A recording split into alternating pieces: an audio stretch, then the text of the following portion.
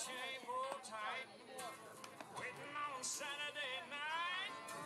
Put on a smell good, put on skin, head into town like a NASCAR winner, cruising back and forth to the tasty freeze. Everywhere you look, all you see is airplane nuts, slick pickup trucks, big time in a small town, stirring it up round about sundown. Like dinner and chrome to the bone with a little homegrown country girl color love.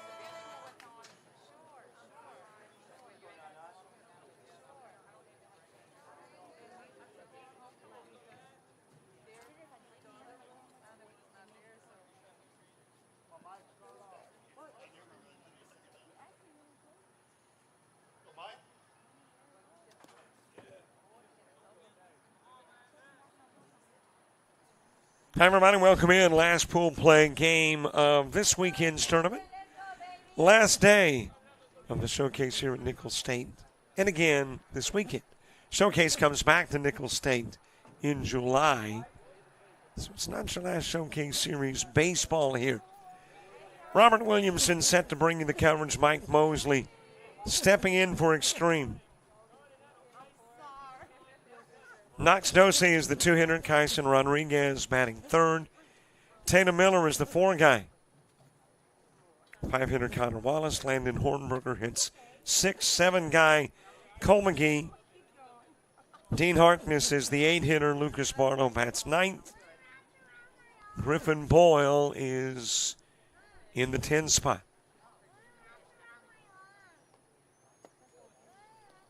And that pitch is outside. Mosley given a walk down to first.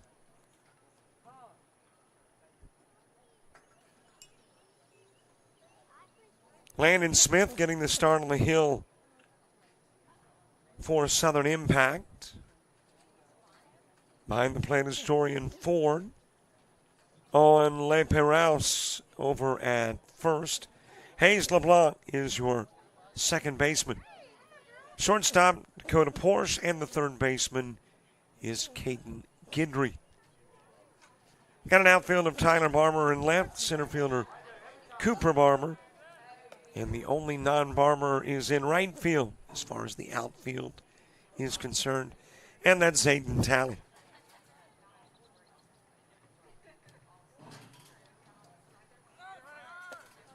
Runner will go. Mosley in with a stolen base.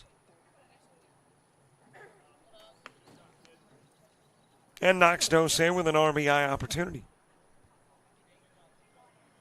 Well, we are thinking today's probably going to be like yesterday and the day before.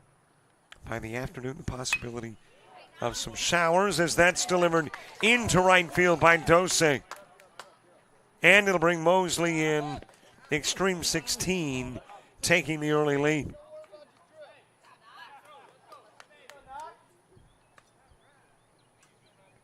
So Knox Dose with an RBI single.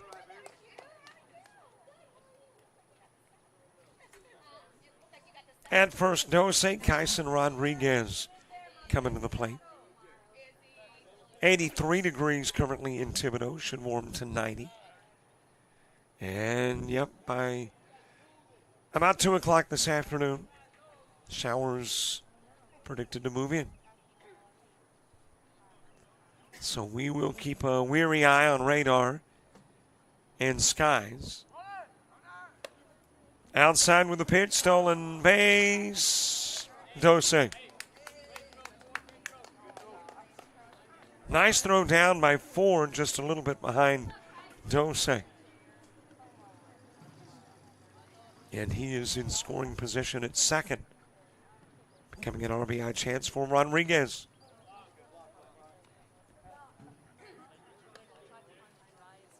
Air quality 18 and good, UV index 3 and moderate. Already feels like 88, winds out of the south-southeast at 4, gusting to 8. As that is popped up right side and slipping and falling. Trying to make the catch is Hayes LeBlanc, and that will be a base hit for Rodriguez. Well, it is a little humid. And the grass can get a little slick as a result. 83% humidity.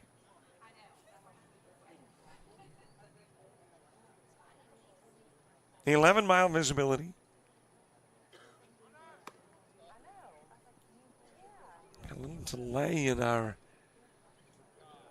wireless from center field. Hopefully that will correct itself shortly.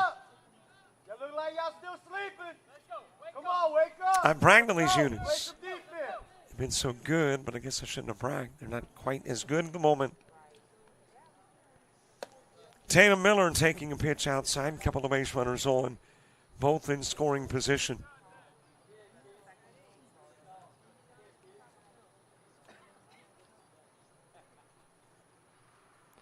Connor Wallace to the on-deck circle.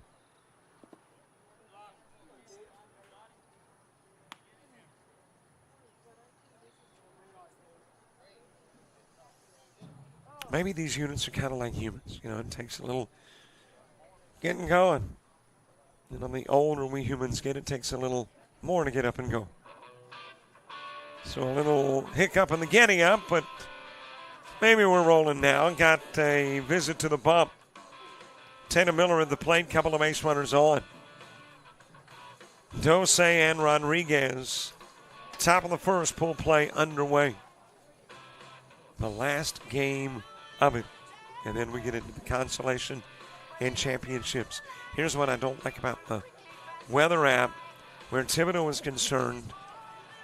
Yesterday and day before, not much of a chance of rain from the standpoint of amounts.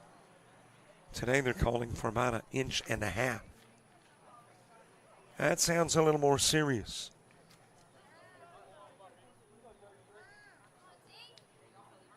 The 11-mile visibility, temperature is 3 degrees above what it typically is on the 15th of June. Moon illuminated to 82%, and that moon is 239,738 miles away.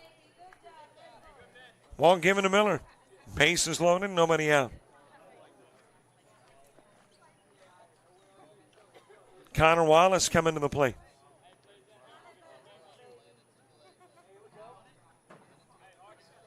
Landon Hornberger to the on-deck circle.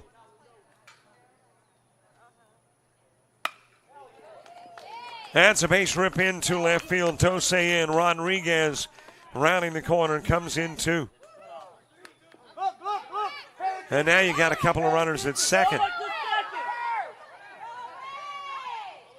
And it's thrown away.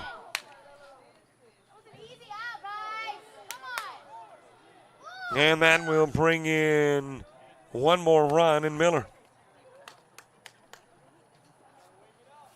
So a base hit drives into an error, allows a third to score.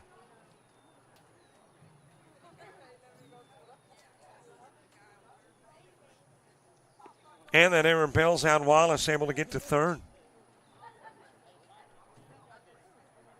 He just made the assumption that Miller was going to go, and Miller didn't.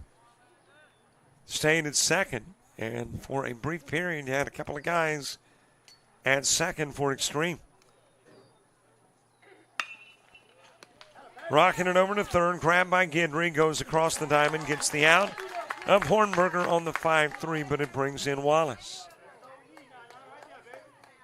So a productive out, Cole McGee coming to the plate.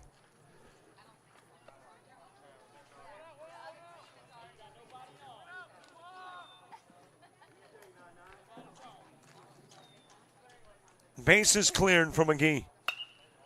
And he will send that one towards center field, one of those seeing eye singles. Just got by where Porsche and LeBlanc was headed.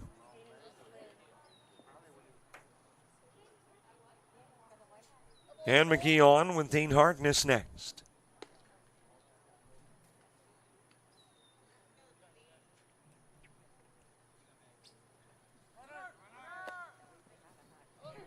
No throw from Ford behind the plate as McGee will get the stolen base at second.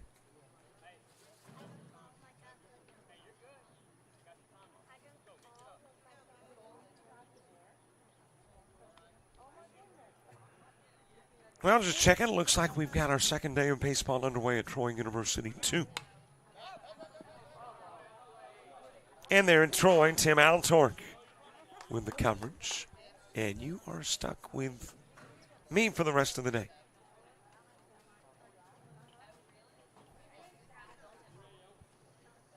Lucas Barlow on deck. Ground foul in the direction of third.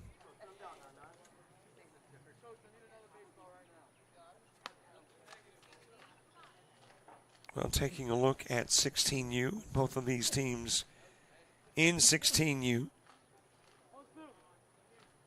Coming out of Pool A.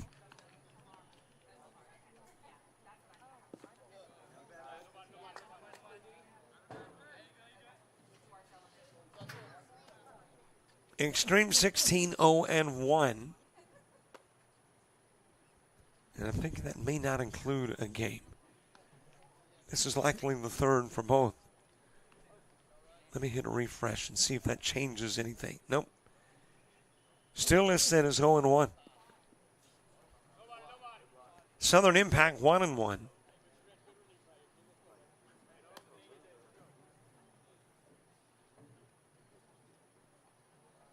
And everybody else has had either 2 or 3 games in the pool. So I'm thinking we're just missing a game. Let's see if I can do a little cross-referencing and get you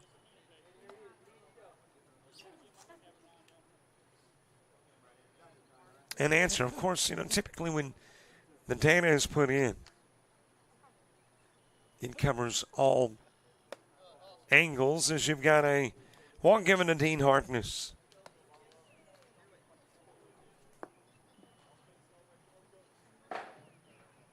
Couple of base runners on for Lucas Barlow, and here comes a second visit to the bump, and Landon Smith appears to be exiting the ball game a third of the way through the first.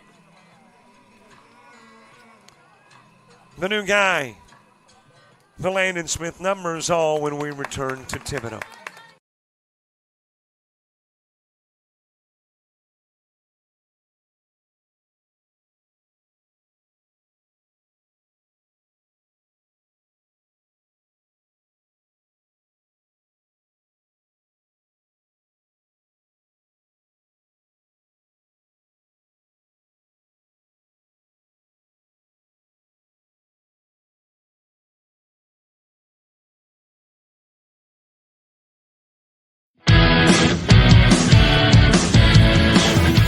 Frustrated. She's having trouble with her defensive player. Look at this sweet pass behind the back for 2 on the assist. And that one is hit on a rope to center field. Watch that one. And it is, oh, what a great diving catch by the center field. And in that game, it was basically a running back by committee. I mean, you had a lot of guys carrying the football. Is that the protocol for the upcoming season for the backfield of Jackson State? It's a really nice pitch to get the ground ball double play. Second one. 6-5 is your final. East Georgia advances to the championship game.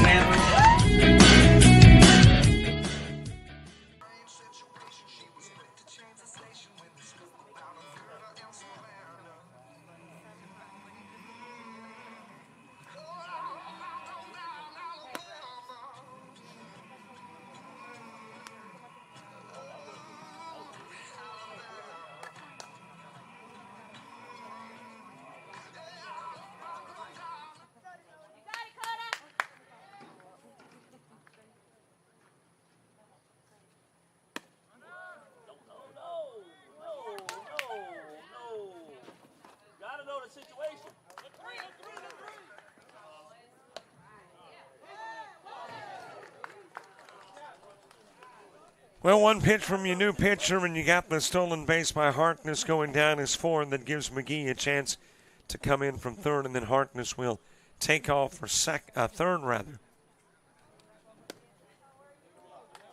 And you got another run in.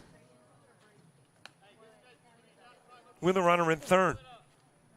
And I do not yet know the pitcher's name. That is because the Southern Impact lineup card, names and position, no numbers, I typically go through the process of looking when they come to the plate, marking down numbers.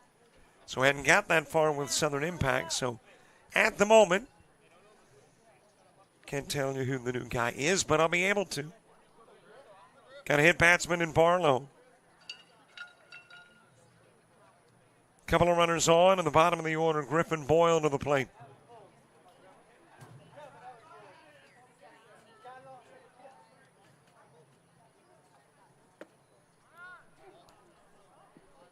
Runner going, stolen base for Barlow.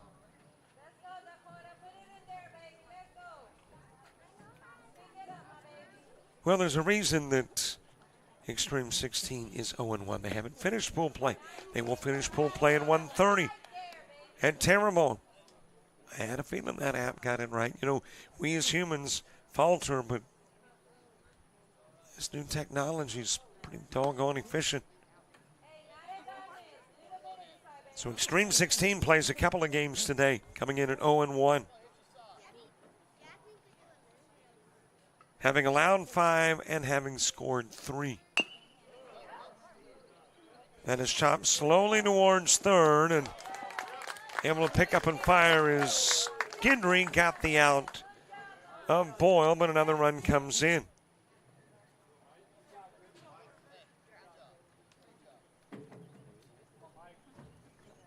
Meanwhile, Barlow going to third.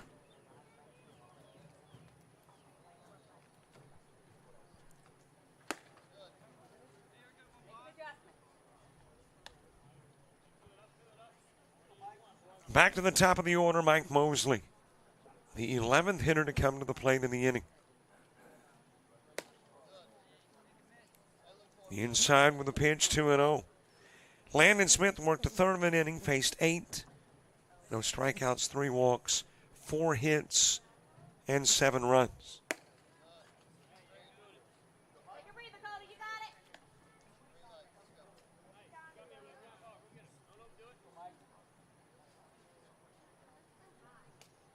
Three-0 pitch on the inside part of the plate.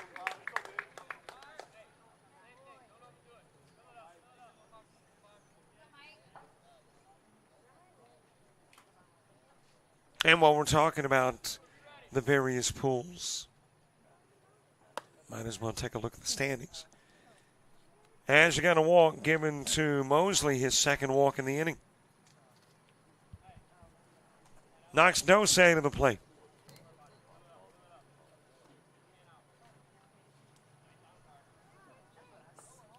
And in this particular pool, Pool A, Southwest 16, 3-0. So it is irrelevant what happens in this one or a 1:30 game, because Southwest 16 is the only unbeaten team in Pool A. They'll represent the pool in the Battle of 16 U's. Question marks still exist on the other side, Pool B. Hogs Black 2-0, but they've got one more game.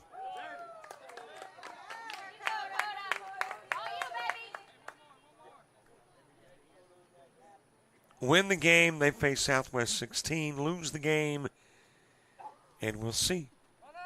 Might still get in as a strike is delivered on the inside part of the plate to Dose. So it ends with a K, but before that K, 7 runs plate. We head to the bottom of the first, top of the Southern Impact order.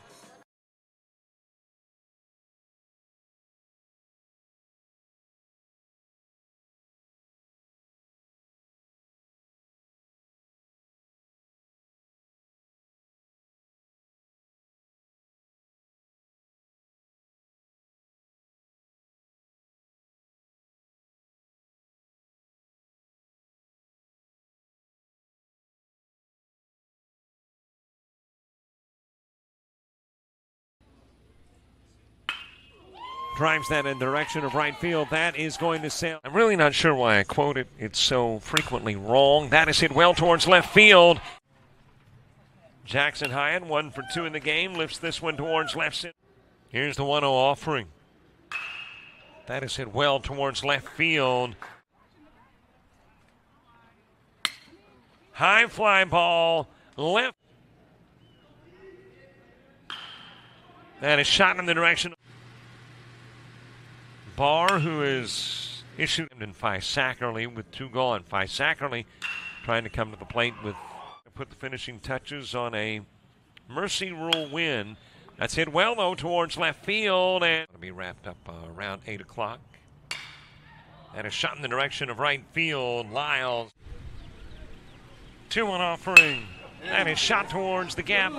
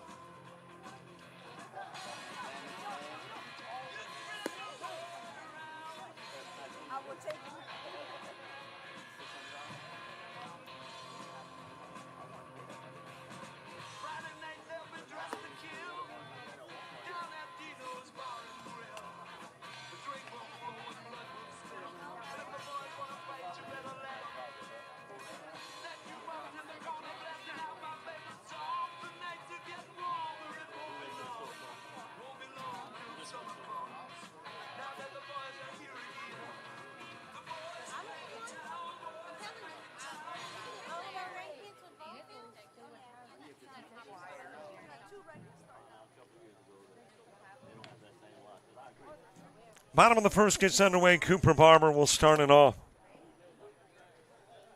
Jorian Ford hits second. Dakota Porsche is the 3-hitter. Caden Guidry's got the 4 spot. Tristan DeHart batting 5th. 6-hitter Tyler Barber. Owen Laperouse is the 7-hitter. Braden Smith bats 8. Felipe Facio is the 9 guy. Landon Smith hitting 10th, 11th, Hayes LeBlanc, and Zayden Talley 12th. Count goes to 2-1.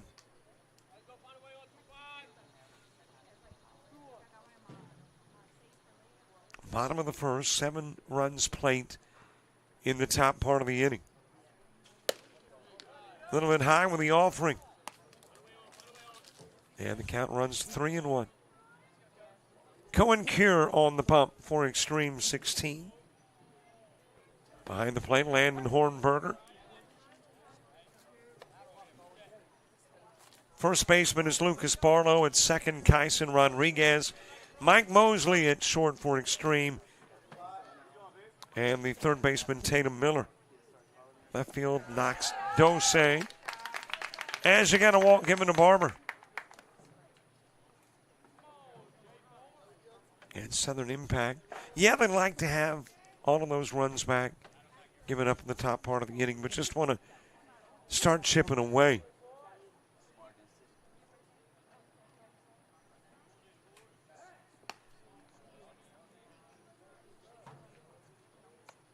I got the third, right, defensively. Tatum Miller there for Extreme. Outfield of Knox Dose and left center fielder Connor Wallace and Dean Harkness in right field. Well, Dakota Porsche has moved to the on-deck circle, so already one mystery solved, who is pitching in relief of Landon Smith. And you got your answer. Miscue at third by Miller, and that's got a couple of runners on. So a walk and an error. 2 aboard, and Dakota Porsche coming to the plate.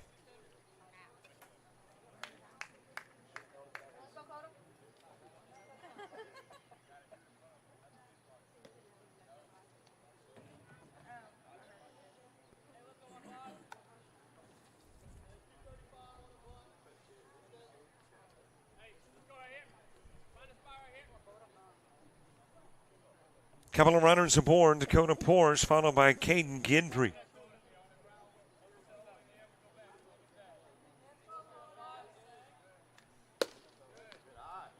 High with the pitch to Porsche. By the way, I am changing that, looking at the replay. Base hit for 4. That's unofficial. I've mentioned it before. If I say it, write it, talk about it. All unofficial. Into right field, base hit from Porsche. And able to come in and score is Palmer. Southern Impact on the board.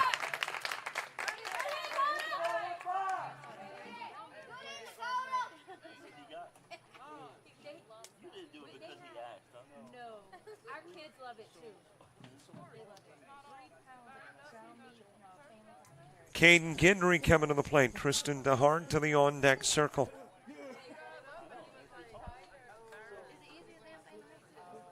And it sure looks like Southern Impact poised to make a big bite out of that 7-run lead. But you've got a Cohen Curran company that's going to try to shut that thought down. Outside with a pitch to Gindry.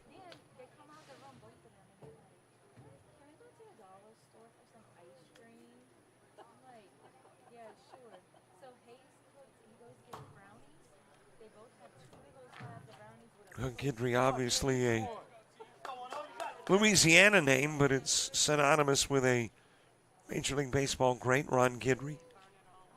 Played with the Yankees. He's a Louisiana product. I think it was ULM or either ULL. I don't remember which. That Ron Gindry called his collegiate home. 2-0 on Caden Gindry.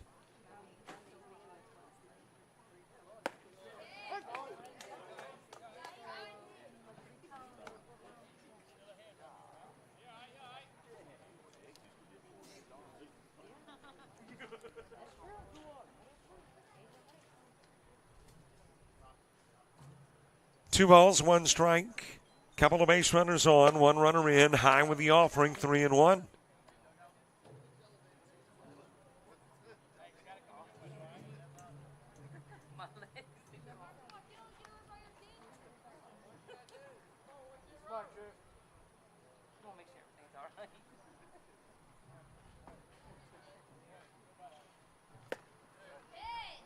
A little bit outside of the strike zone, and you got another runner aboard. That is a walk to Gindry, loads things up. Ford, Porsche, and now Gindry on for Southern Impact.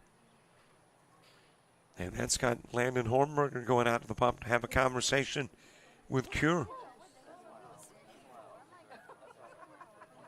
Gindry is 74, as in Ron Gindry. Born in Lafayette. Actually pitched for Southwestern Louisiana.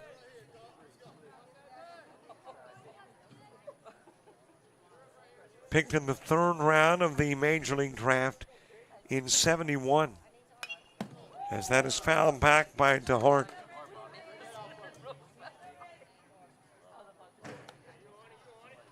.170 and 91 was his Major League record.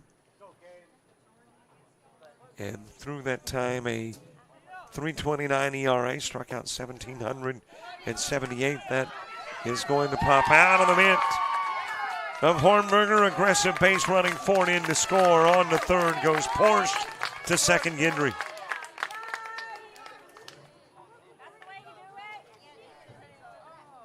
And it's a 7-2 game with nobody out.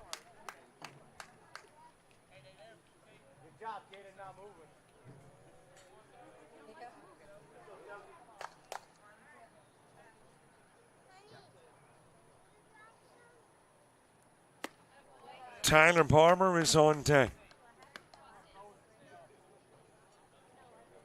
7 runs played in the top part of the inning, but here comes Southern Impact right back. Nobody gone, 2 runs in, 2 runners on.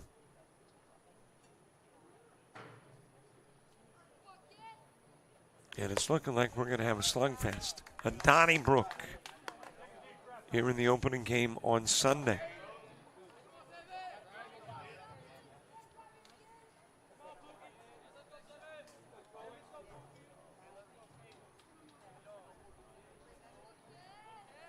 3-1 pitch on the outside part of the plate.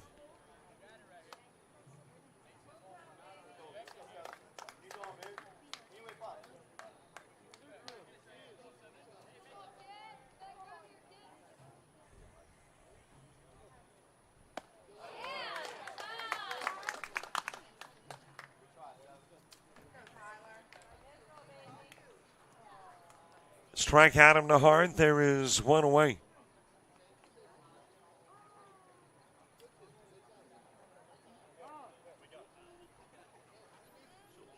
And that's got Tyler Barber coming to the plate.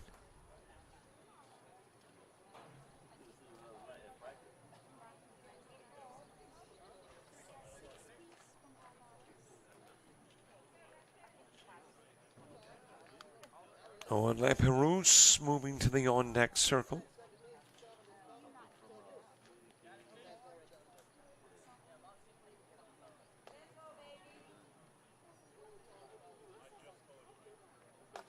First out for Extreme 16 came from the 6-hitter. First out for Southern Impact from the 5-guy. Two runners on, 2 runners in.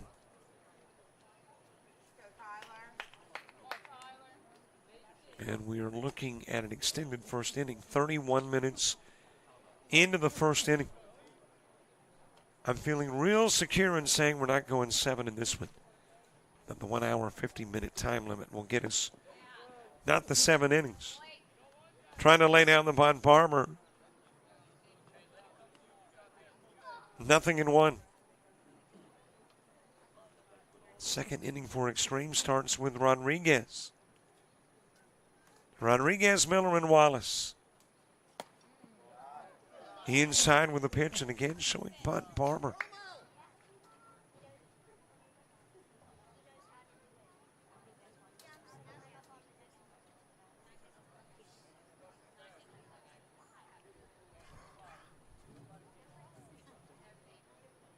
One offering.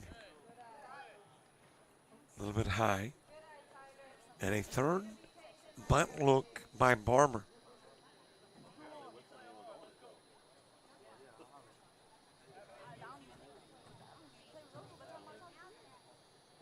Gendry at second, Porsche the runner at third. Strike delivered on the outside part of the plate, and the count even at 2. I'm surprised that Barber is thinking about a bunt, maybe just showing bunt, trying to suck in the corners, create a gap. And it is chopped foul over towards first.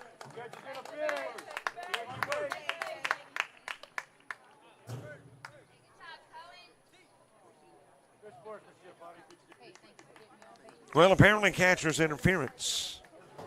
And that has got Barber aboard. Chopped over in the direction of first, but foul. But I'm thinking that maybe the mitt of Hornberger got in the way. And that's your runner on. Looking at the replay, and that's possible.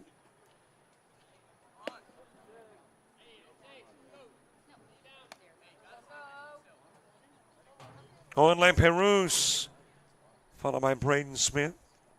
Bases full, bottom of the first. That is foul tip back.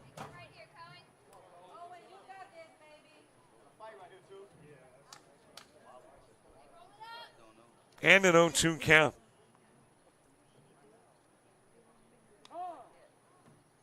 Time asked for by LaPerouse. Well, it's making that prediction of an inch and a half of rain today seem more possible is that the clouds are building earlier. These clouds that we have now were about 1 or 2 p.m. clouds the last couple of days. Down to third with the throw, and the throw coming right back to the plate. Hornberger able to tag out Porsche.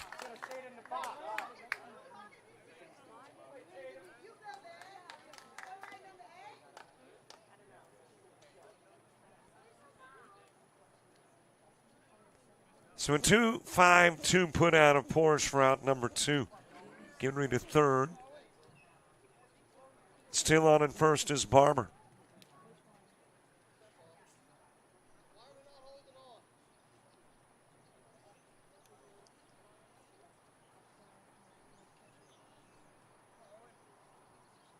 On Lamperousse, 7th hitter in the inning for Southern Impact.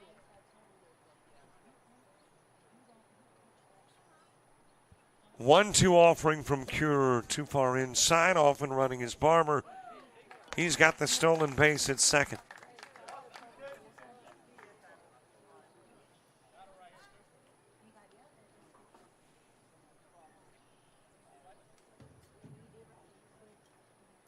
Two balls, 2 strikes, 2 outs, 2 on, 2 runs for Southern Impact.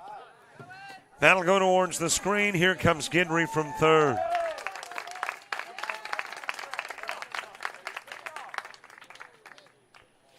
To third goes Barber.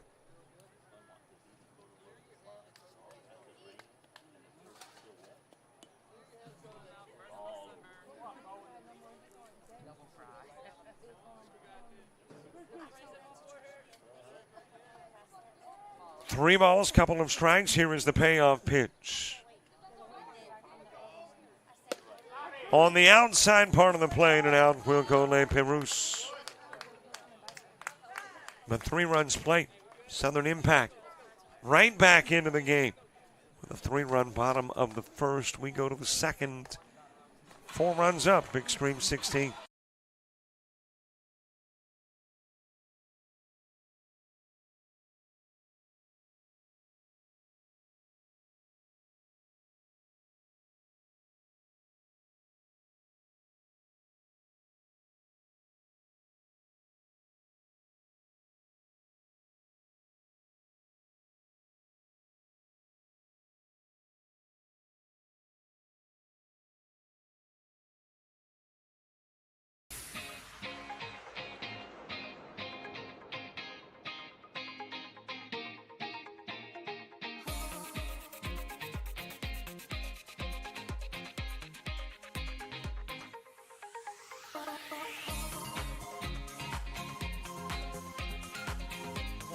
Is the 7 guy. Right up the middle, base hit, back-to-back base hit. Starter with a double, the single from Cumbie coming to the plate and tagged down and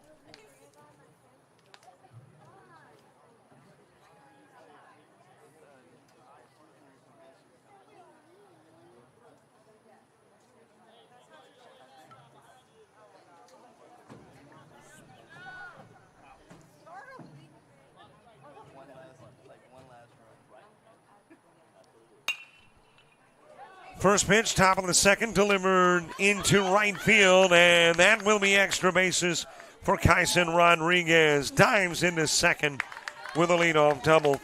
5th hit of the game for Extreme 16.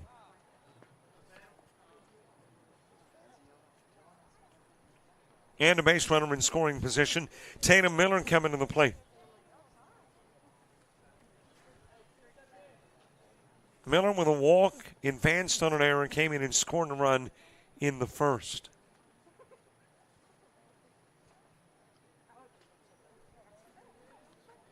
Bottom of the inning, it will be Smith, Fascio, and Smith.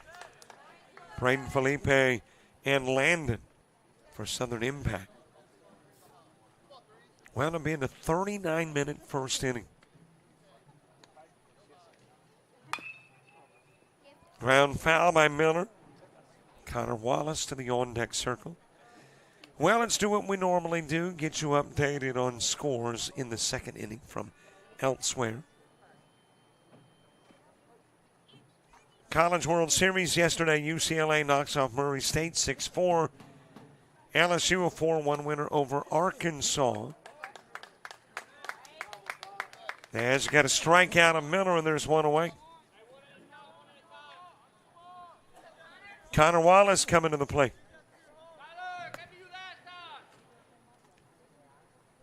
Today it is elimination games. Louisville and Arizona, Coastal Carolina, and Oregon State. Major League Baseball yesterday, Marlins nipped the Nationals 4-3. Reds over the Tigers 11-1. Cubs beat the Pirates 2-1. Orioles 6-5 over the Angels. Phillies 3-2 over the Blue Jays. In 11, Rangers 5-4 over the White Sox. Rays double up on the Mets 8-4. Astros nip the Twins 3-2. A's shut out the Royals 4-0. Cardinals brew the Brewers 8-5. Ground to second. Thrown into the dirt, but a nice dig on the receiving end. And there's two going as Rodriguez goes to third.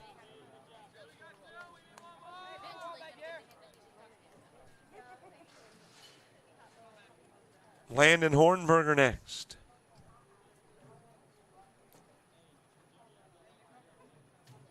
Braves beat the Rockies 4-1. Popped up on the infield. And the catch made by Guidry. Big difference between inning 2 and 1. And as a result, nobody scores in the top of the second. We go to the bottom of the inning. Smith, Fascio, and Smith do up.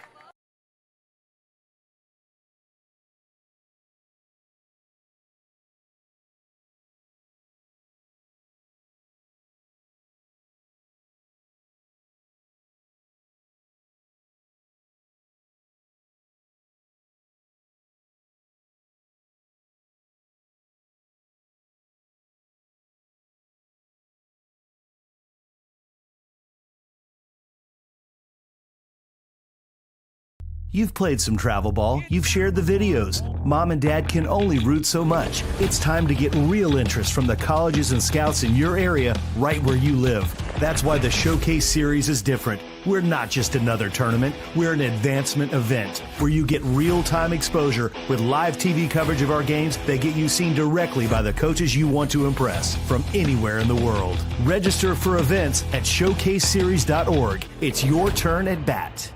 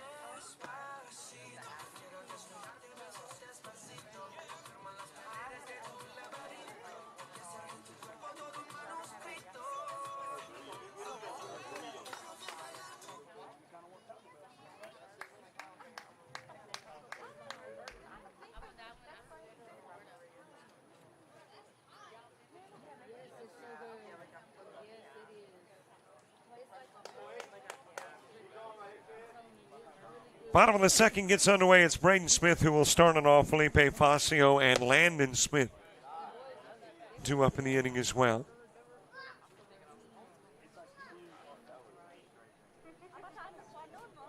Leadoff double from Rodriguez in the top of the second. He got the third, and that's where he stayed. And here we are in the bottom part of the inning, a 7-3 game. And Southern Impact would love to use the bottom of the second to take another sizable bite out of that original 7-run lead. On the outside part of the plate with the pitch. I didn't get through with scores, did I? Yankees make that Red Sox beat the Yankees. 4-3, D-backs up at the Padres 8-7. Mariners edge the Guardians 4-3. Dodgers dump the Giants 11-5. WNBA yesterday. Lynx 101, 78 winners over the Sparks. As they got a strikeout of Smith. And that has got Facio coming to the plate.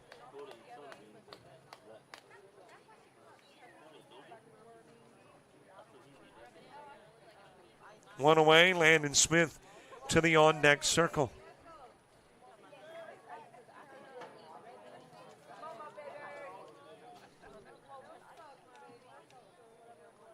Fever beat Liberty 102-88. Caitlin Clark's return. 32 points scored by Clark. 25 in the first half. Valkyrie 76-70 winners over the Storm. NHL, Panthers beat the Oilers 5-4. Take a 3-2 series lead in the Stanley Cup Finals. Swing a miss. Out will go Facio. Back-to-back Ks for Curran, 4 total.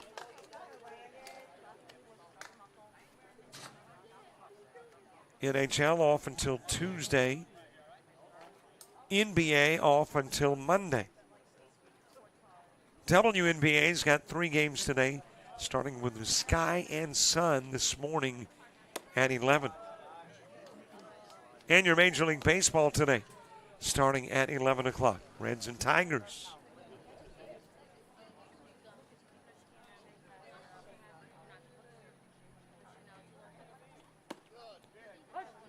On the inside part of the plate to Landon Smith.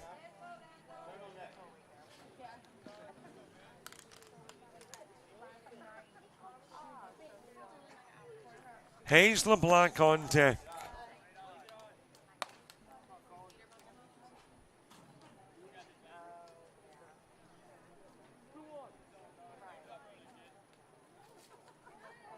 Two balls, 1 strike. It is ground towards first.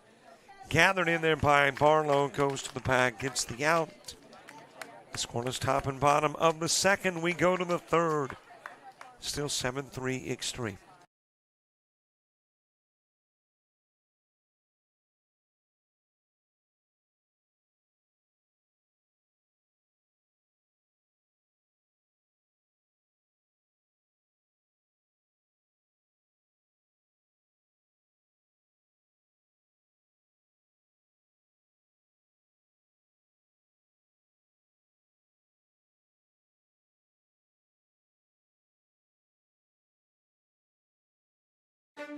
You made it. You went further than even you believed. You took your friends, your teammates, teachers, and coaches. You needed Dad, but Mom was there through it all. See, you didn't do it alone. It took a united effort. It also took you. United Baseball is a full-time organization focused on development and advancement of athletes. If you're a high school-age baseball player with a desire to play at the next level, you could be next. Log on to unitedbaseball.org to learn more.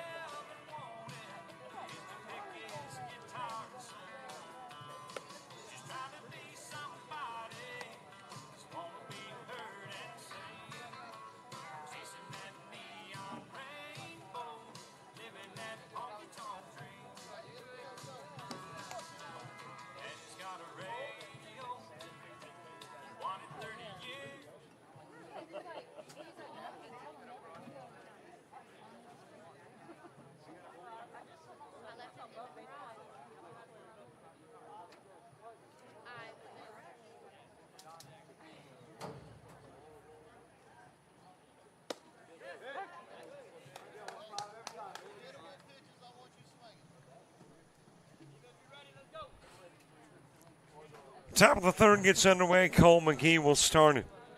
Dean Harkness, Lucas Barlow due up in the inning too. Dakota Porsche came into the ball game in the first. Worked 2/3 of the first, all of the second. Now on the bump in the third.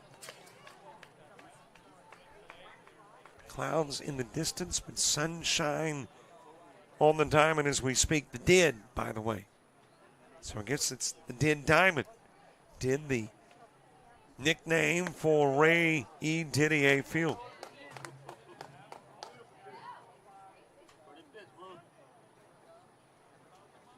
I wondered who came up with the name The Did. I think the last time I was here 3 or 4 years ago, maybe it was called The Did, but I don't recall seeing the sign that we now see in center field that says The Did. Which, by the way, is recognizing their 2023 SLC Championship, South Bend Conference title. Here in Nicholls State, home to the Colonels. To my right, the football stadium. Behind me, softball field. Community of about 15,000.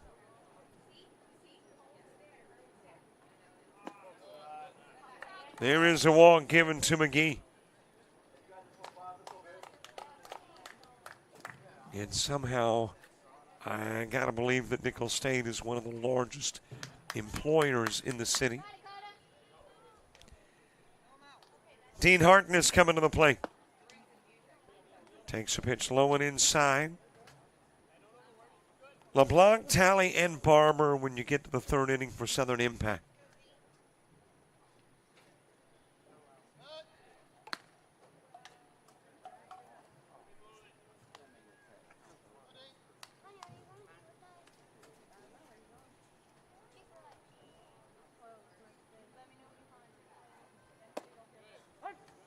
On the inside part of the plate, Dean Harkness with a walk, stole a base, scored a run as part of that 7-run first for Extreme 16.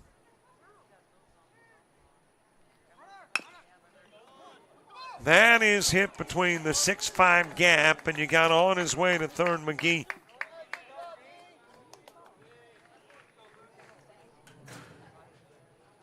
Runners on the corners here in the top of the third. Lucas Barlow to the plate.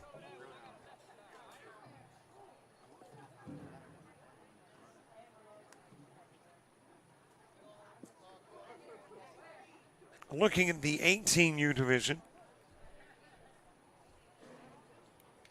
Mississippi 18. As the runner goes, and the stolen base by Harkness. No throw with a runner at third.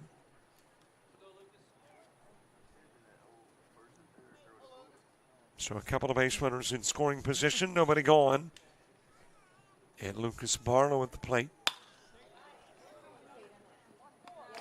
Caught behind short. And that is, well, when he turns his back, I'll be able to tell you. Porsche had been in short, but moved to the bump. Barlow with a fly out. 18U, Mississippi 18, 2-0. Number 1 in the standings. Devils 18, 1-0-1. Bandits 1-0-1 as well. But the Devils, on virtue of allowing 3 and the Bandits 4, are the better of the teams, standing-wise. That'll be an infield single for Boyle that brings in McGee.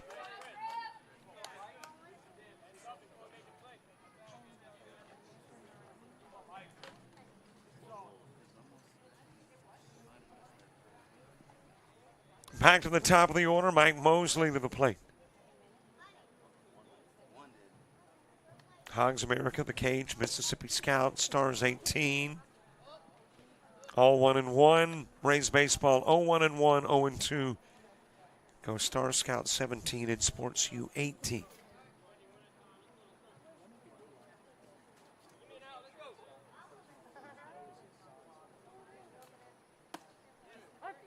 And our schedule for today, almost all set. Of course, one game can't be determined until another game here is completed. But otherwise, we've got everything in place. Mike Mosley with a swing and miss, 1-2. Mosley's third trip to the plate. Both prior times a walk.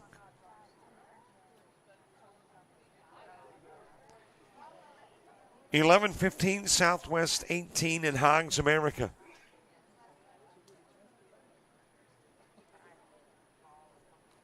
Winner of that game plays in the 18U championship at 1:30 against Mississippi 18. And then we have got Southwest 16 taking on the top team in Pool B at 4:30. Mosley strikes out, 2 gone.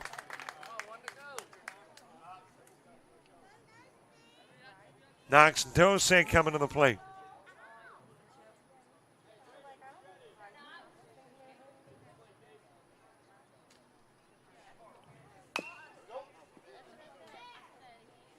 Dose with a single and a strikeout. Both came in the first inning.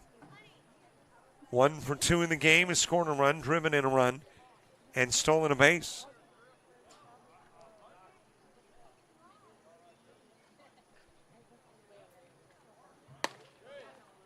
Oh, 1 pitch, just a tad outside. Count even in 1.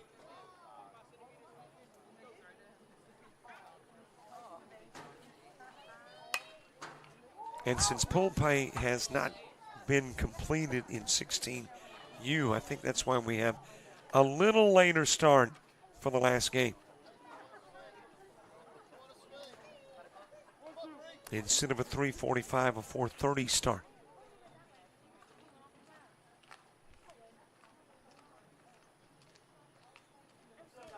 Kyson Rodriguez to the on-deck circle.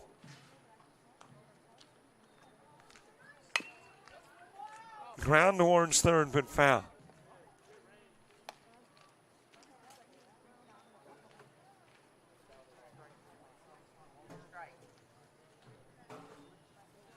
One ball, couple of strikes. 11, 12, and 1 in the Southern Impact order when you get to the bottom of the third. Right back to Porsche. Over to first goes Porsche with the throw. Dose's out. Harkness and Boyle left on. 1-run plates. It's a 5-run extreme 16 lead going to the home half of the third.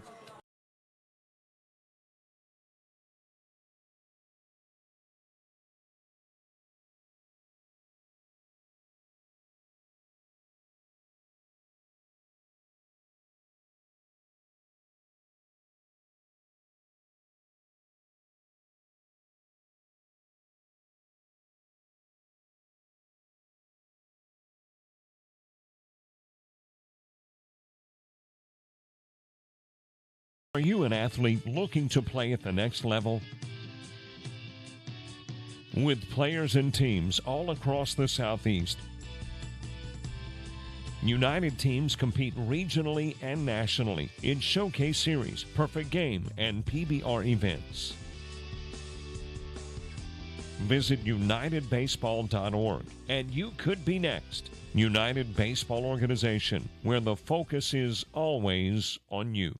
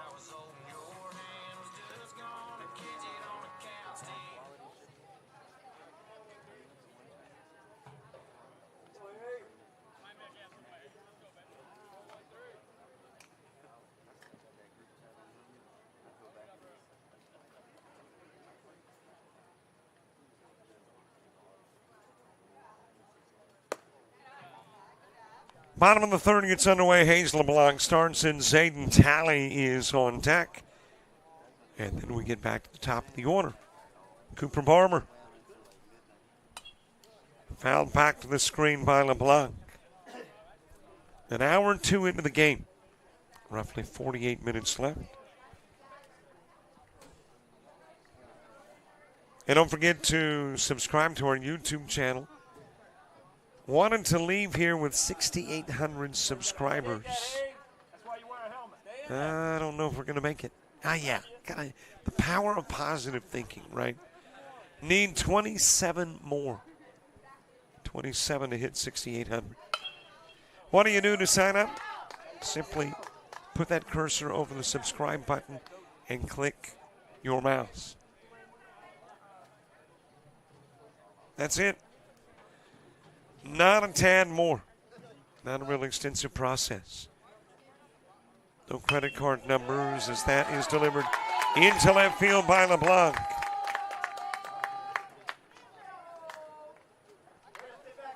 And a runner on for Zayden Talley. We don't do a background check. You will get nothing from us from a litany of emails and texts. But you'll help our numbers grow and you'll get access to games, shows, chats, highlights, you name it.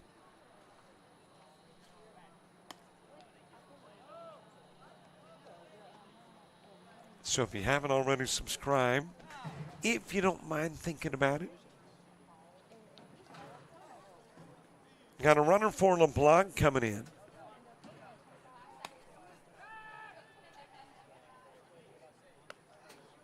I think that might be Smith, as in Braden Smith. Numbers only on the back of the jerseys. So the runner's got to turn just about the right way so I can get a look. And I think that is an 8, which would make it Brandon Smith.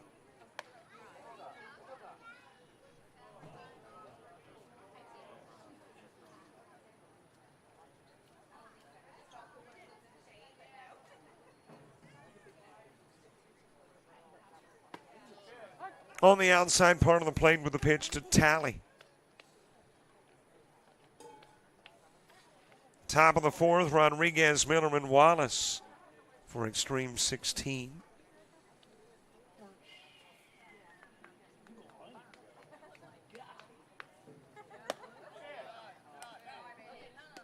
Down to first with a throw, and again, Smith able to get back safely.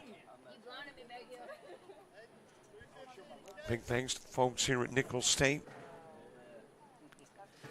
Great hosts, very hospitable. Thanks to the showcase. Week number 2 of showcase games, third week overall since we worked spring training.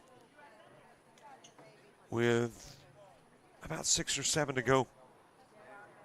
2 more June weeks and I think 4 July weekends.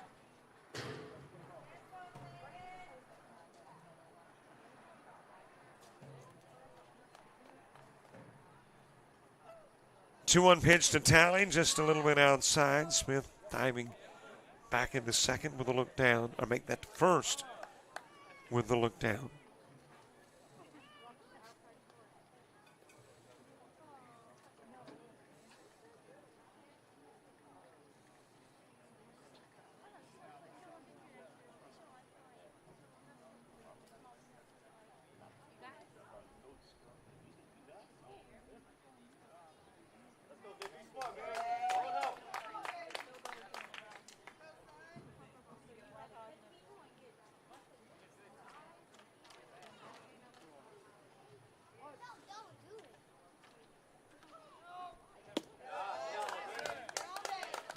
Outside of the strike zone with the pitch down to first will go Talley. Shoved over to second is Smith running for LeBlanc.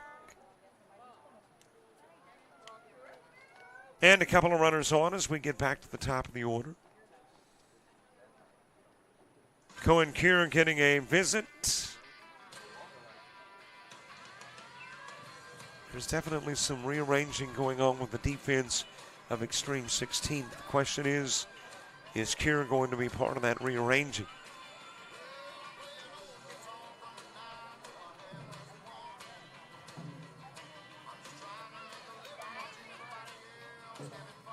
Still on the bump as we speak. Doesn't look like he's coming out. Paul LeBouf has moved over to first. And that might be for the opportunity to get Lucas Barlow into the bullpen. Yep, that's where Barlow is heading. So LeBouf comes in to play first. Barlow goes to the pen, and Cohen Kira has been put on notice.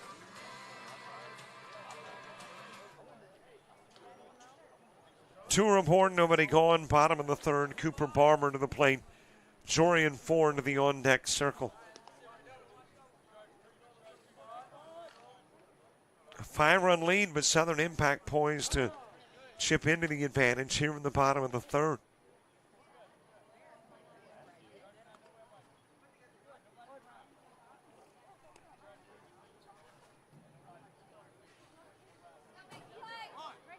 First pitch to Barber on the outside part of the plate.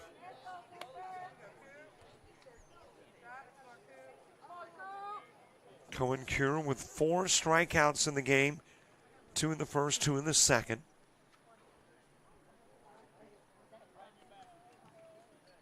A little bit outside with the pitch, and the count goes even at 1.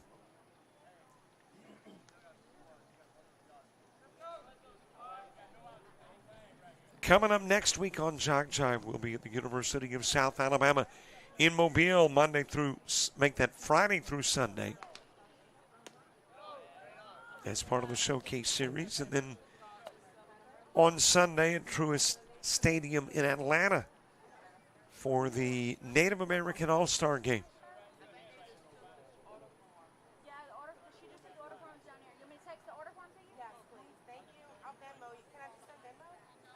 A week from Tuesday, back to Troy University with the ALA BCA Underclassmen Showcase. That is the Alabama Coaches Association. And then we wrap up June in Pensacola and Baton Rouge. Pensacola and West Florida, Baton Rouge and LSU with a showcase. Late swing by Barber. 5th strikeout of the game for Cure.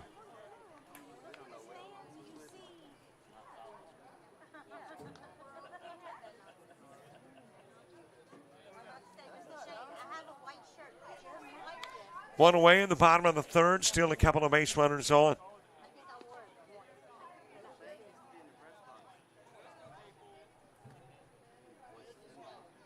Jorian Ford, followed by Dakota Porsche.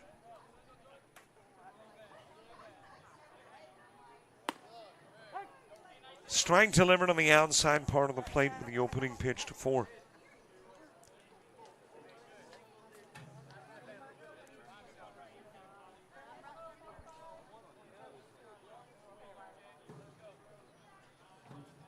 And before the summer is over, which for us, baseball-wise, is about the 3rd week of August. More Showcase Series baseball, World Series for Babe Ruth in Jamestown, New York, Cal Ripken in Branson, Missouri. Dixie Boys baseball in Hattiesburg.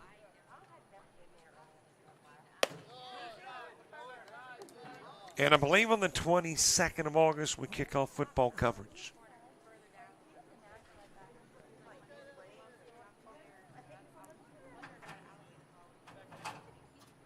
One ball, couple of strikes to Ford. High with the pitch.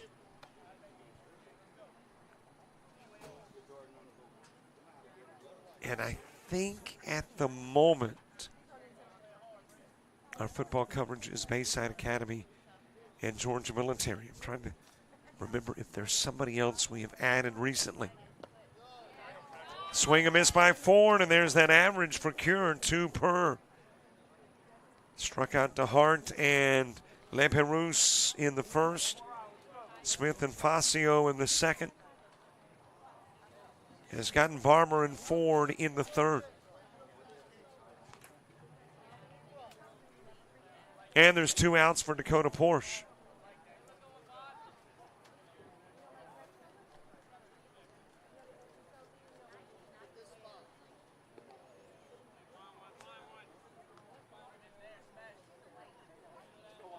Still a couple of runners on. Still Talley and LeBlanc. And LeBlanc's runner is Smith.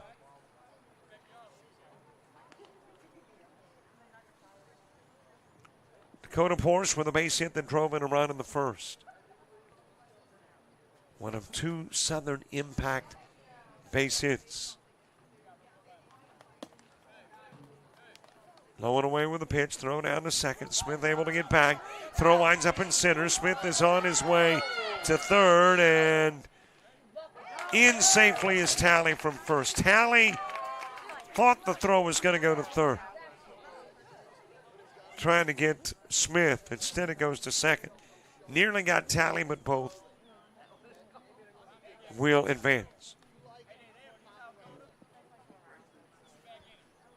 And that will be an E2 that contributes.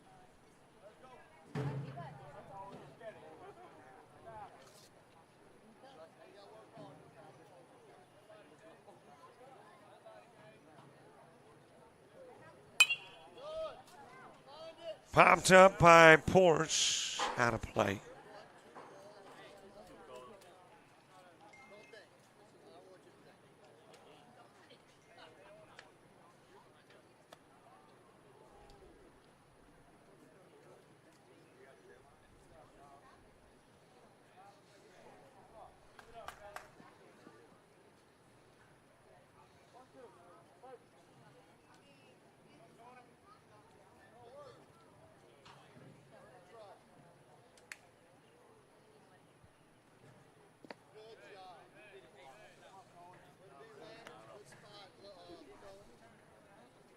Caden Gidry moving to the on-deck circle. Rodriguez, Miller, and Wallace.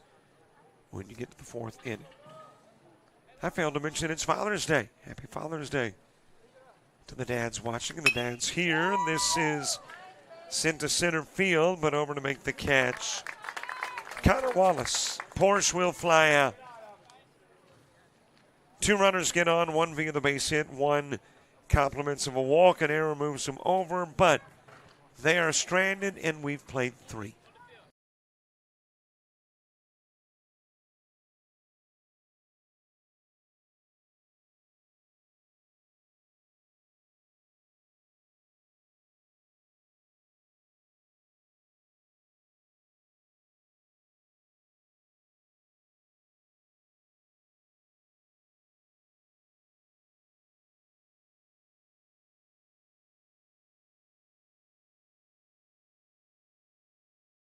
University of Alabama Online, where legends log in.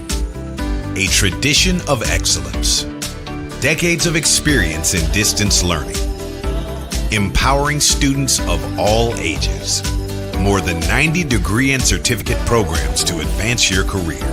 UA Online. Flexible, affordable, legendary. Let your computer be your campus. Visit online.ua.edu.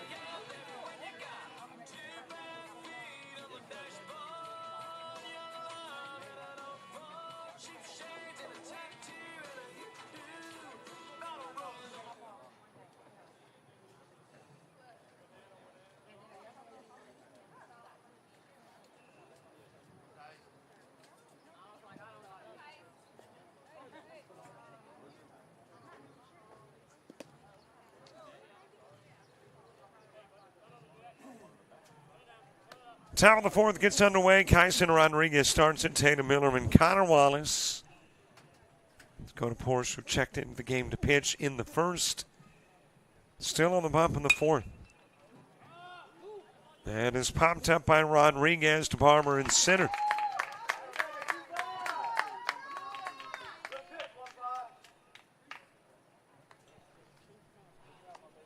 So one away, Tatum Miller next.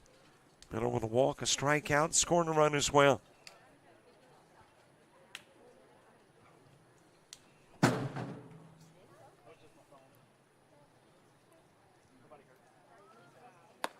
One hour and 20 in, about a half hour left in your 1 hour, 50-minute time limit. One less game today. Had 5 Friday, 5 Saturday. As that one is sent towards left field, and that will be just out of reach for Tyler Barber. On his way to second is Tatum Miller. A one-out double.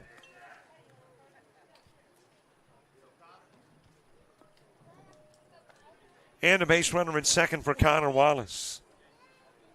Wallace 1 for 2. A single that drove in a couple of runs and then ground out to second.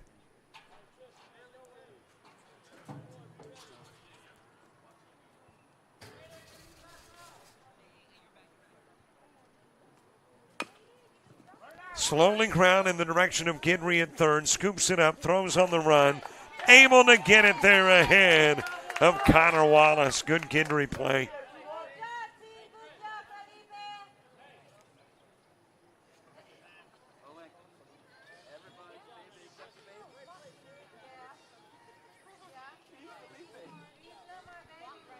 So Wallace out on the 5-3.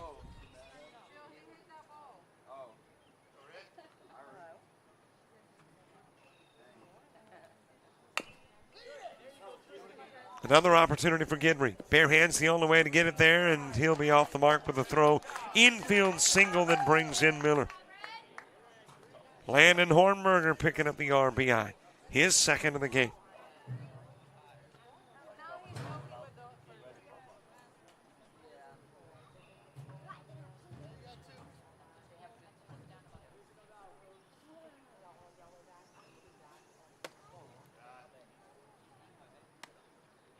And Extreme now has scored in every inning but the second.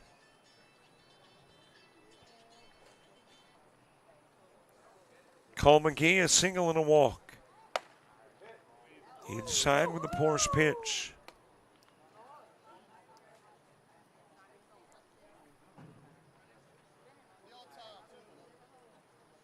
Dean Harkness on deck. Hornberger with his lead at first. Fazio holding on the runner. 2-0 pitch. A little bit inside and a stolen base for Hornberger.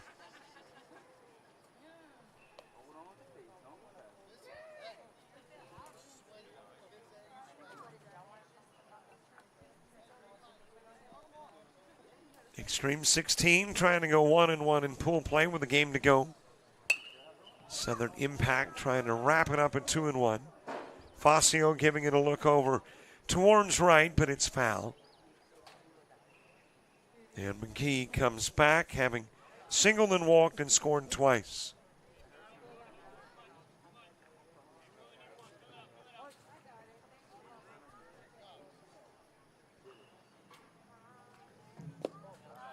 Outside with the pitch, and McGee's given a walk. And for Porsche, that is walk number 1, 2, 3 in the game.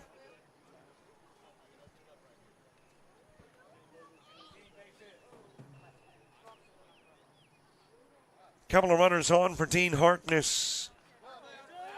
And he will float that one into the stand area and out of play.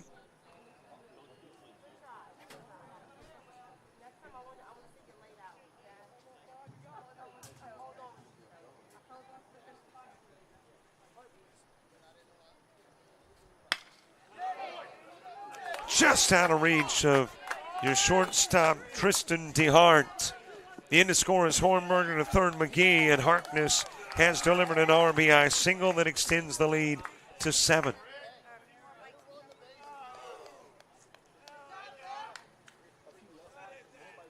That is the 10th extreme hit of the game.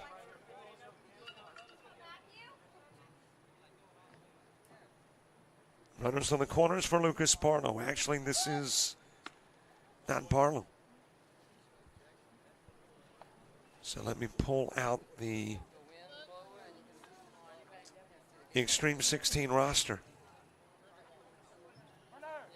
and let you know exactly who is hitting. Throw will wind up in center field, designed to pick off Harkness McGee coming in to score.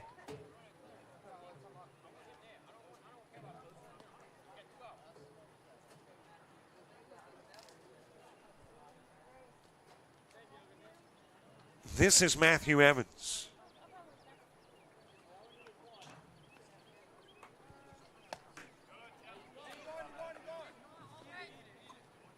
Toss goes to the screen. Harkness goes to third.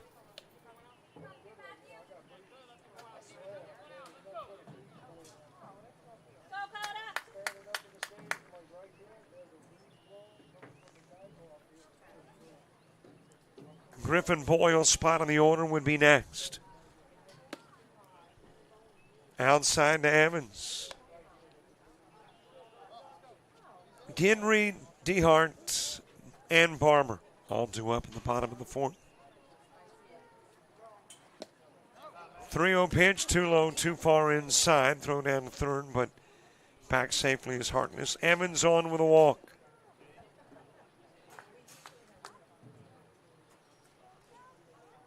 And another pinch hitter coming to the plate. This is Jackson Frey, or Fry. I've talked about this before. Got a coach friend that his last name is F-R-E-Y and pronounces it Frey. And then, of course, Glenn Fry, you know, of the Eagles, the late, or Deacon Fry's son, who's with the rock band, the Eagles. Their last name, F-R-E-Y, and they call it Fry. So, Frey or Fry at the plate. I'm going to go with Fry. Couple of base runners on here in the top of the fourth.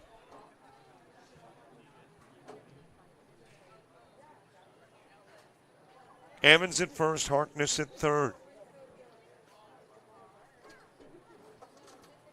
An 8-run extreme lead here in the top of the fourth. That is popped up by Fry. Catch made in right field. Harkness and Barlow left on. Miller, Hornberger, and McGee score.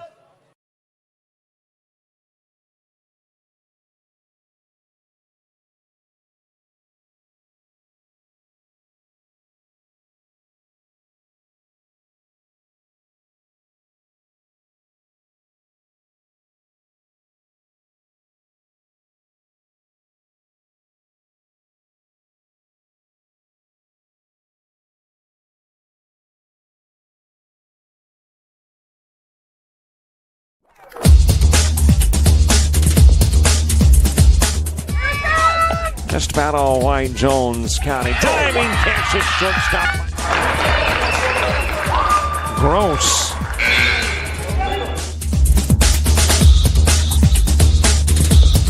Towards the gap. Diving catch in center field by Ben Aklinski. There is a shot towards deep short. Kraft's got it. Long throw over, and he got it.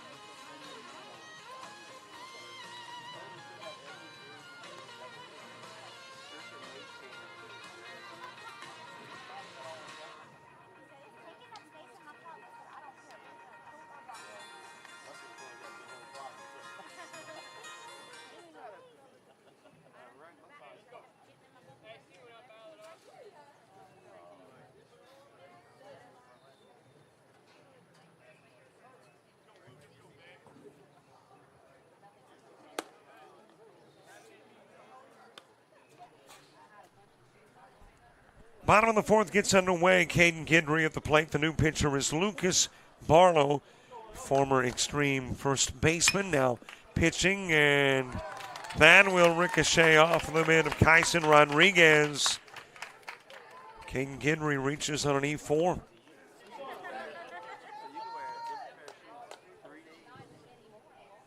So a base runner on, Cohen Cure, working 3 innings on the mound for Extreme. Faced 15. 6 strikeouts and then 3s. 3 walks, 3 hits, 3 runs. A little bit outside with a pitch to Tristan DeHart. DeHart struck out in the first. One of those 6 Ks for Cure. Little inside with a pitch from Barlow.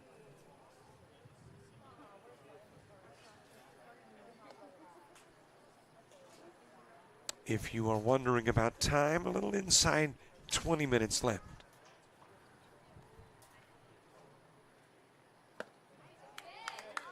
So Southern Impact should be able to get this game to the bottom of the 5th. Meaning right now you're working with about 6 outs. So 6 outs in your quiver. Isn't that what holds arrows?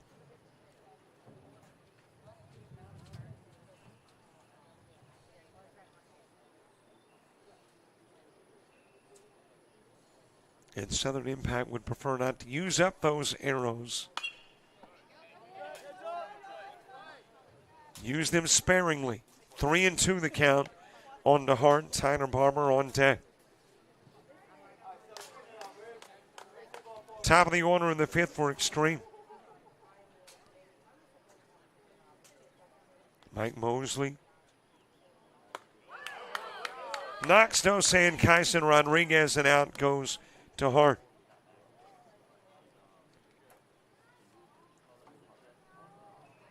So now that complement of outs at 5.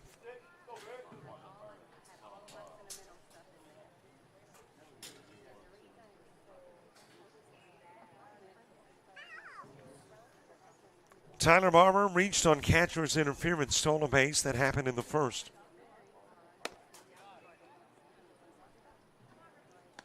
Owen LaPerouse moving to the on-deck circle.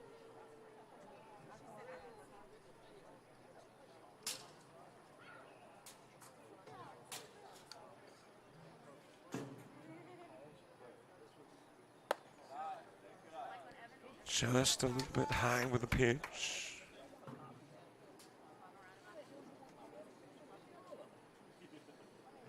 Mostly sunny until about 3 this afternoon. Looking at the radar, there is some stuff out there. Has got a base runner in Barber.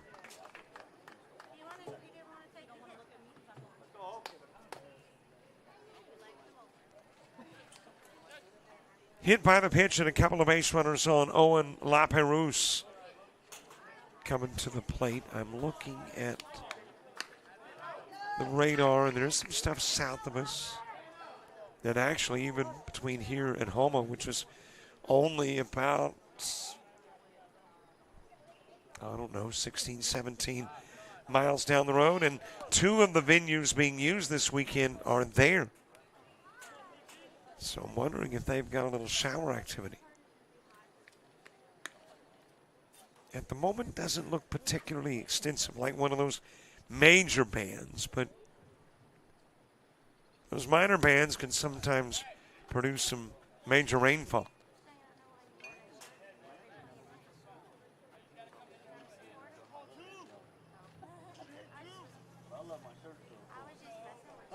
Well, I do like that the prediction of rain today, as far as the total, has dropped a little bit.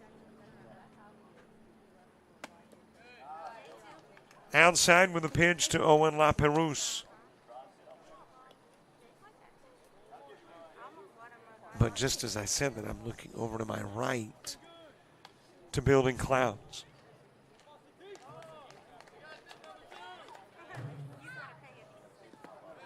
Into the dirt with the pitch, and La Perouse given a walk down to first. Bases are loaded with one away.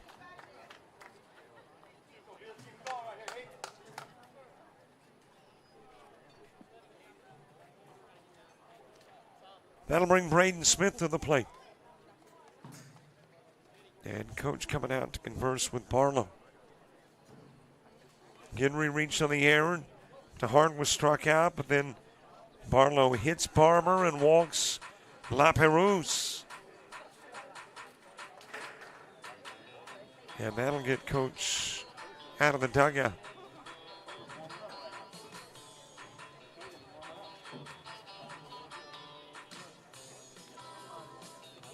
Bottom of the fourth, 11-3 lead.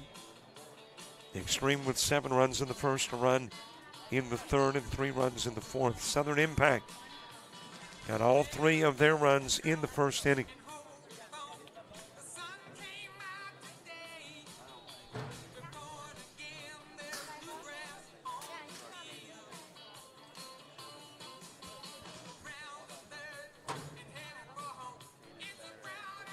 Conversation over. Braden Smith coming to the plate.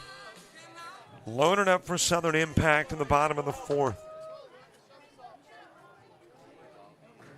Felipe Facio to the on-deck circle. Strike delivered on the outside part to Braden Smith. Smith also came in as a runner for LeBlanc. Struck out in the second, ran for LeBlanc in the third. 0-2 on Smith.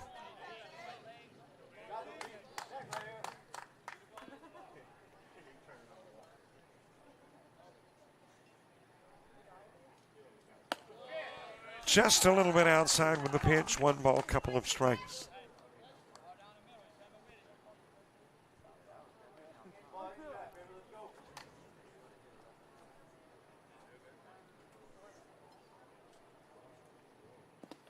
That'll get into the dirt. Here comes Gidry from third. Other runners advancing. Barber to third. La Perouse takes second.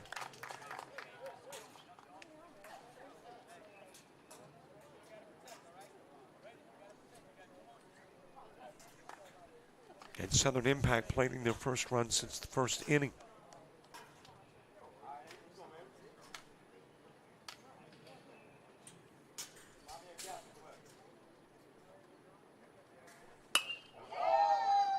Popped up on the infield, and second, the catch made by Rodriguez.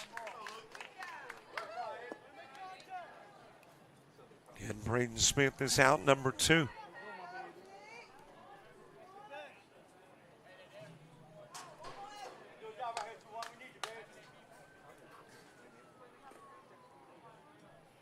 Felipe Facio to the plate. He struck out in the second.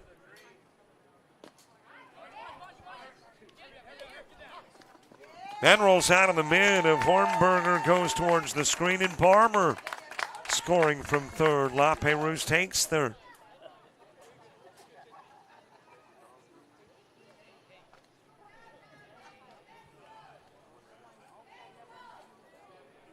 And it is an 11-5 game.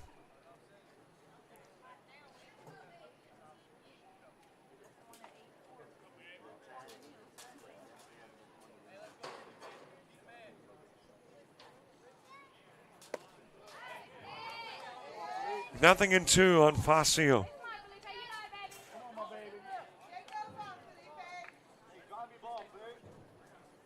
Landon Smith moving to the on-deck circle. 2 gone, 1 on, 2 in. Bottom of the fourth, 0-2 pitch. He checked his swing but didn't go. It's outside of the zone, 1-2.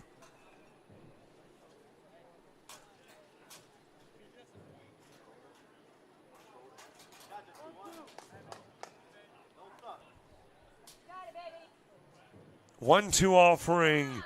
Facio strikes out. La Perouse left on. But Gidry and Barber will score, and I think I just heard them say ball game. So this one goes final, 11-5. It is an Extreme 16 win. And let me compile your final numbers before getting our break board up. And I think I've got them for you.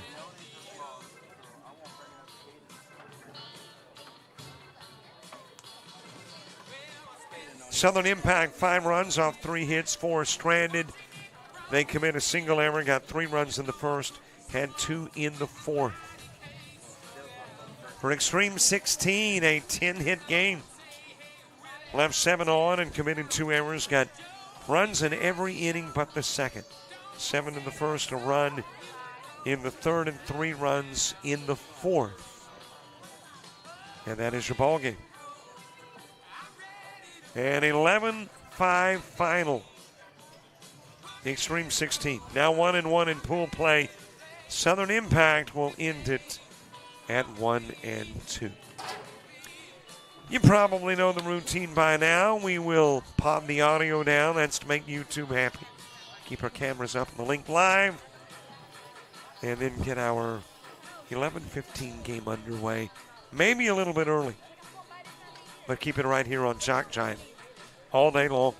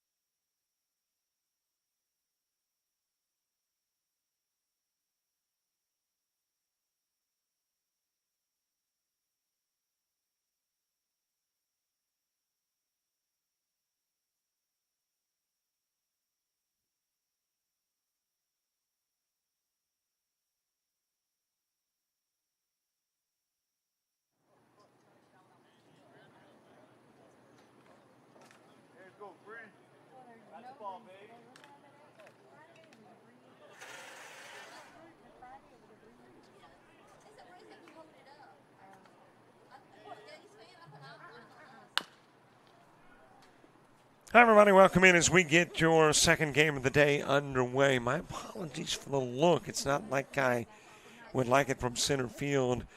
Just quite frankly, we've got some bad weather that's probably coming in, maybe even during this ball game. So in an effort to protect, I am somehow, and it's kind of a difficult angle to get. There's all kinds of dynamics that you aren't interested in, but got a base hit, by the way, to lead things off. Freeman getting aboard. But as a result of just trying to get it protected and get back to the box, and that's the look. And I'm like, wait a minute. But at least it does give the pitcher to hitter. Not the best pitcher to hitter look, but on a potentially inclement day like today and the start of the game, we're going to have it make do for the moment. Southwest 18 and Hogs America. As that is laid down foul. Bunt style. Freeman on with a single. Gibson at the plate. Diaz moving to the on-deck circle.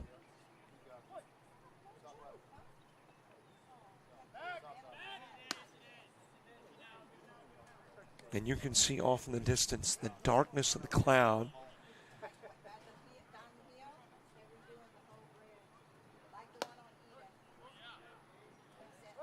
So we are hoping to get this one in. And the next one. And the next one. But it's not looking real good right now. And the downside to the rain look today is that as that one is fouled out of play, it's coming earlier. 2 prior days, we've had that kind of nasty-looking sky late in the day. Of course, maybe that means it comes and goes, but typically this time of the year, it comes, goes, comes again, goes, comes again, goes. You know the routine.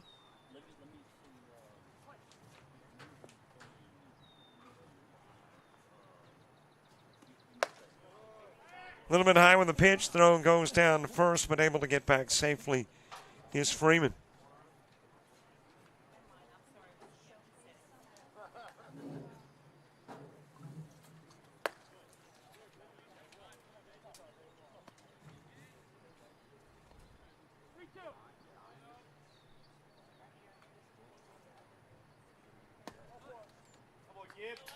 And there is a walk issued to Gibson.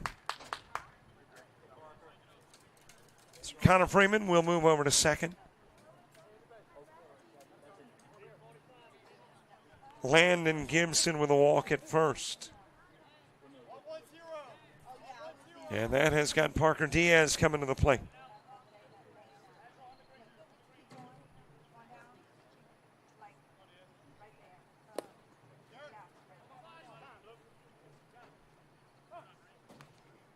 And coach coming out to the dugout and have a conversation with his pitcher. So that will give me an opportunity to get all names into my scorebook. That was the other task in between games. Was to get lineups, get them in book. Well, I got lineups. And in the process of getting them in book,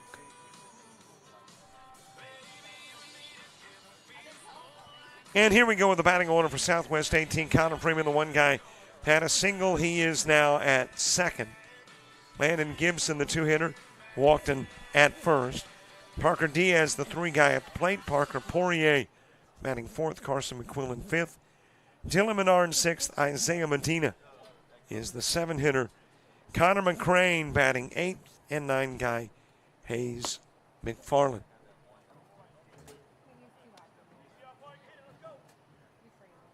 One ball, no strikes to Diaz.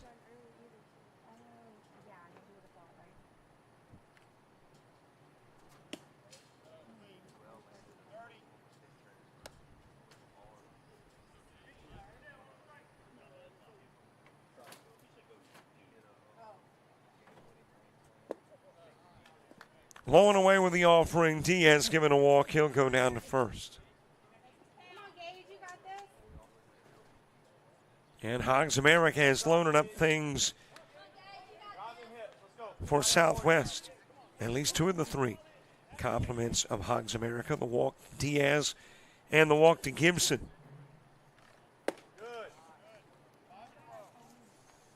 Looking at the defensive lineup for Hogs America, it is Gage, I'm trying to cipher, or would that be decipher? Coach's handwriting, I think that is Gage Rajol on the hill. Behind the plate is Reese Chisholm. As that is ground to third, throw coming back to the plate. Tagged down trying to come home is Freeman. So Poirier wraps into the 5-2. Good job by Reese Chisholm, or Chason, to lay the tag on the runner coming in. Still loaded, but one away.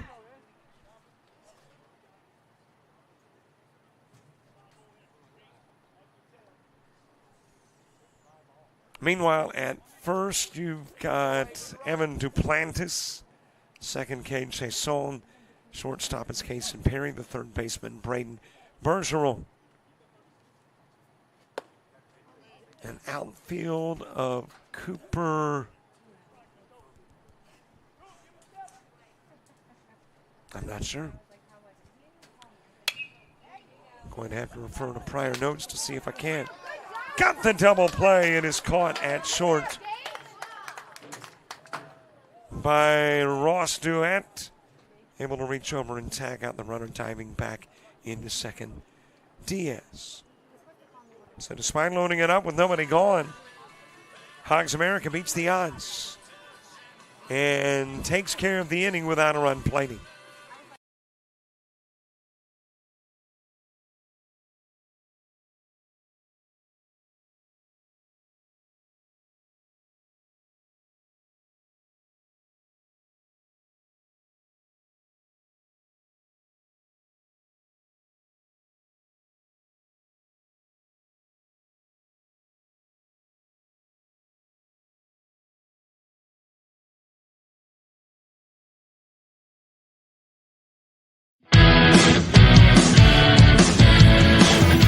Frustrated. She's having trouble with her defensive player. Look at this sweet pass behind the back. Her two on his sits. And that one is hit on a rope to center field. Watch that one. And it is, oh, what a great diving catch by the center field. And in that game, it was basically a running back by committee. I mean, you had a lot of guys carrying the football. Is that the protocol for the upcoming season for the backfield of Jackson State? It's a really nice pitch to get the ground ball double play. Second one. 6-5 is your final. East Georgia advances to the championship game.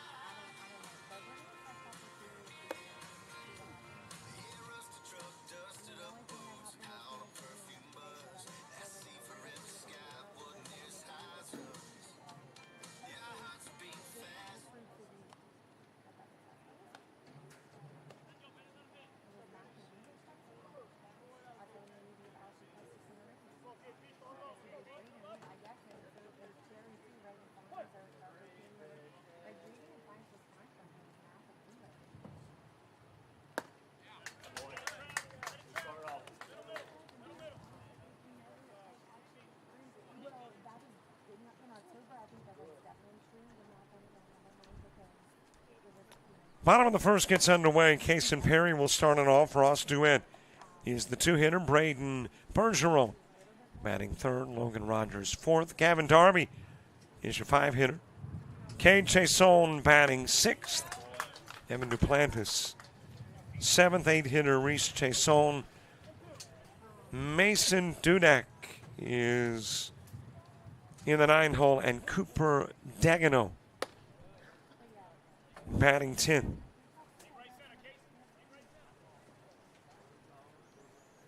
As we get notification that apparently rain is on its way.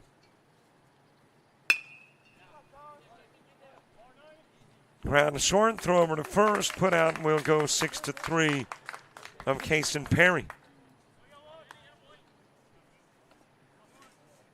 And your Southwest shortstop is Isaiah Medina.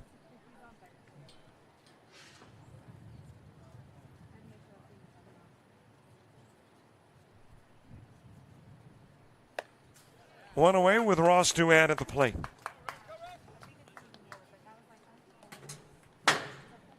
Darkening skies at Nicholls State. Light rain for the next hour.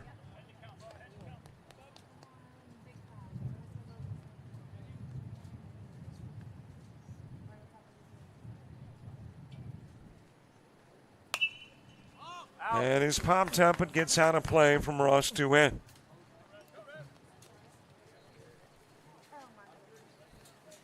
And apparently that light rain might be beginning to fall. I know it's sunny now, and the umbrellas may be out for shade, but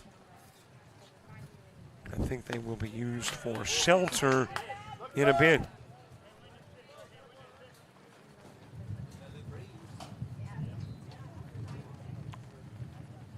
I think I'm hearing raindrops hitting umbrellas. Swing and a miss, and Duet strikes out.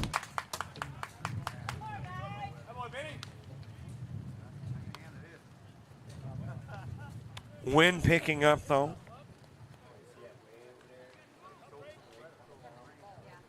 Well, if the rain is light, players can play through it. It's the heavy rain and the lightning that creates issues.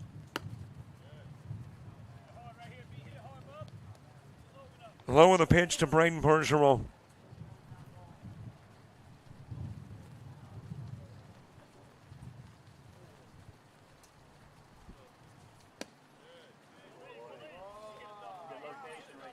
Outside with a pitch to Bergeron.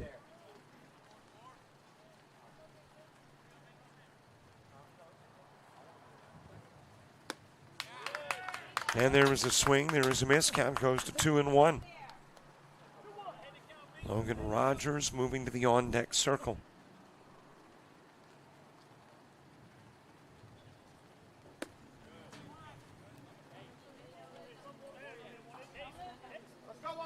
Well, there must be a little bit of a shower because the sun has now departed, or at least there's enough clouds between the sun and earth that it's not an issue, but the umbrellas are staying out. Sent towards center field, and that will drop in as a two-out base hit for Bergeron.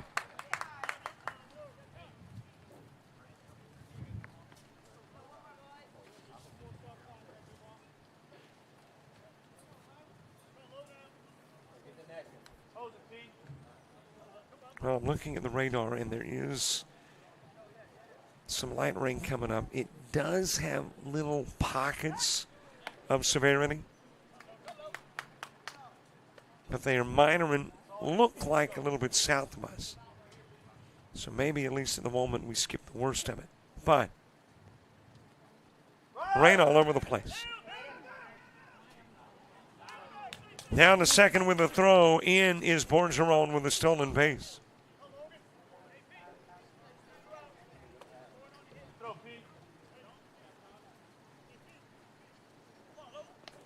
And a base runner in scoring position with two gone.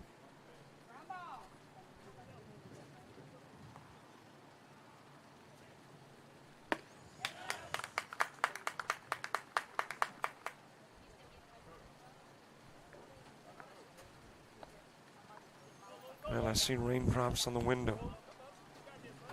And that's not necessarily good either because both of my cameras are out in the elements. One is kind of protected by the roof if the wind doesn't blow. Wind starts blowing, it's not protected.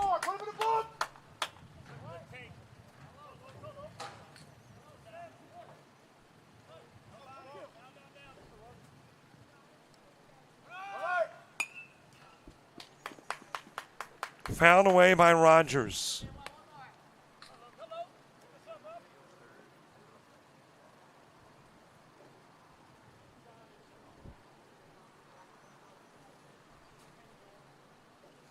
Dylan Menard, Isaiah Medina, Connor McCrane when you get to the second inning.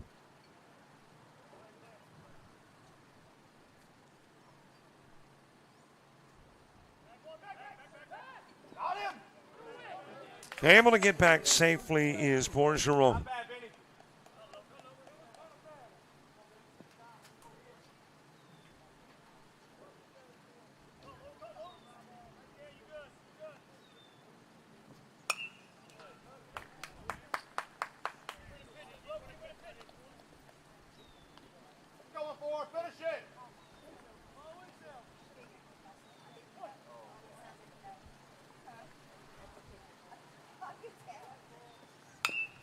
That is ground foul over in the direction of first as the rain gets a little bit heavier. It doesn't look like it's rain, though, that will last a long time.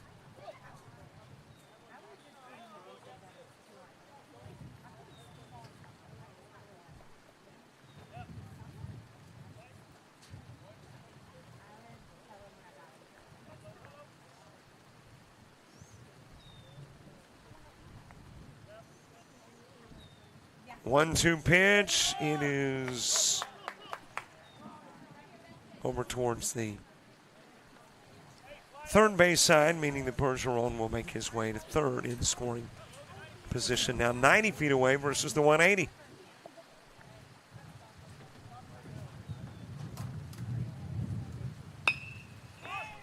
And is shot in the direction of center field, and that'll put it into the top of the first.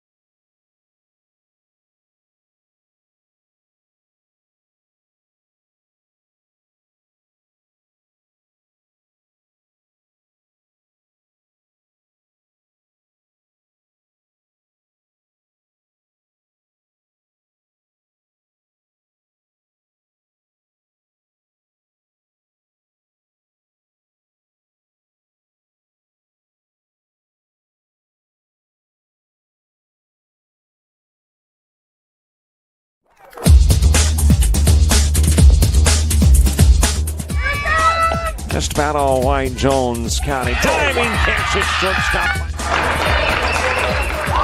Gross.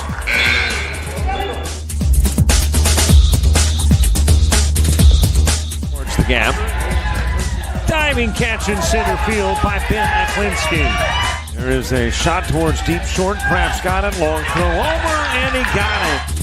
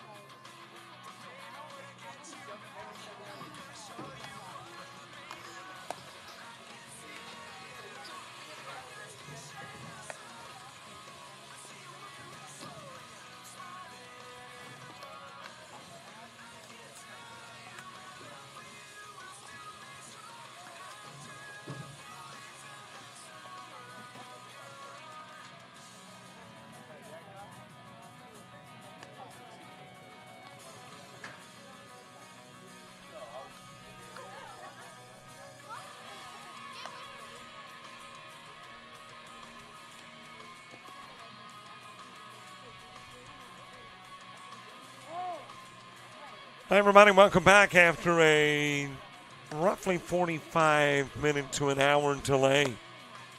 Light rain, lightning in the area. I am looking to my right where the shower and thunderstorm activity came from earlier in the day, and there's more. So we're going to try to get more baseball in between the rain clouds and the lightning delays. We enter the top of the second. Dylan Menard was at the plate, and the count was 1-0.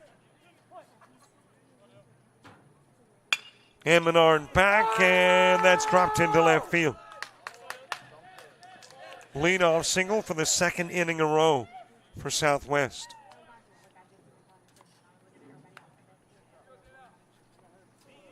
And again, one of the casualties of the inclement weather, center field. And actually, center field is now behind home plate if you want the specifics, because home plate was a literal casualty. Over to first with the throw, and back safely is Menard. But apparently, props and one are in the wrong spot. And that's just the way it is, in that electronics and one are just not good friends. Never could get along.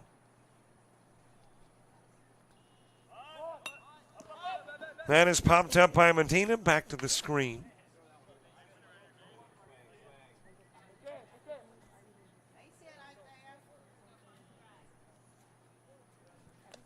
So as a result of the threat that all day long is going to be like it currently is, with intermittent rain, showers, and lightning, and no way to protect center field, unfortunately got to haul in the camera. Swatted over into left field, back-to-back shots from Menard and Medina. Couple of base runners on as Connor McCrane makes his way to the plate. Hayes McFarland to the on-deck circle.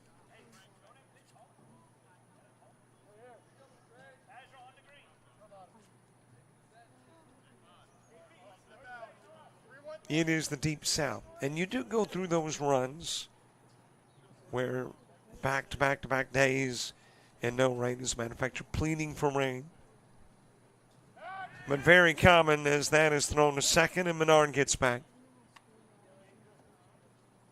To have days like today or yesterday, the day before. We have not had a uninterrupted day.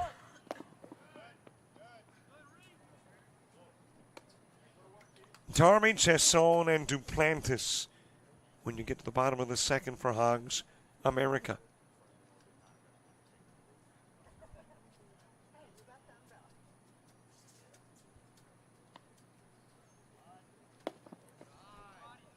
Again, showing Bond trying to sacrifice runners over. Your 18U consolation game, so we got to play this one to get to the 18U championship. Winner of this one's got Mississippi 18.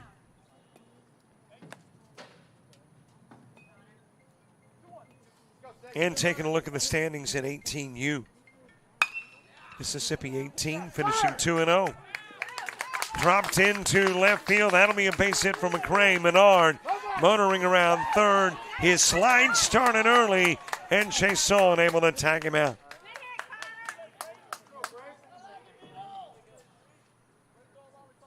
So Menard tagged out at the plate.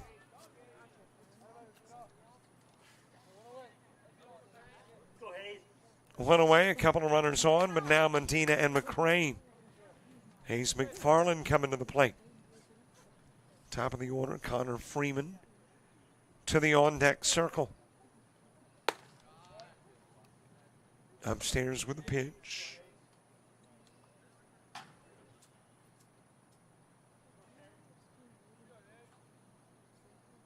Hogs America 1-1. A cartwheel there with the catch by shortstop Cason Perry. And that may be Bergeron now playing at short.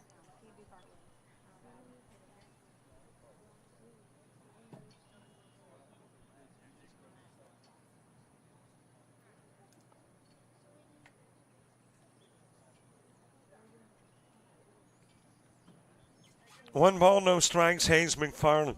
Big ball game. Gets you into the championship.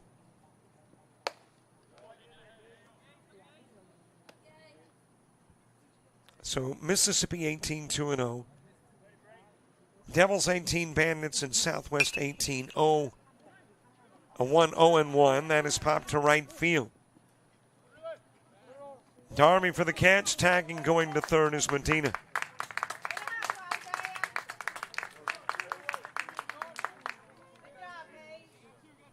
Two away and runners on the corners.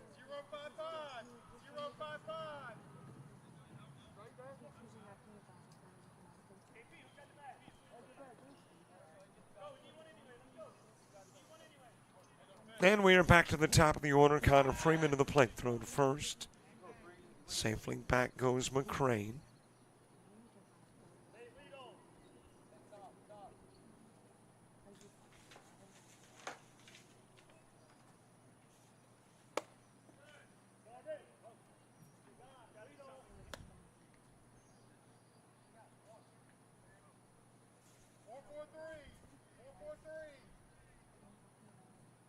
Connor Freeman with a single in the first. Landon Gibson, the on-deck circle. Count even, 1 apiece. 2 gone, 2 on, nobody in. Top of the second. Got to have a winner in this one, by the way. Games can end in a tie. As we saw with Devils 18, Bandits, and Southwest 18, as I mentioned, all 1-0-1.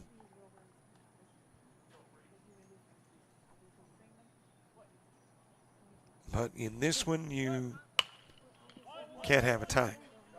Little bobble, it's short. I make that third. But still able to recover and get the throw over for the out.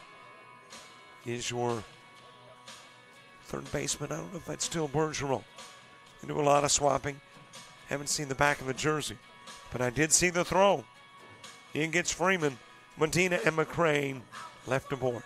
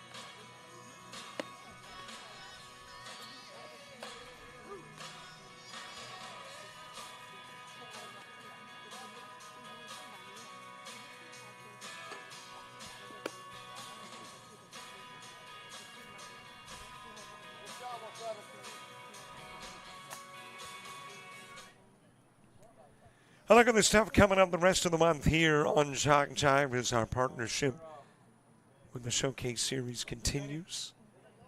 Mobile, Pensacola, and Baton Rouge before the month of June is done. And we get into July. Gavin Darby to start it off. Cade Chisholm moving to the on-deck circle. That is wrapped to second. No opportunity to make a throw for Freeman.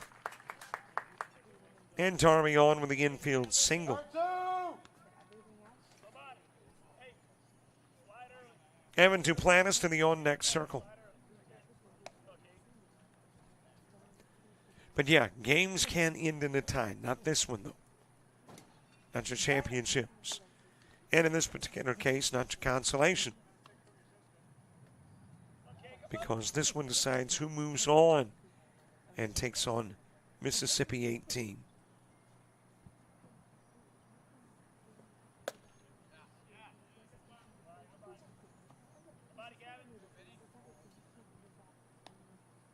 Kane Chason with a base runner on. Scoreless ball game. 3 base hits in the top part of the inning, but nobody came in and scored. And 2 were left stranded. Southwest has now stranded 4 in 2 innings.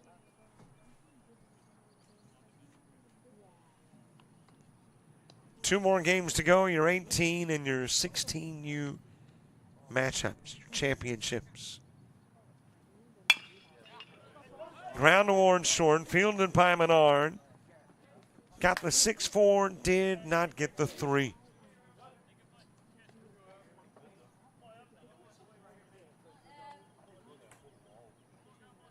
One away, and Evan Duplantis next. Reese Chasson moving to the on-deck circle. Well, let's do what we typically do in the second inning, and let's see what's happening elsewhere in the world of sports. College baseball, probably a pretty good place to start. First game will get underway in 36 minutes, Arizona and Louisville, in the first of 2 elimination games. Oregon State and Coastal Carolina in the other one later. Major League Baseball, 1 game in progress. Reds and Tigers tied at 2 in the top of the 5th, and the rest of the league gets underway in about 10 minutes. Ground to first. Not able to bring it in is McCrane. And that will put runners at first and third.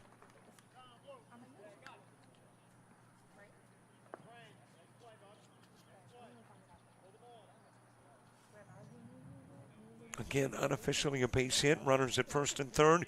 Reese Chasson coming to the plate. Mason Dudak to the on-deck circle.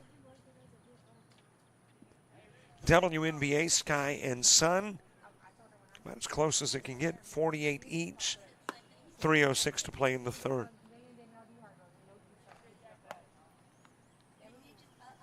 And as I mentioned, no NBA until tomorrow night. No NHL until Tuesday night, I believe.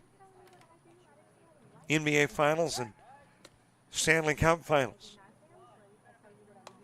Duplantis back at first.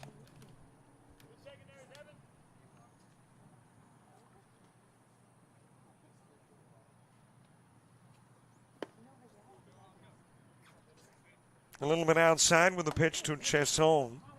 Gibson, Diaz, and Poirier coming to the plate when you get the top of the third underway. Now coach coming out and have a conversation with Connor Benoit.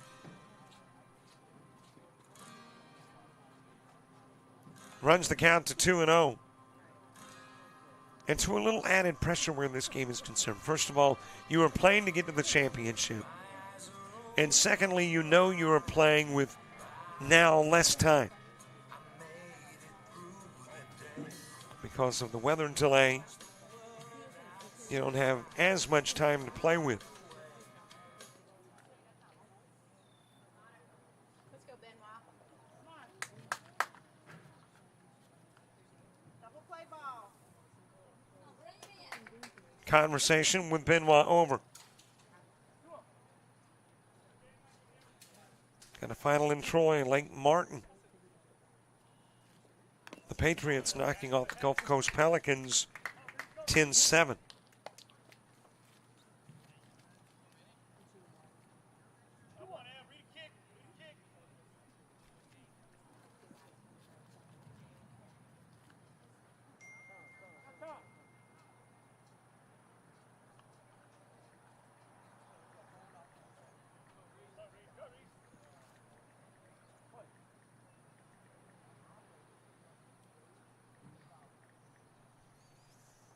2 balls, 1 strike. Into the zone on the count, even in 2 on Chason.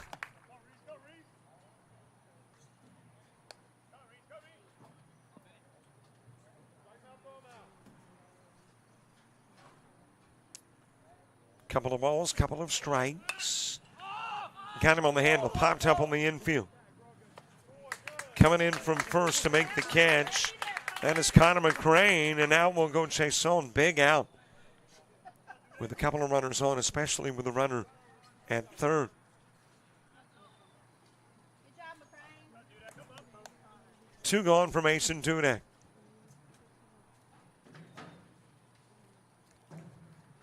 Cooper Dagenot to the on-deck circle, then it's back to the top of the order. Able to get back safely is Duplantis.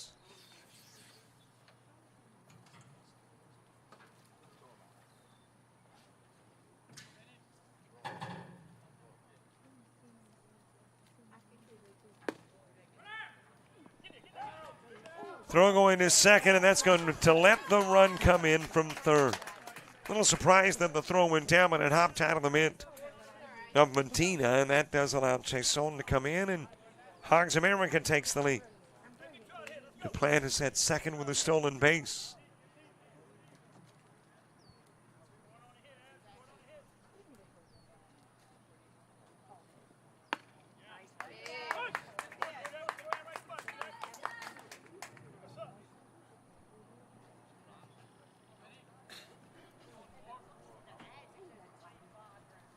One ball, 1 strike on Dudek. Cooper Dagenot on deck. Ground in the direction of third. And over to first goes the throw. That is McQuillan to McCrane to get Dudek. Put it into the inning, but it runs in. And we've got a mark on the scoreboard going to the third.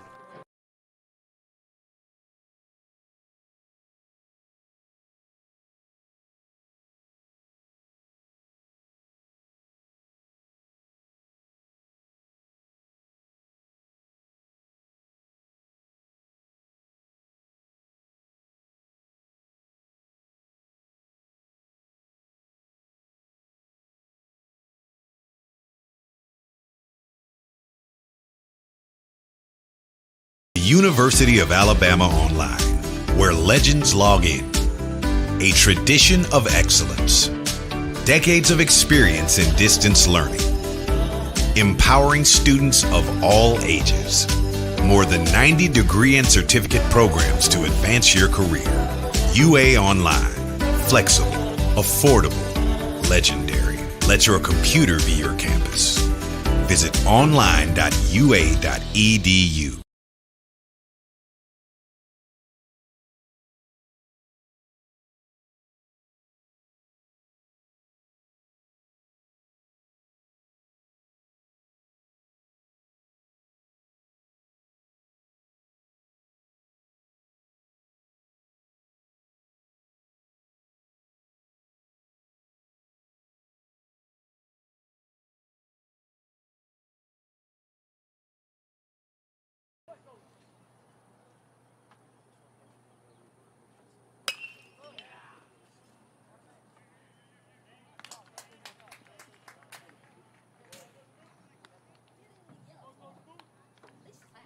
One pitch into the top of the third, and Landon Gibson with a fly out to left field.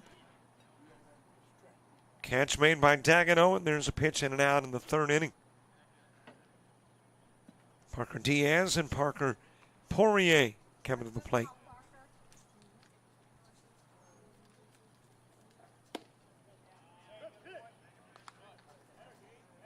Couple of Parkers, Diaz and Poirier. They hit back-to-back. 3 Connors on the team. Connor Freeman, Connor McCrane, Connor Benoit.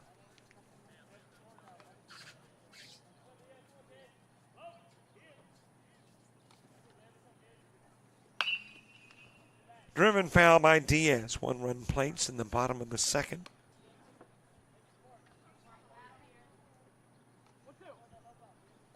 Hogs America taking the lead. And in this race to get to face Mississippi 18 in the championship. They've got a lead. Infield single for Diaz and a runner on in first. Go, do a job, Pete. Drop the hip, drop the baseball.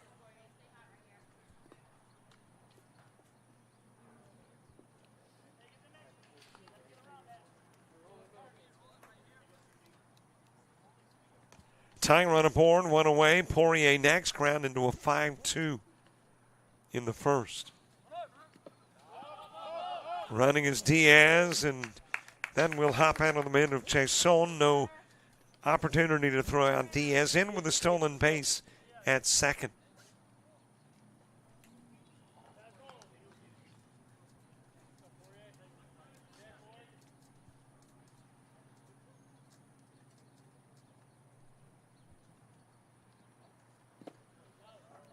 Just a little bit inside with the pitch. Sit back and drop it, baby. Carson McQuillan to the on-deck circle. Happy Dad's Day, by the way, to the fathers.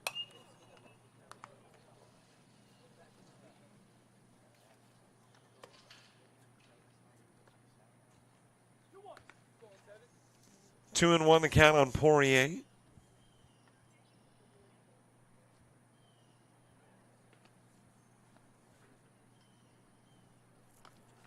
Pujol with a glance to the runner at second. The throw goes high and outside.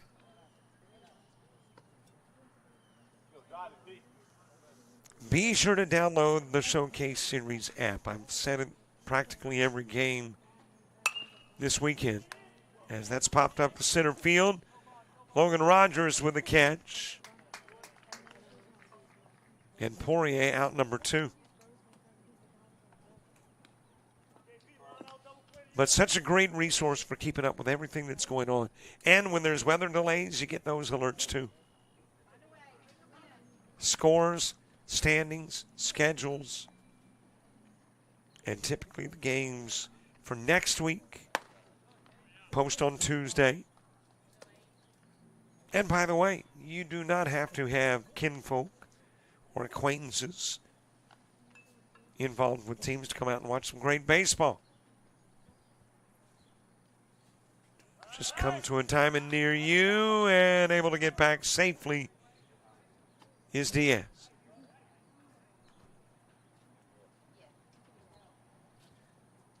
And when you watch Showcase Series baseball, you are looking at stars of the future. Popped up, shallow left, onto the grass. Will go Bergeron, make the catch, and out will go McQuillan, leaving one aboard as we head to the bottom of the third in a 1-zip game.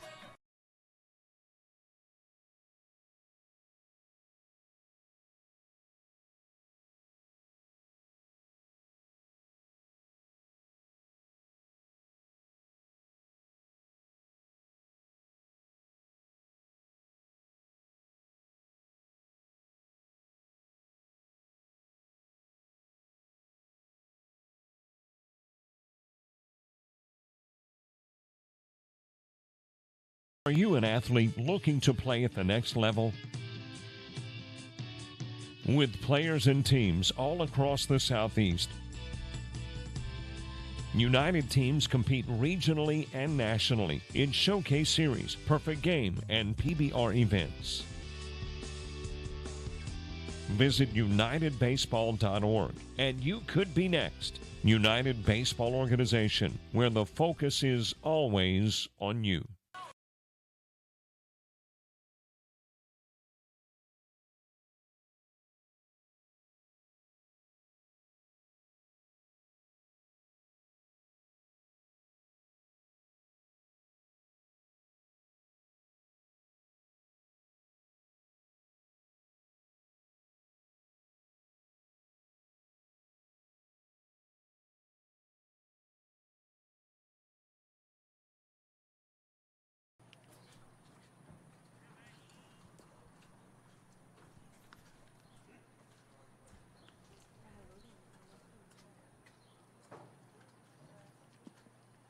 I do hate to mention it, but skies darkening again here in Thibodaux. As we get the bottom of the third underway in the bottom of the order, Cooper Dagenot That is Kason Perry, by the way. It moves to the on-deck circle, donning number 7. So Perry has been making those plays at short, and Bergeron apparently still over at third.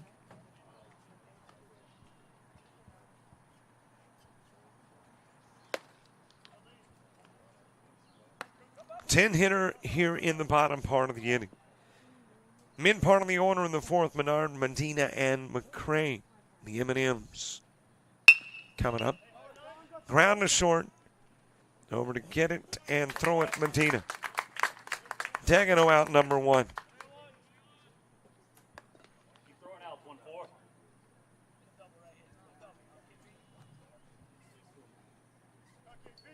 That's got the top of the order coming to the plate, Kason Perry. Perry ground into a 6-3. That happened in the first, 0 for 1 in the game.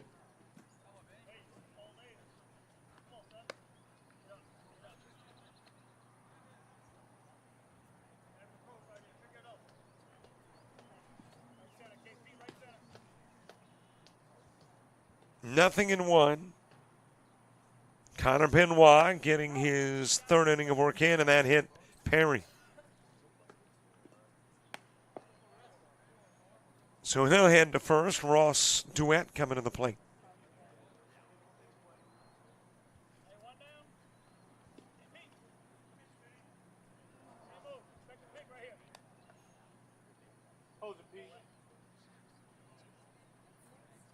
Double play ball.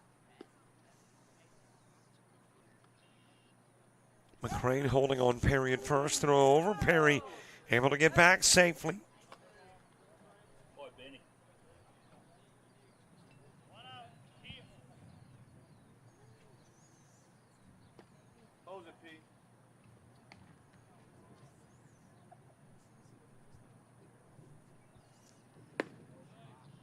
Low and away with a pitch. One other final in Troy. 3-3-4, a 12-1 win over the Triton Rays.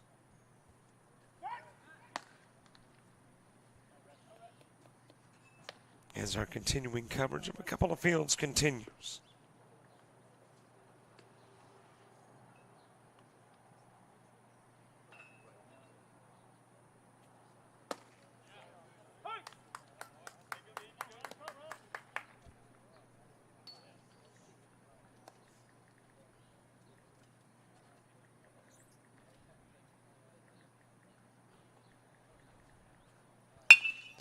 Shot right back up the middle, gets by Benoit. Couple of base runners on. That is the 4th hit of the game for Hobbs America. And 2 on for Braden Bergeron. Logan Rogers moving to the on-deck circle.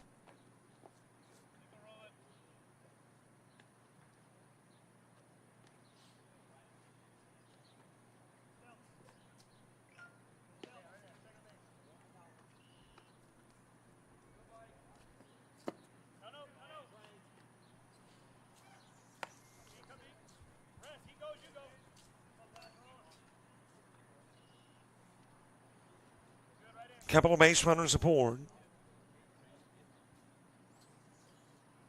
If a runner 2 plates in your typical ball game, it's not anything close to an insurmountable lead. In this one, where you know that some time has been trimmed and the amount of opportunities are fewer, it is a substantial increase.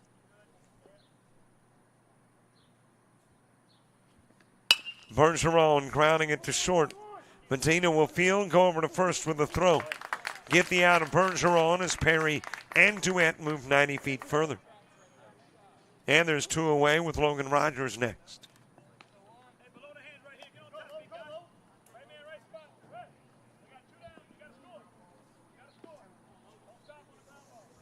Rogers with a fly out to center field, 0 for 1 in the game. Menard, Medina, and McCray in the top part of the 4th.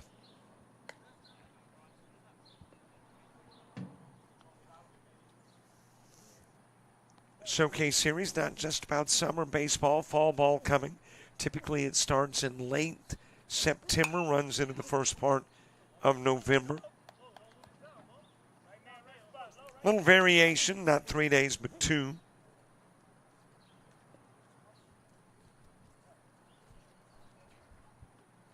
And we'll see where we're going in the fall as we anticipate working again with the showcase. Ground to second, fielded there by Freeman. Goes to first, gets Rogers on the 4-3. 1 hit and 1 hit batsman. But 2 stranded and nobody scores as we head to the 4th.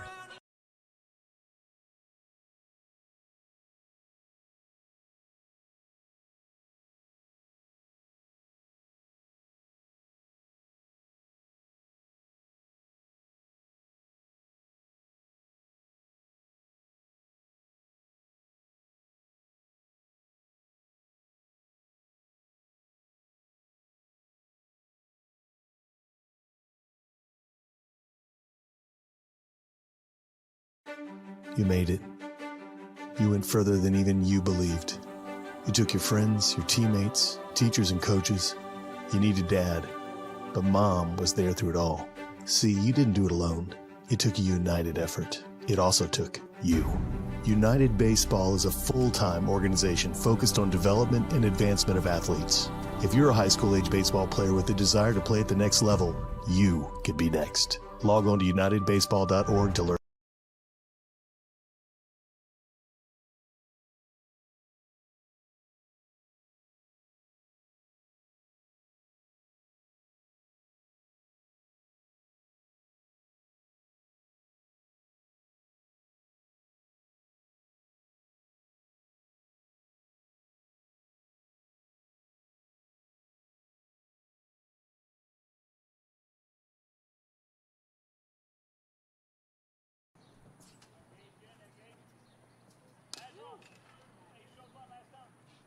Top of the 4th gets underway. Dylan Menard leads it off. A distant rumble of thunder as we headed towards the top of the 4th.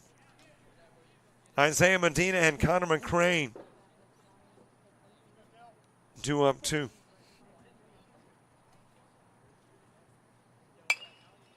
That will get out of play on the campus of Nicholls State. Home to the Colonels. It's been a weekend here in Thibodaux. Enjoying the stay, but must be moving on. Isn't that a song? That is the 3rd time in 4 innings that a single has started things off for Southwest 18.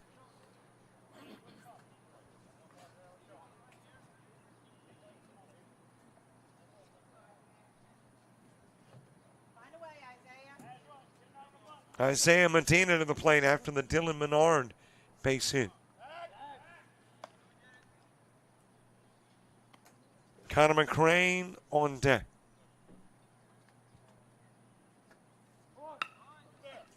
Punted down the third base line. Possibility. Medina gets on. Nope.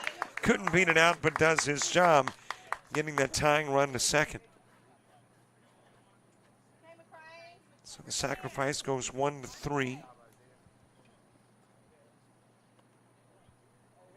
And here's the key at bat in these scenarios. Connor McCrane. He does not want to become out number 2.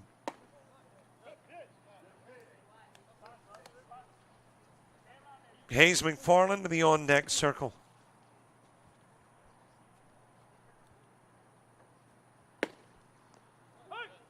On the outside part of the plate, the count goes even at 1.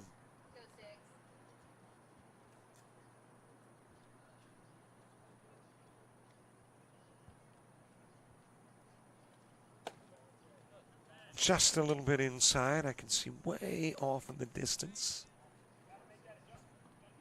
that look of rain falling from the clouds.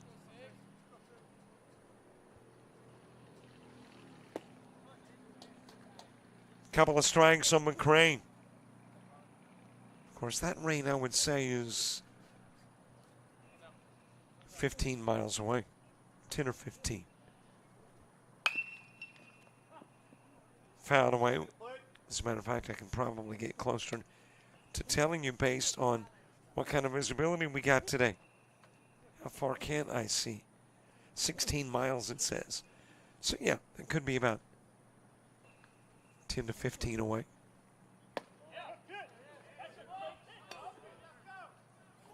A little bit inside with the pitch. Count runs full, 3-2.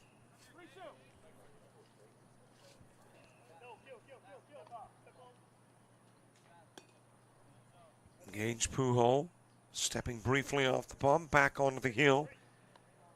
Lefty versus righty, the left-handed Pujol, the right-handed McCray.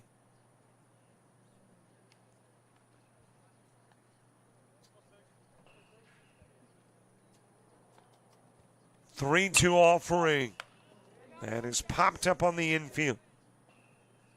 And coming over in second is Cade Chasson to make the catch.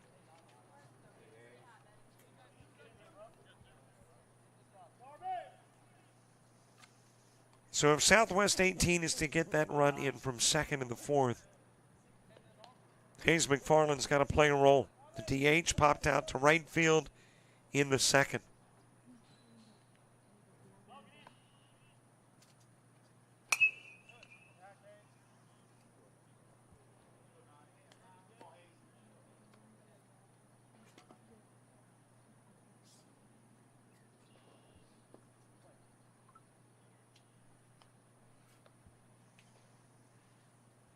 A 1 pitch. It is too high to McFarland.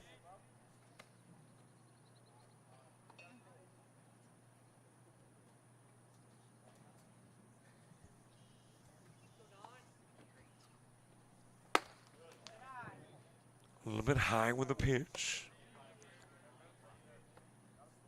And I can see off in the distance a little closer than that, 10 or 15 miles away.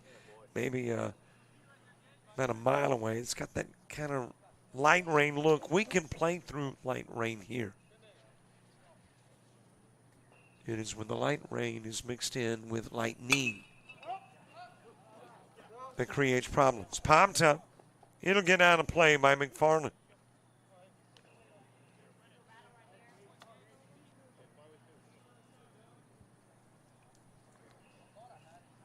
That potential tying run, Menard moving back to second.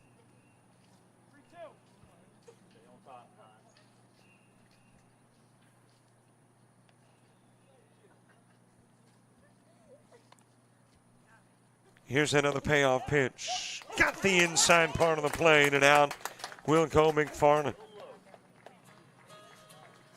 Leadoff single, Menard stranded. We head to the bottom of the fourth. Still a one-run Hogs America lead.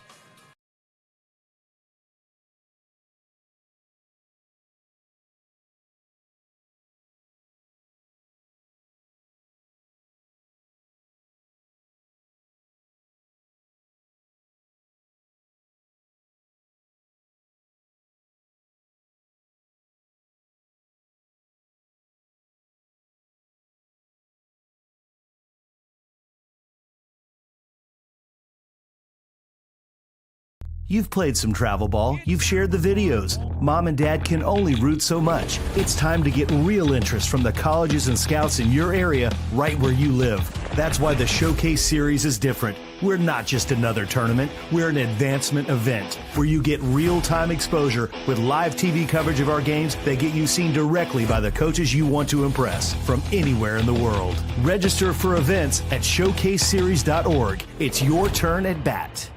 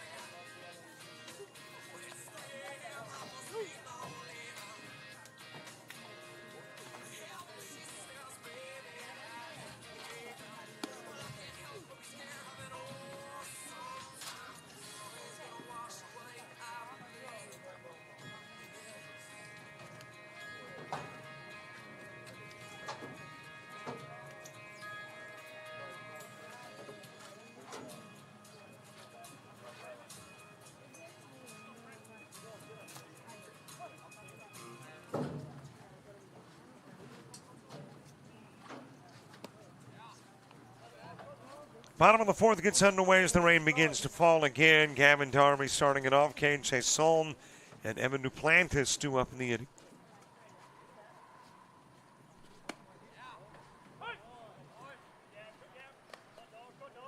Well, you can see it coming across the way. And it is now here at the diamond. As I mentioned, we can play through light rain. Now, if it gets particularly heavy, or if there's a little lightning mixed in, that changes things. Connor Freeman is your new pitcher for Southwest 18. Still got a Connor, but it's not Connor Benoit. Connor Freeman running the count to 1-2 on Darby.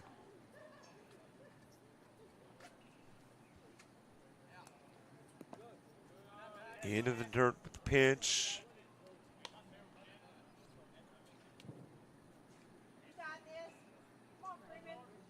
Benoit worked 3 innings and faced 14.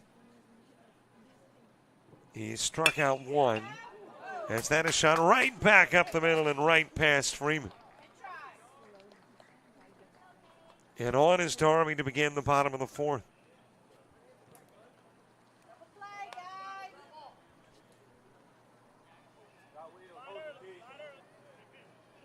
Benoit, no walks, 4 hits given up. Allowed a single run.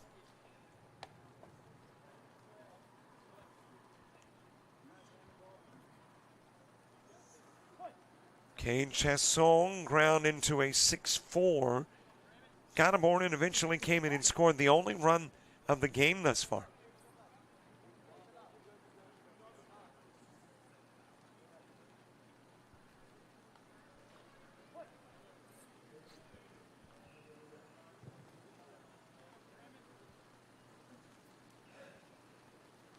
Evan Duplantis on deck.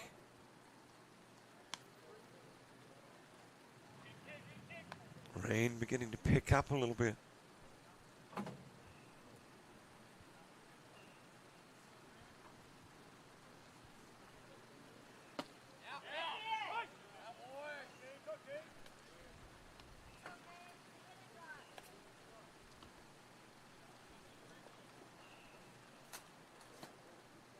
One ball, one strike.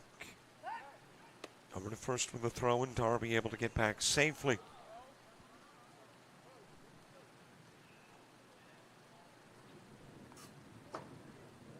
I can hear way off in the distance the rumble of thunders. That's an indication as that one just sails on Freeman. And both runners are safe. And you got to believe the wet hands, wet baseball might have played a role. That'll be charged as an E1. And a couple of base runners on. And Menard making the decision that he wasn't going to be able to get the out at second and fired on the first, but wasn't able to get the out there too. Evan Duplantis laying down the punt. Sacrifice will move runners over. Freeman able to get to it, but Darby and Chasson will advance.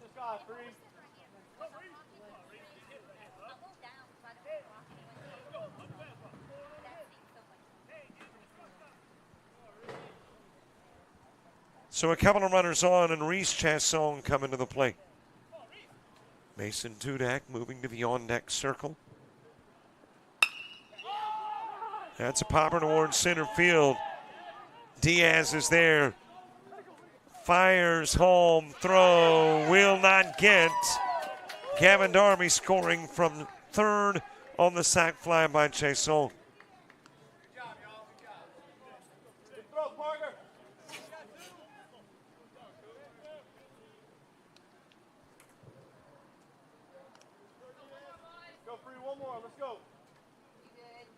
So that lead will go to 2. Mason Tudak to the plate.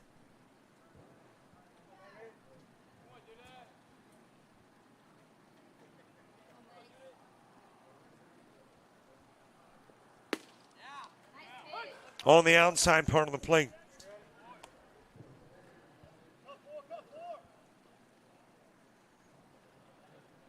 Light rain here at Nicholls State. Lining up to continue playing the game of baseball on the outside part of the plate to Thibodaux.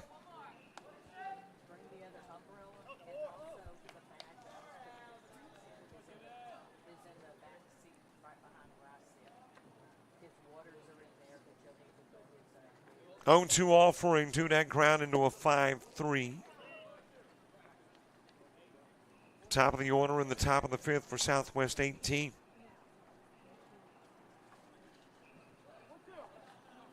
Freeman, Gibson, and Diaz.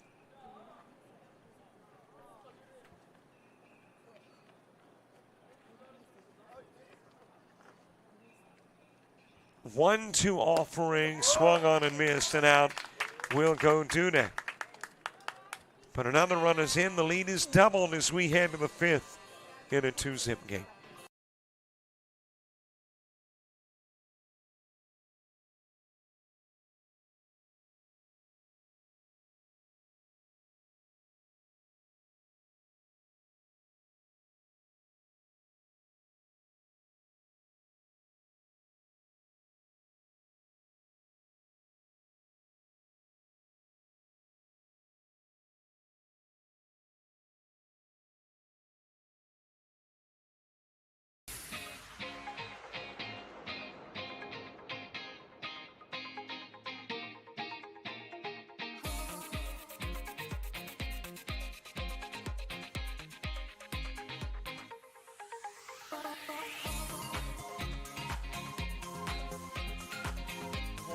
Is the 7 guy.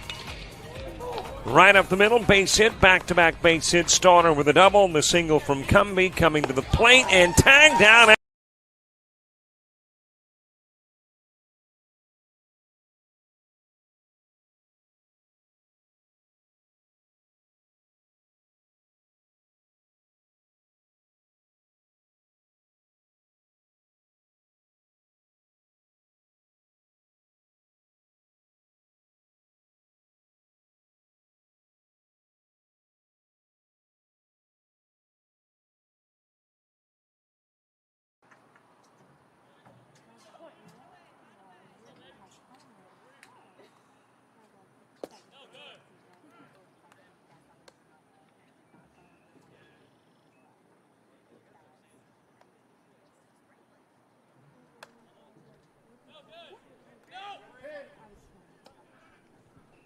Top of the order, top of the 5th. Connor Freeman to start, and Landon Gibson and Parker Diaz. 2 up in the inning, 2. That is floated foul. Evan Duplantis giving it a look over at first, but it will drop on the other side of the chain link and unreachable.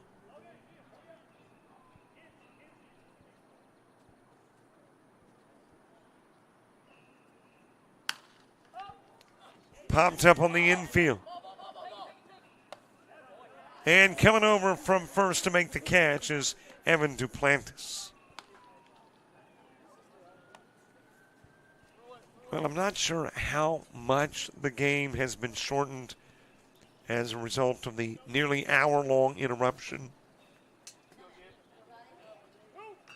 But it would not surprise me that we ended it after 5.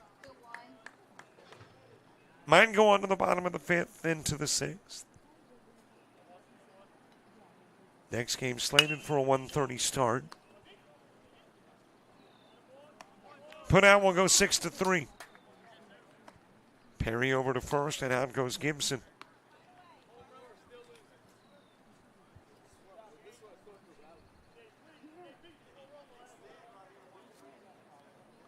And there is 2 gone. Parker Diaz next. If we go to the bottom of the 5th, then a pretty good chance we go to the 6th. We're going to find out here in a minute. Popped up in the direction of center field. Rogers with a catch. And, yep, that is your ball game. It will end after 5, and that means Hogs America hangs around to play another ball game. They will take on Mississippi 18 in the 18U championship. And we hope to get that one underway at 1:30-ish. There's your numbers in this one. Hogs America, 5 hits, 2 runs, no errors, leaving 5 on. And got a run in the second and the fourth. And that's all that was needed to win it. For Southwest 18, 6 hits, 1 error committed, 6 are stranded, but they go scoreless. And pool play ends with a consolation for Southwest. For Hogs America, 1 more game to go against Mississippi 18. That's coming your way right at 1:30, if weather will allow. So we will see you then as baseball continues. We're going to do the routine. Keep the camera up, the link live, pod the music down, and get ready for more baseball here on JockJive.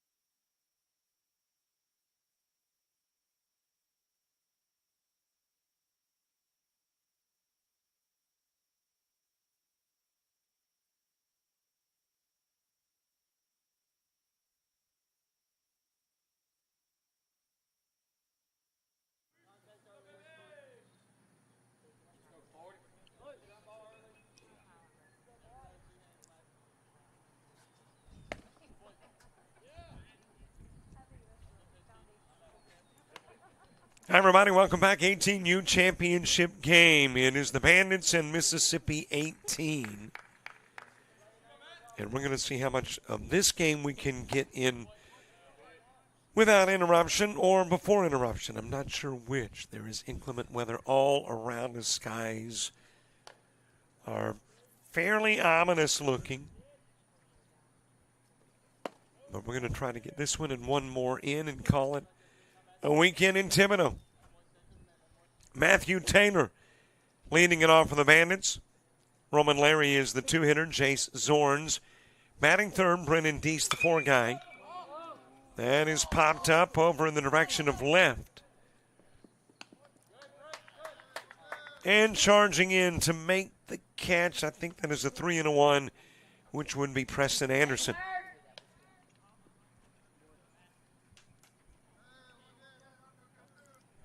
And there's one away with the Taylor flyout.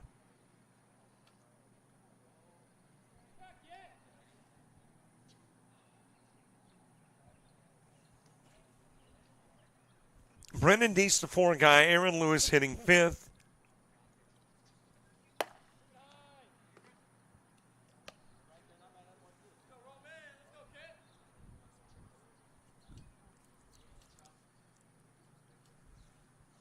Nathaniel Robin is the six-hitter. Riley Scuderi batting seventh. Jack Myers eighth. Matthew Benura is the nine-hitter. Nathan Alvarado is batting 10th. And Brylan Richard 11th.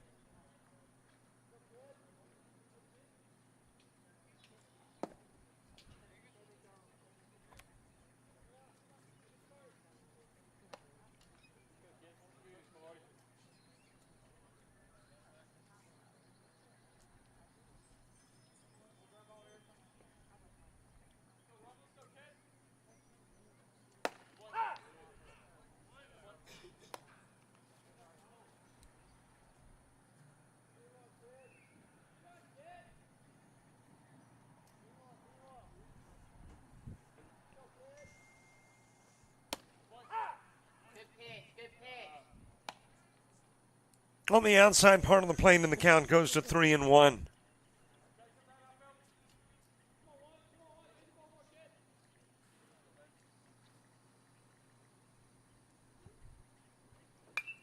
Foul back to the screen. On the bump is Caden Smith. We don't have the positions for Mississippi 18 yet. Looks like that is a 3-2 behind the plate, which would be Landon Anderson. We know Preston Anderson is in left field. That's high, and given a walk is Larry down to first.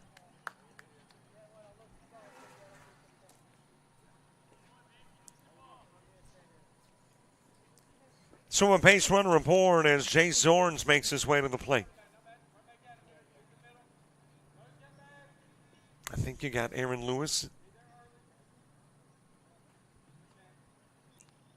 on, actually he would be in the hole. Deest is on deck. Upstairs with a pitch.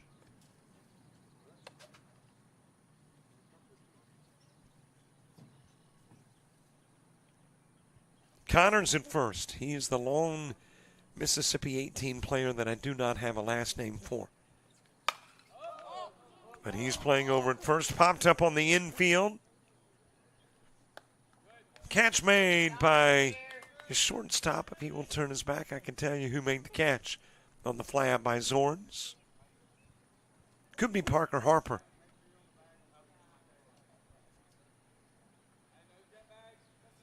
Looks like Bailey Brogan in center.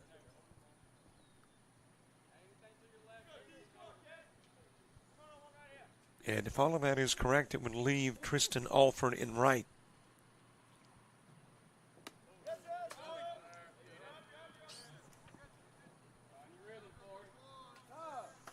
That'll go to the screen. In will get Larry to second. Base runner in scoring position here in the top of the first. Brendan Deese followed by Aaron Lewis. Come on, work hard right here. I believe the opening game went interruption free. It was game number 2 when we started hitting the weather-related delays.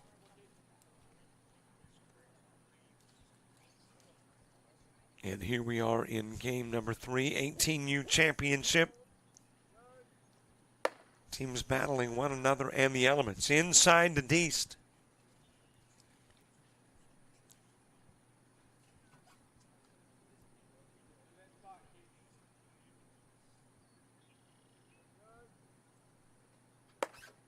A little bit high with the pitch to Deist. Aaron Lewis awaiting his opportunity next. Base runner at second.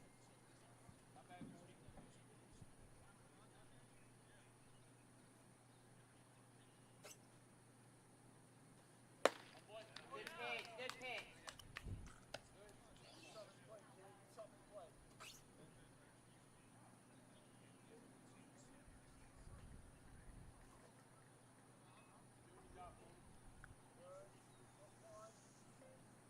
3-2 offering, that is high and away, and down to first will go Deist. So a couple of runners aboard, both put on compliments of walks.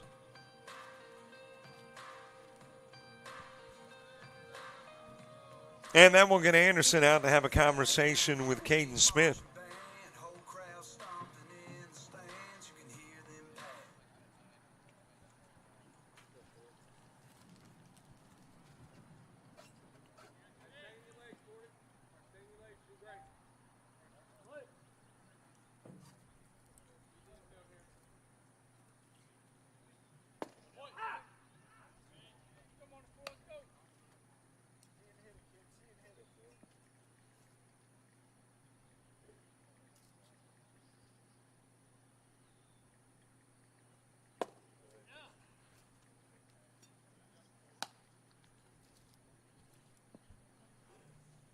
Aaron Lewis with a couple of base runners on had walks of Larry and Deist.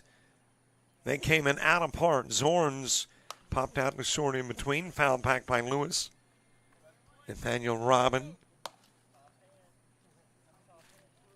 moving to the on-deck circle.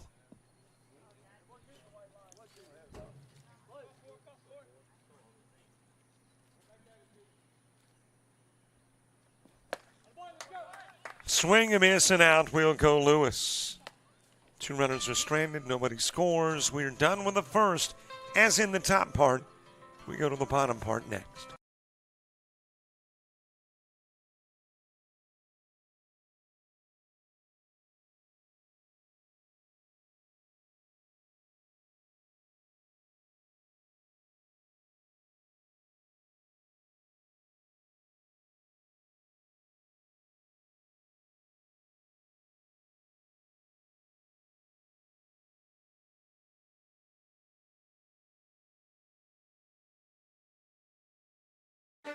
You made it.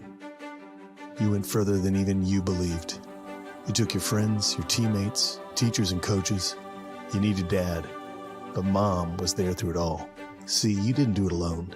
It took a united effort. It also took you. United Baseball is a full-time organization focused on development and advancement of athletes. If you're a high school-age baseball player with a desire to play at the next level, you could be next. Log on to unitedbaseball.org to learn more.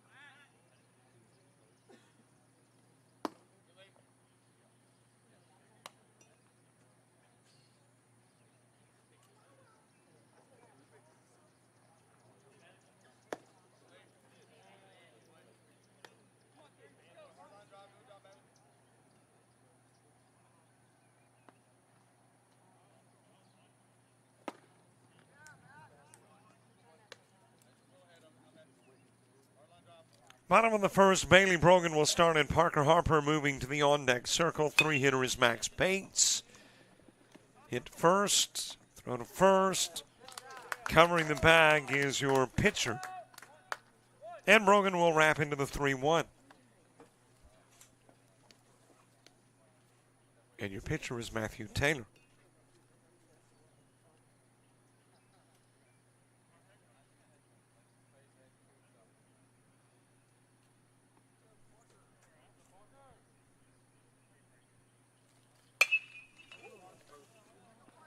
Opportunity at second. And the throw over by Robin will get the out.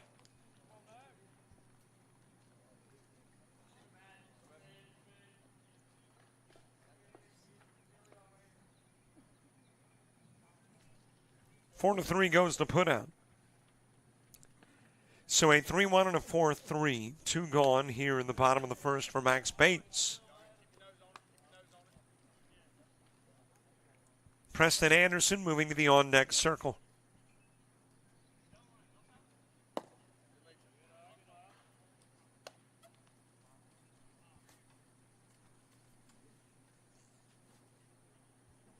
Even count in 1 ball, 1 strike.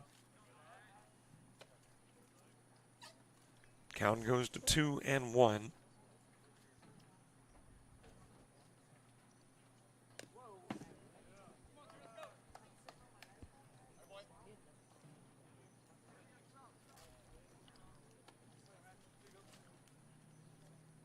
U championship game.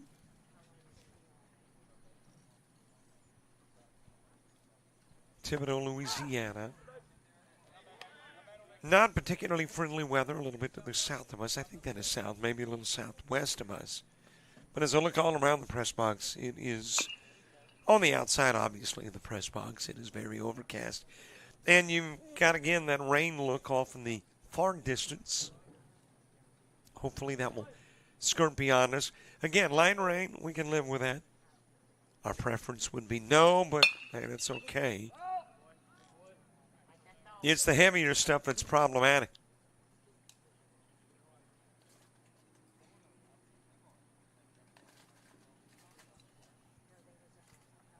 Three balls, couple of strikes on Max Bates. Preston Anderson to the on-deck circle. Foul back to the screen by Bates. It all started Friday morning at 10. Every day, though, here has been interrupted by either a lightning or a rain delay. Today, no exception, as that's fouled away by Bates. We'd like to be able to get this one in the last game in, the last game being the 16U championship. Inside with a pitch and a walk given to Bates. Bates on as Preston Anderson comes to the plate.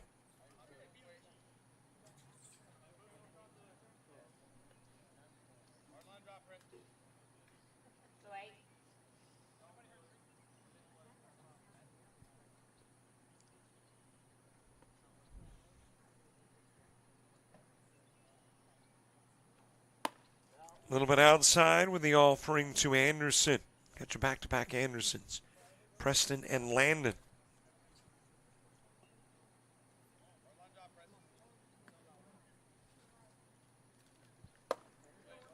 Just a tad upstairs. Well, let's check out that weather. Isolated thunderstorms expected, according to the iPhone weather app, around 2 o'clock this afternoon. That's 13 minutes away. Wind should pick up to about 21 then. 41 is the air quality, which according to the app is good. Back-to-back walks after the quick ground down, so Brogan and Harper. Bates and Anderson given a walk. And that's got a couple of base runners on here in the bottom of the first. Feels like 82, got a UV index of 6. Winds out of the north at 14, gust of 21. Could have an inch of rain today. 79% humidity. Can't see as far. Earlier today, 16-mile visibility. It's now 7. Temperature is a degree above normal for this time of year. Moon-wise, 81% illumination. Next full moon, 25 days away. And the moon is a tad under 240,000 miles from Earth. Strike delivered on the outside part of the plate to Landon Anderson.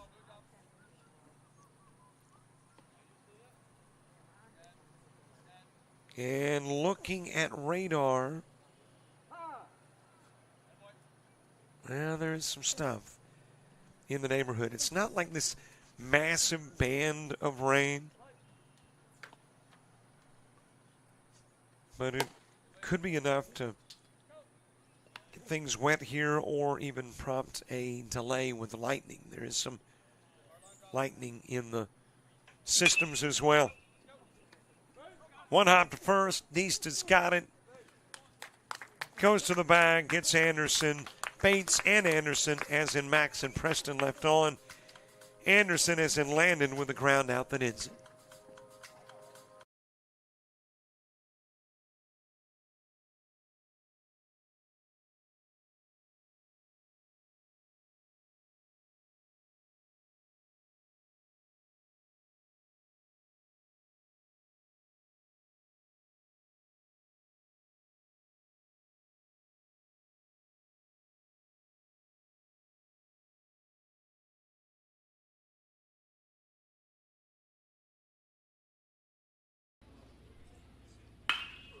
Drives that in the direction of right field. That is going to sail. I'm really not sure why I quote it. It's so frequently wrong. That is hit well towards left field. Jackson Hyatt, 1 for 2 in the game, lifts this one towards left center.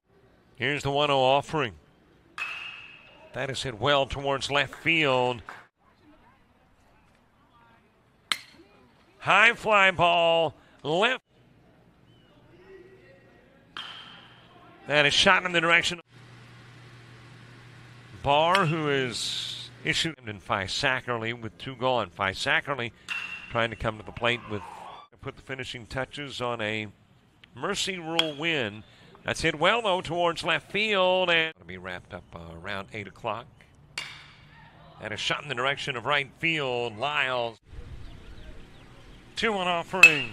That is shot towards the gap.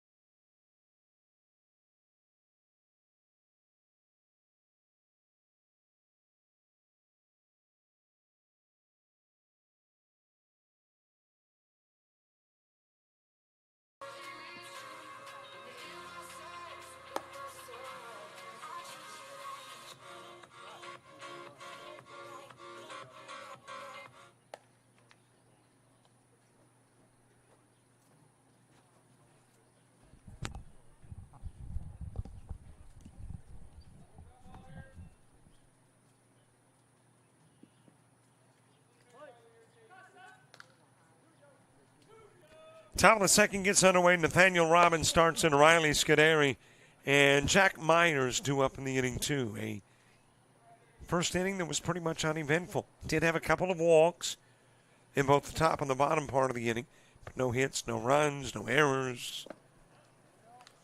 And here we go with inning number 2. Robbins, Scuderi, and at Myers. That's in the top part of the inning. Bottom part, LeCase, Connor, and Smith. 2-0 pitch, too far outside. And the count runs to 3-0.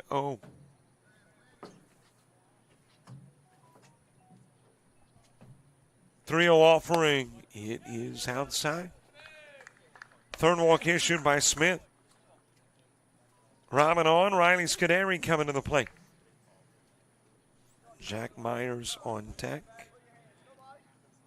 Let's check out other sporting events. Arizona and Louisville in that elimination game at the World Series in Omaha, Nebraska.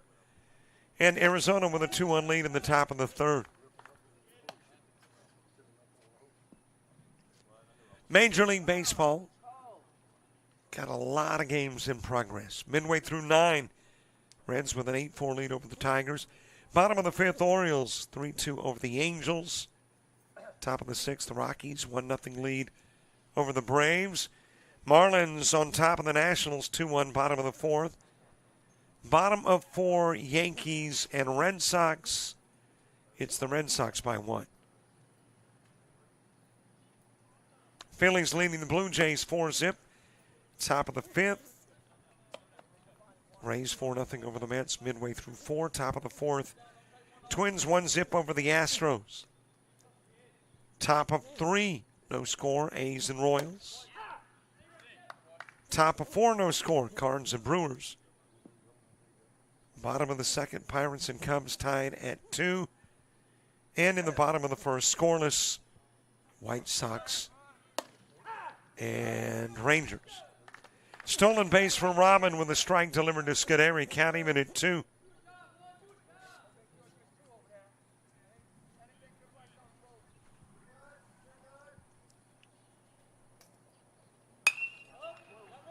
Popped up in foul territory, and it'll be dropped.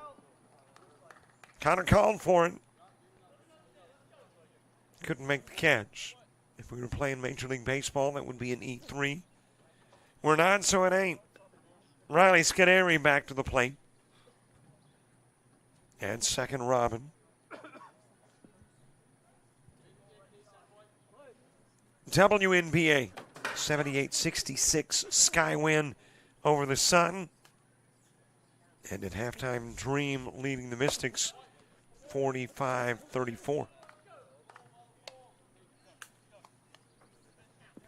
No NBA until Monday, no NHL until Tuesday.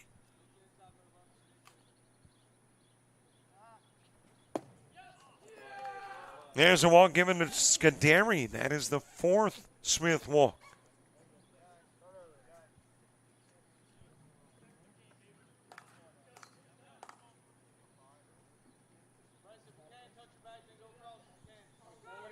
So you got a couple of base runners on for Jack Myers.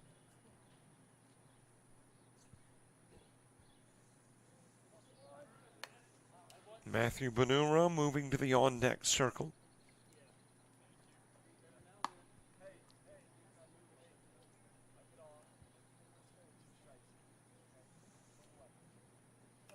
Got some stuff straight out, my view, beyond center field that, as you can see, does not look particularly good, but thinking maybe that will skirt to the south of us.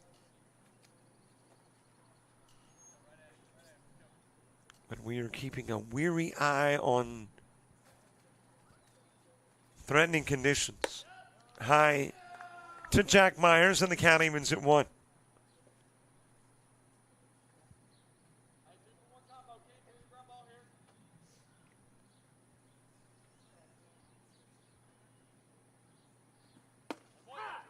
On the outside part of the plate, 1 ball, couple of strikes.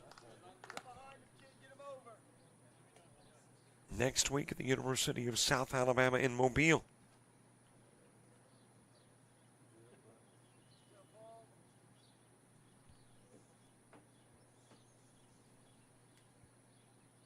A 1-2 offering, high and inside. We've got about 4 days off starting tomorrow. That is really, really rare these days. And not complaining. 2-2 pitch. Too high, 3-2. But here's the thing about those back-to-back days off. You know, those 4 in a row. The wife who's stuck in the house wants to get out and travel. And I'm like, I've been traveling all week, all month, all year. But, you know how it is if mama ain't happy.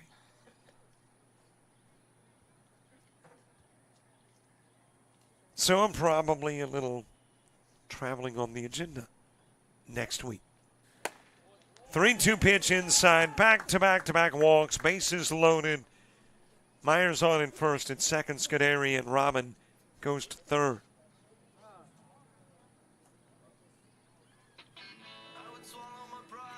That is 5 walks now in the game for Caden Smith. And let's see what the coach's plan is here.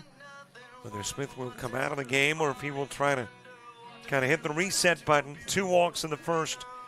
3 have loaded it up here in the second.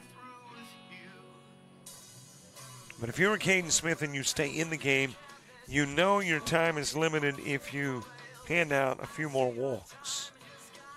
This is kind of a multifaceted trip to the pump. Regroup. Hit the reset. Trying to get Caden Smith on track, but also saying, okay, you got to get that ball into the strike zone or we are going to go to the pin. Smith staying in at the moment.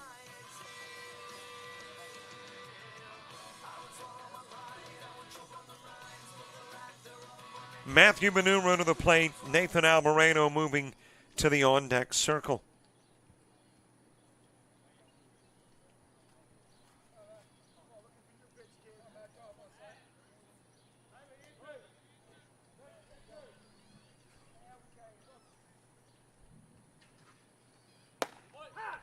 Strike delivered on the inside part of the plate. Well, maybe all it took was a visit from coach. Smith's first pitch following the trip. The conversation on the inside part of the plate. That one on the outside. And it is 0-2.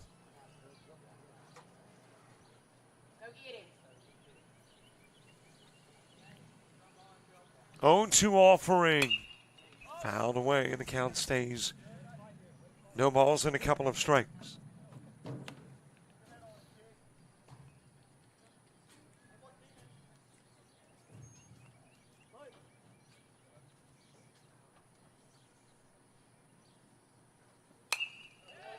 Now when sent back our direction. Saw some lightning out beyond left center. So we now know at least that stuff that looks kind of nasty not only contains rain. On the outside part of the plate, Benura strikes out looking. Second strikeout of the game for Caden Smith.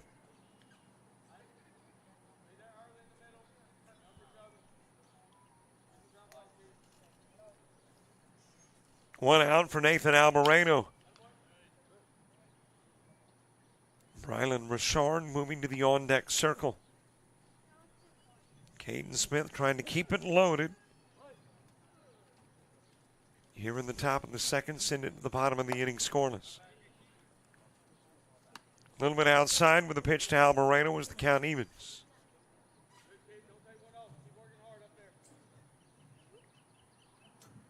Paula striking out, and it's 1-2.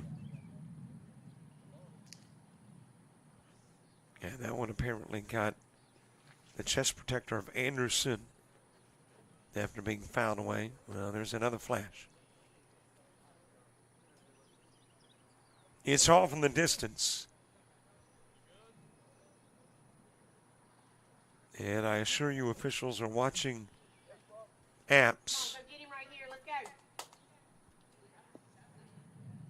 to see how far away those lightning strikes are. And when they get within a certain distance, we'll shut it down.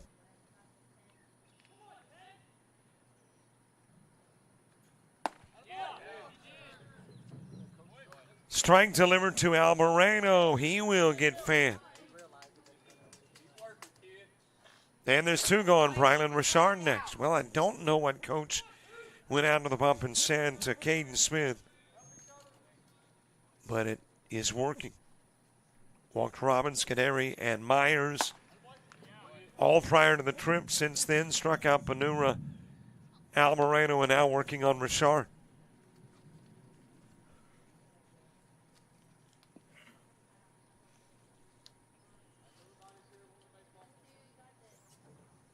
0-1 pitch. Into the zone, 0-2.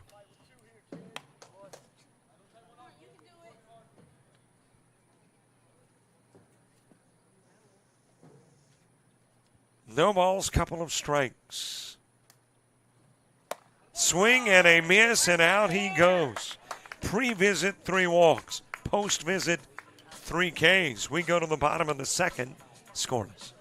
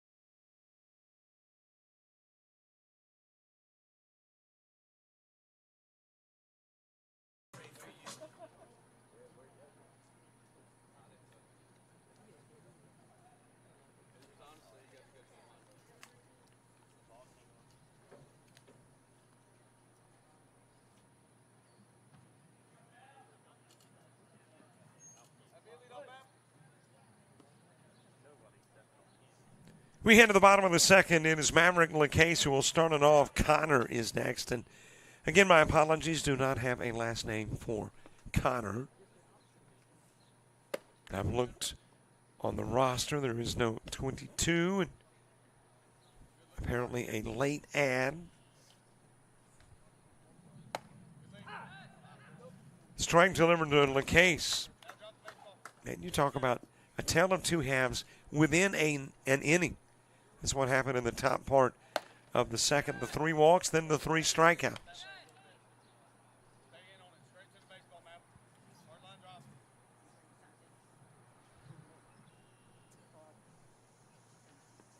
Maverick LeCase. Outside with the pitch, the count runs full. Matthew Taylor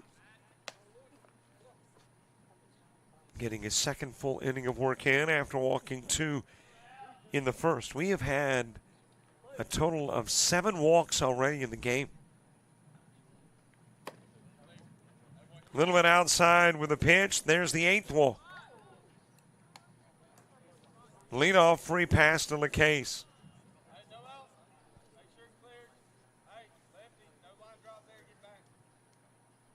And you got a runner on. Connor coming to the plate. Caden Smith to the on-deck circle.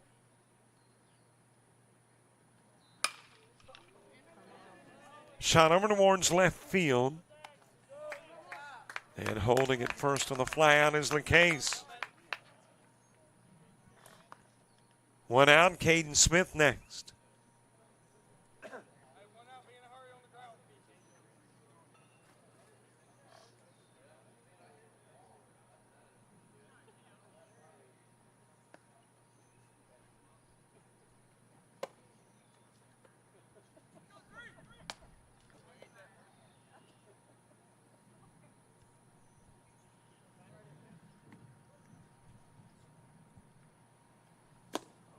Low and away with a pitch to Smith. Tristan Alford to the on-deck circle. Top of the order in the top of the third for the Bandits. We are about 37 minutes into the game. Meaning a little better than an hour left in your time limit. That's a base wrap into right field. Smith delivering. McKay's moves to second. Couple of base runners on. Hit number 1 in the game.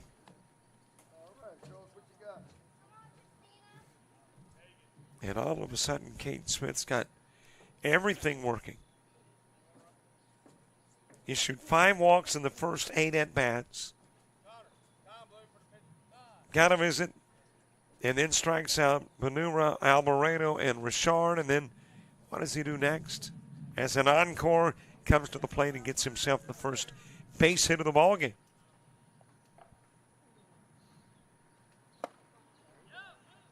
Swing and miss by Alford.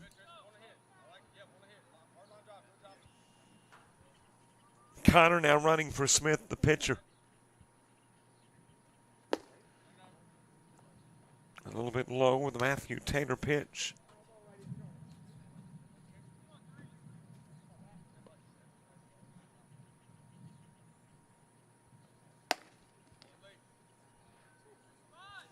Outside of the strike zone to Alford. Scoreless game, bottom of the second. 18U championship. Then we'll get underneath the mid of your shortstop, and a run comes in. That'll be a single for Alford.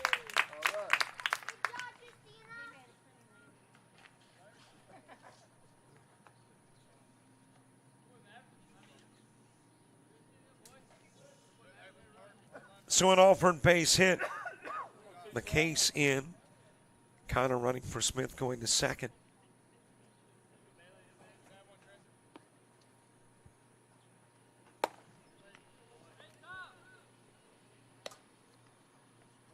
Top of the order, Bailey Brogan moving to the on-deck circle.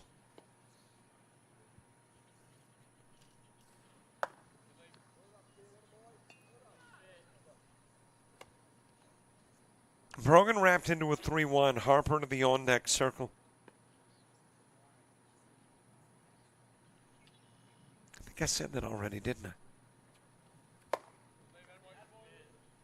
Well, at least now you know that Parker Harper's on deck. 1-zip ball game. LeKay scoring here in the first. Given a walk and then driven in on the single. Strike delivered. Throw down to first. Alford able to get back safely. 3-1 the count on Brogan.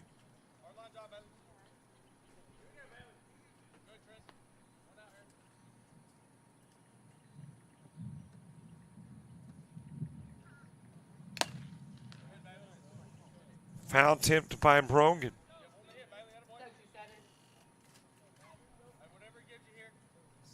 Mississippi 18. 2-0 in pool play. Bandits 1-0-1.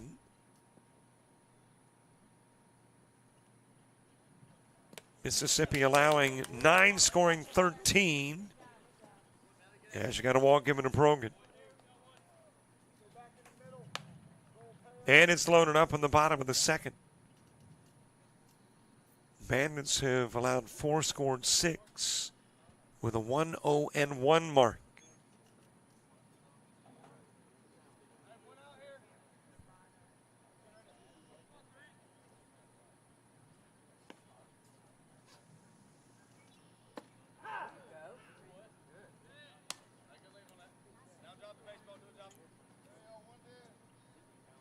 Actually, that's a 2-0-1 mark for the Bandits. And the Bandits have knocked off Devils 18-8-4, Star Scouts 17-5-3, and tied Devils 18-1-1. Tied them earlier, pool play 1-0-1, and then, of course, today in the game that helped decide who got from the consolation to the championship, beat the Devils 18 again. Or faced them again and tied them in the original one and beat them in the second meeting. Got the 5-4-3. Harper taking care of a couple of outs and putting it into the inning, leaving a couple of runners on, but a run's in. And Mississippi 18's got the advantage going to the third.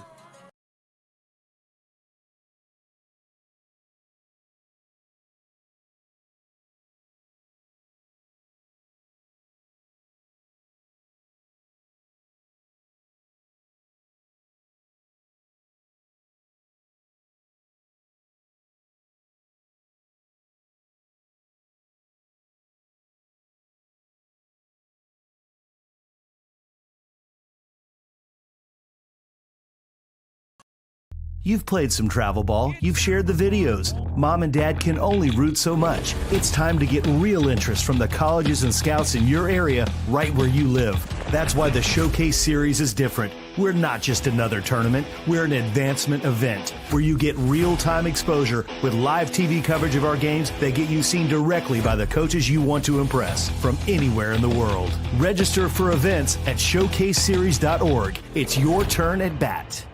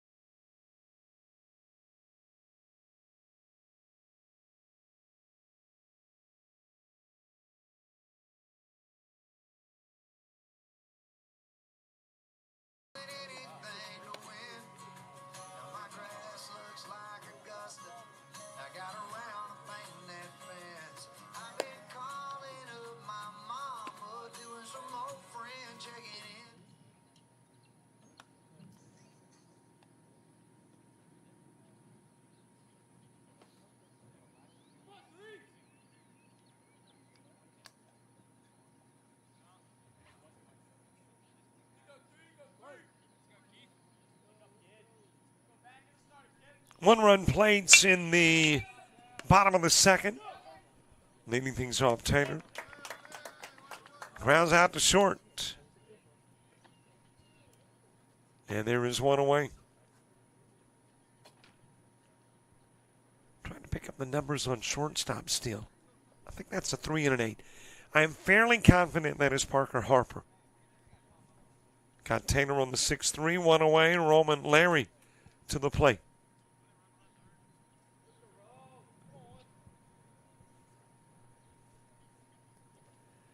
Jace Zorns on deck.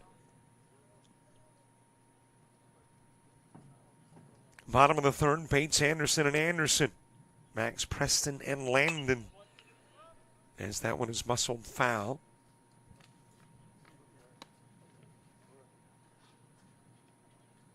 All right, did I completely confuse you on how the Bandits got here? Won a game this morning, 8-4 over Devils 18, which they had tied yesterday, one apiece. And then they've got a Bandits win over Star Scout 17 in the mix. And I think that happened yesterday as well.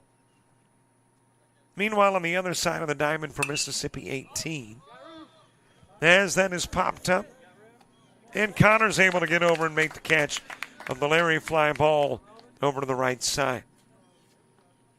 2 outs for Jace Zorns. Mississippi 18 beats the Cage 6-3 and knocks off Hogs America 7-6 to get into this 18U championship bout with the Bandits.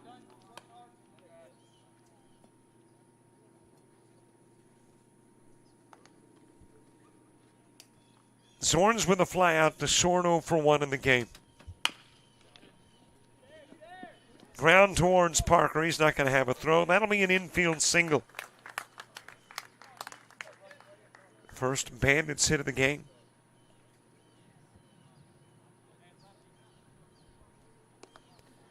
Brennan Deast coming to the plate. Aaron Lewis on deck.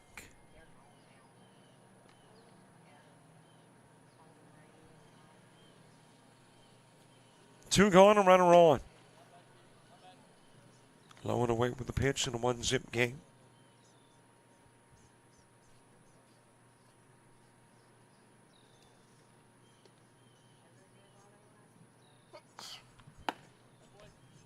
Outside again, 2-0.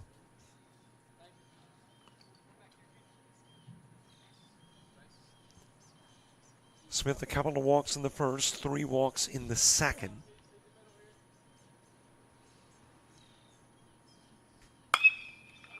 That is hit a long way. Probably the longest shot that we have seen this weekend, but it goes foul.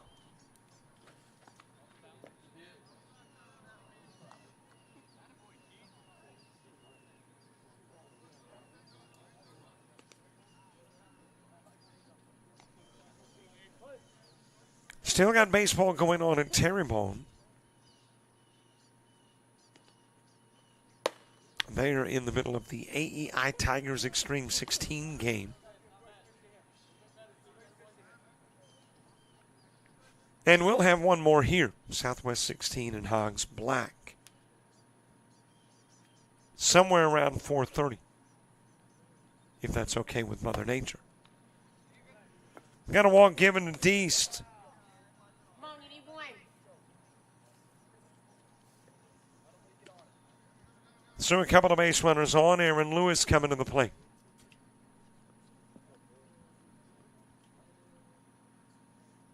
But this week, not only baseball here at Nicholls State, but at Terrebonne. And also at Southland Ball Field.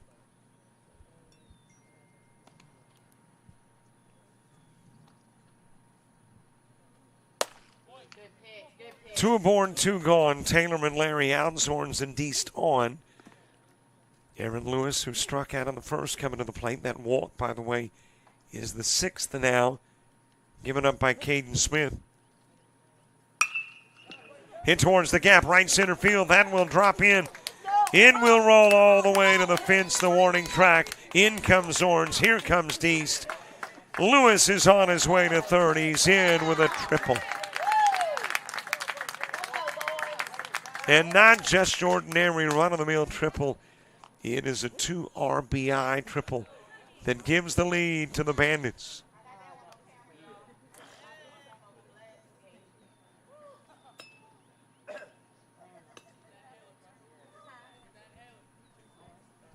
Just found that spot where they weren't.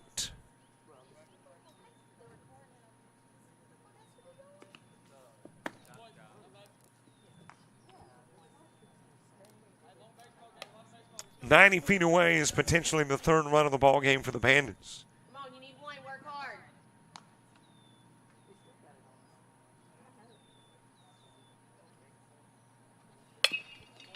Ground foul in the direction of third by Robin.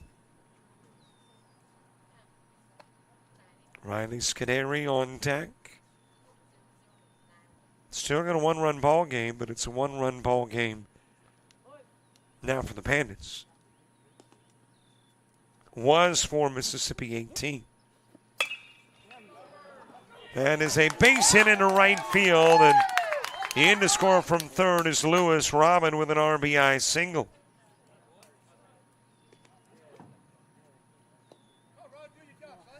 And it's a 3-1 game. Riley Scuderi coming to the plate.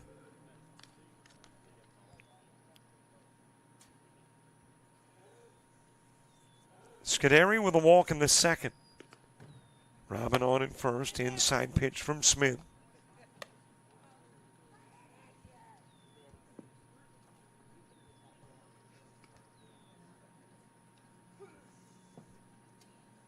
Jack Myers on deck. That'll go to the screen, and that will get Robin on his way to second.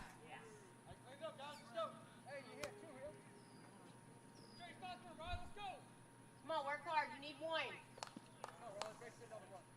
Well, that nastiness to dead-away center field has not drifted completely over us. It looks like it's skirting a little bit to our left.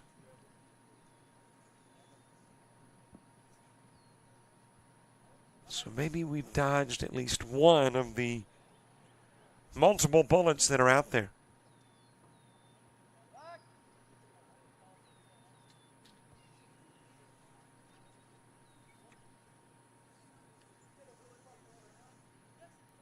Two-0 pitch, outside, walk given to Scuderi.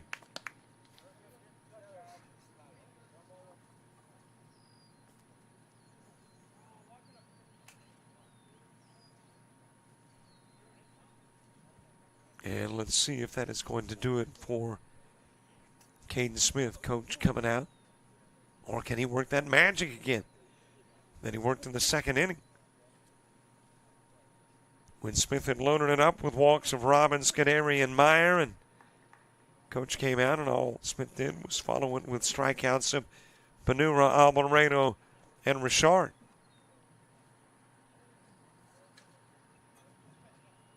So coach trying to see if he can work the same magic here. With a couple of base runners on.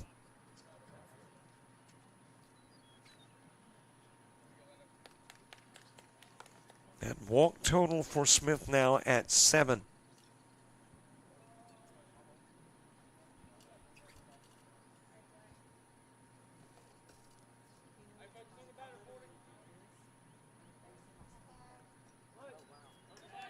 Jack Myers with a walk in the second. Back to the plate here in the third. Matthew Benura. On deck, strike delivered to Myers. Smith needing just an out to get out of the inning. That is fouled back, 0-2.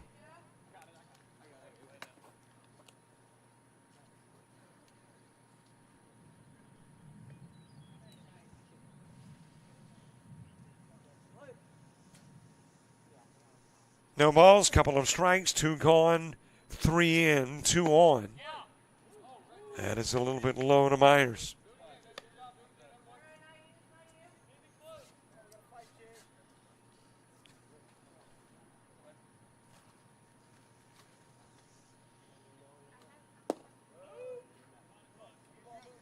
Count evens up, 2 each. Here's your deuces wild scenario. 2 balls, 2 strikes, 2 outs, 2 on, 2-run lead. That is a base hit into left field. Robin will come in to score, and now you've got Scuderi caught, able to get past the tag of Max Bates, and with the throw to third, Myers takes second. And here comes Coach, and that is going to do it for Caden Smith. So a pitching change in a 4-1 ball game with a couple of runners in scoring position with 2 gone in the top of the third.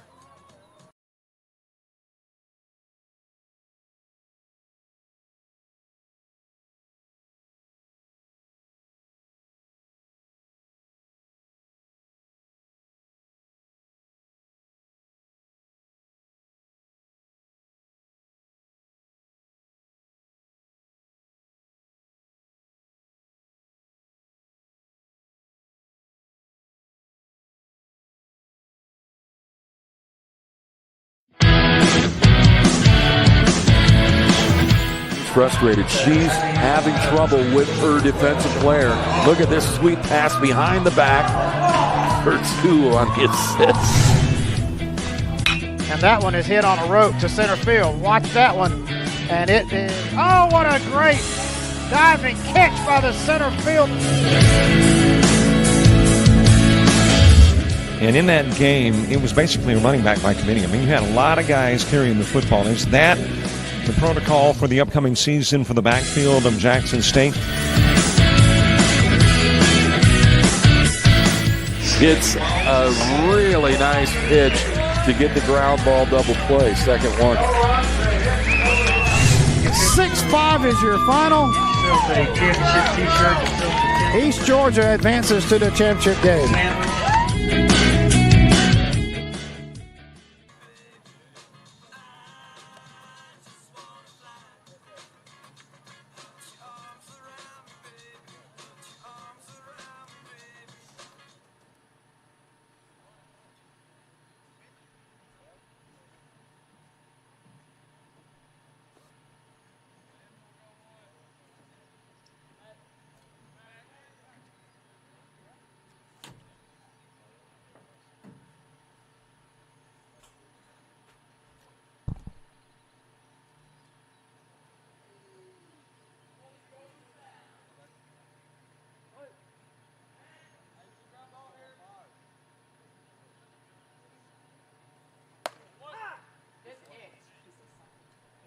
Max Bates, the new guy. It's Caden Smith who will wrap up 2 2/3 and face 19. 4 strikeouts, 7 walks, 4 hits, 4 runs thus far, but leaves with 2 on that are his responsibility. Matthew Benura, the first that Bates will face. Nathan Alboreto moving to the on-deck circle. That is one hop to short and ricochets off from the mitt of Harper in to score as Cadera. Coming in, Myers, he'll score 2. Throw to the plate has got Panura going to second.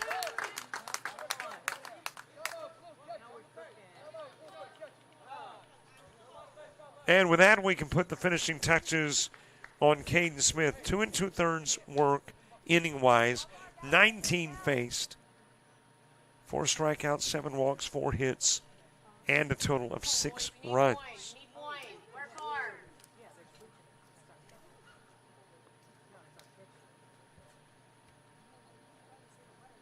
Nathan Alvarado next, a runner for Panura. That is Roman Larry who will run.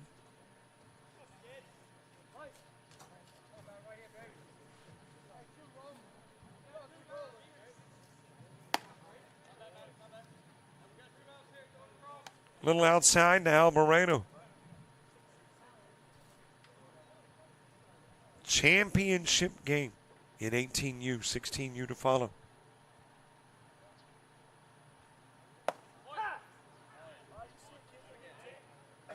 On the outside part of the plate, we are right at an hour into the game.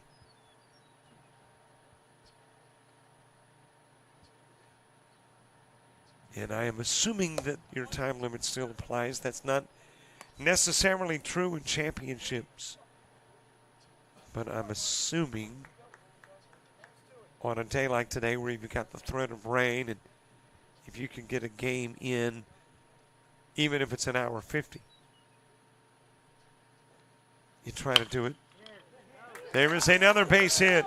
Alvarado delivering as Panura will go to third, and then it gets past Anderson and continues to roll. Base hit and an error. And another run is in.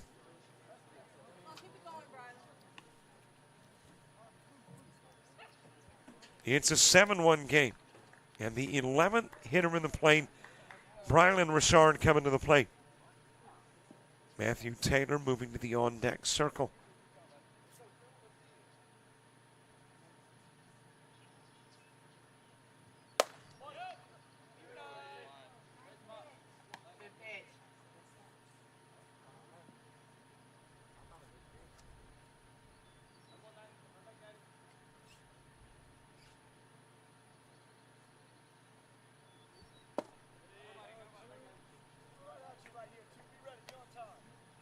Richard struck out in the second. This is the third hitter Bates has faced since coming into the game in relief of Smith. That is popped up right side, and it's going to drop in.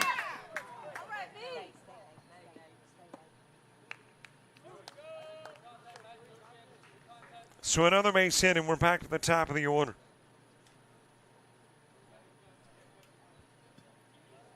Matthew Taylor coming to the plate, the 12th hitter in the inning. Taylor 0 for 2. He has popped out to left and ground out to short.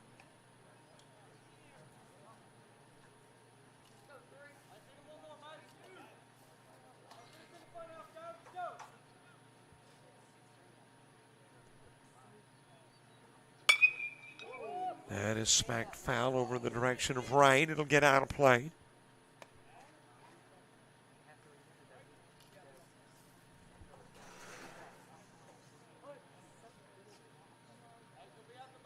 Taylor the first out in the first inning. Same was true in the third. Trying to avoid being the last out in the third. Runs the count to 0-2.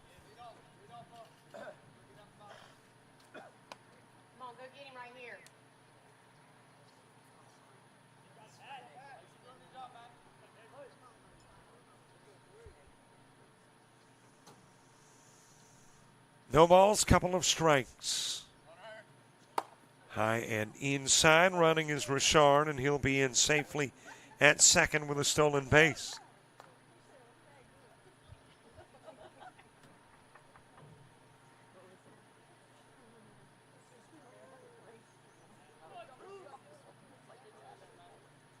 Bates 1-2 offering. That is another base hit. Richard told to come on in. Let's see if he'll score 2. Alvarado does. Richard does too. And Taylor with a base hit that drives in 2 more.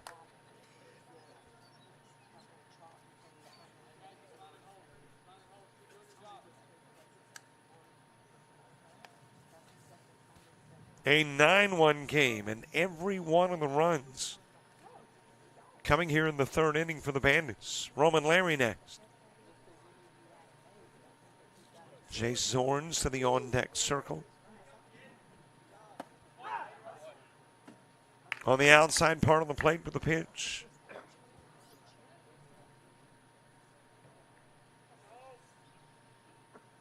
Taylor getting his lead over at first. Bates looking for the last out in the inning, his first out in the game. Outside to even the count at 1.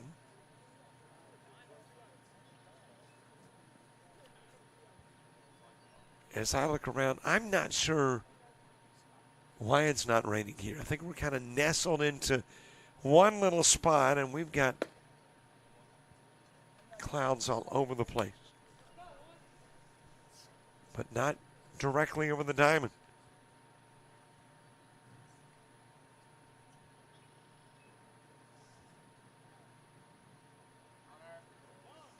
That is fouled away as Taylor takes off for second.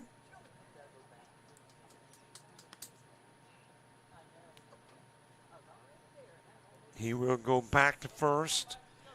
Bates, Anderson, and Anderson when you get to the bottom part of the inning. But we have spent some time here in the top part. A little bit outside, and the count runs full. 3 balls, couple of strikes.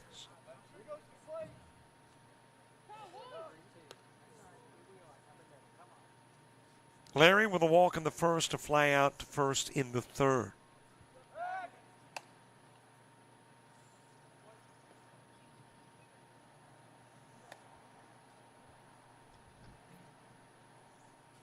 Jace Zorns on deck.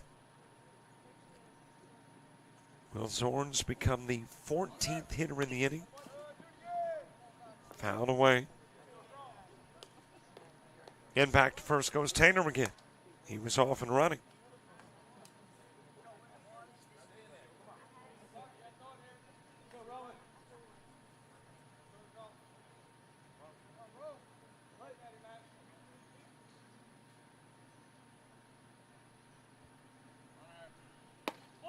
Strike 3 on the outside part of the plate, and out will go Larry looking. 1 runner stranded, but 9 runners come in. And we go to the bottom of the 3rd. It's no longer a tight game, 1-run game. It's an 8-run game going to the bottom of the 3rd.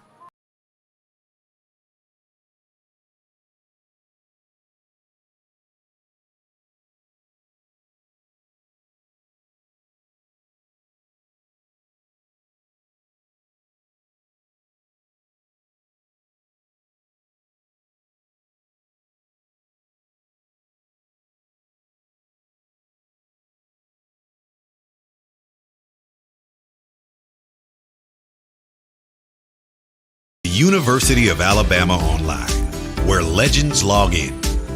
A tradition of excellence. Decades of experience in distance learning. Empowering students of all ages. More than 90 degree and certificate programs to advance your career. UA Online. Flexible, affordable, legendary. Let your computer be your campus. Visit online.ua.edu.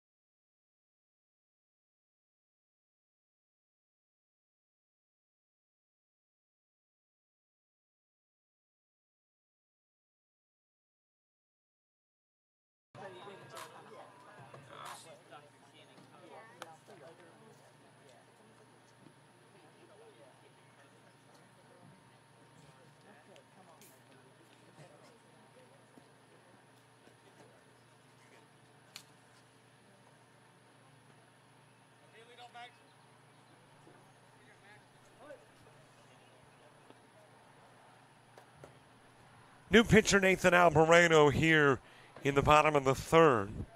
Matthew Taylor will work 2 innings, face 11, no strikeouts, 4 walks, 2 hits, and a run allowed. And Alvarado will take over facing Bates, Anderson, and Anderson. Ground towards second. Robin fielding, going to first, but not in time. And actually, that appears to be Matthew Taylor, who came off the bump and moved to second. So that will be an E4. A little trouble getting it out of the mid for Taylor. And in this game of inches, it allowed Bates the opportunity to get on.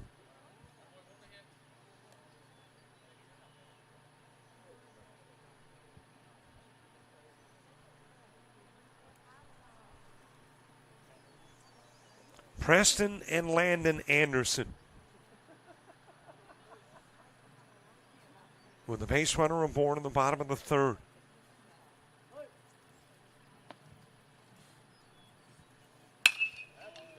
That is sent towards center field, but there for the catch is Aaron Lewis. And there's one away. Staying at first is Bates.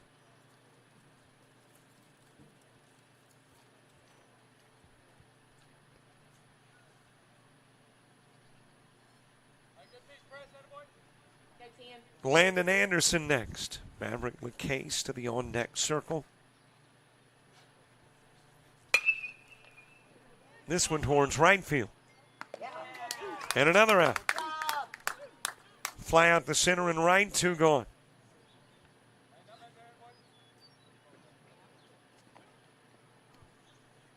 And in right field, Roman Larry.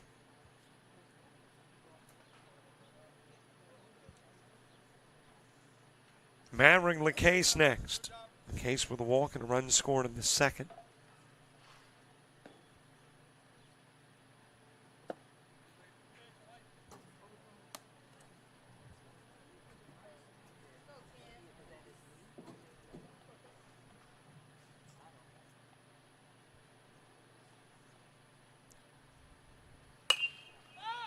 Popped up, left side.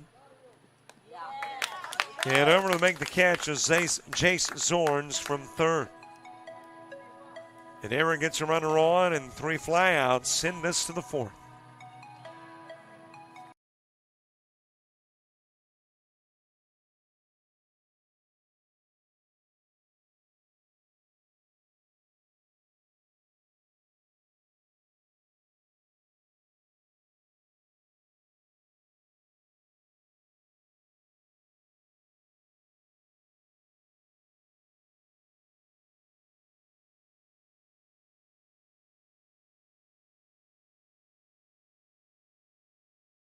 Are you an athlete looking to play at the next level? With players and teams all across the Southeast, United teams compete regionally and nationally in Showcase Series, Perfect Game, and PBR events.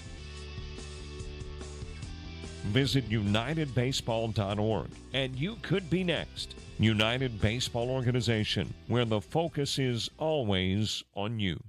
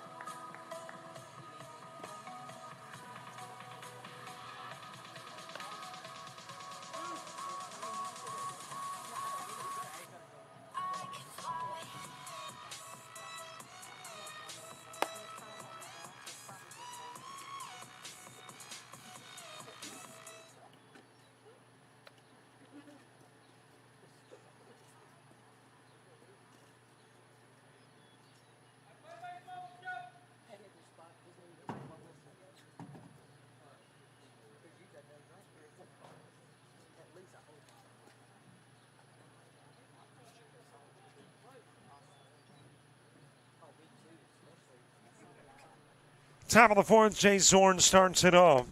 Brennan Deast and Aaron Lewis due up in the inning two, facing Max Bates. Bates came into the game and worked a third of the third inning.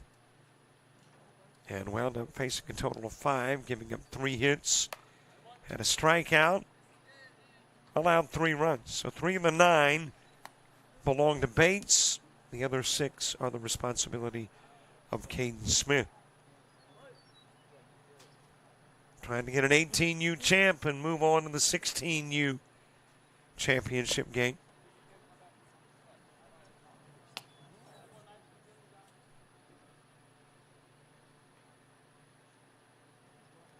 Zorns with a fly out to short and a single, 1 for 2. A little bit inside with the pitch, and the count goes even. 1 ball, 1 strike. And a 1:31 start time. As that is dropped into right field for Zorns. So if we're doing the $150, 321 or thereabouts would be your in time. 8th hit of the game, Zorns on. Brennan Deast coming to the plate.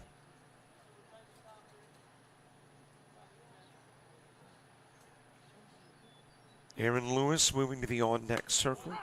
Strike delivered on the inside part of the plate. Deast with a couple of walks. Put aboard by Smith in the first and third.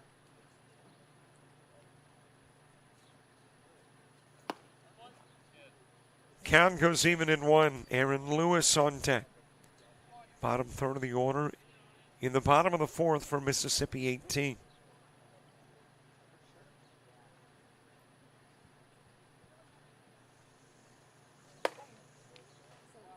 High inside pitch to Deast.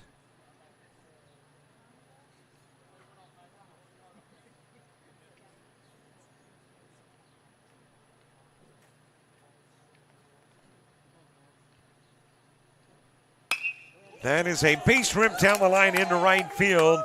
Let's see if it's more than 1 for Deast. No, he'll put on the brakes at first. On the other corner goes Zorns. Back-to-back base hits with Aaron Lewis coming to the plate.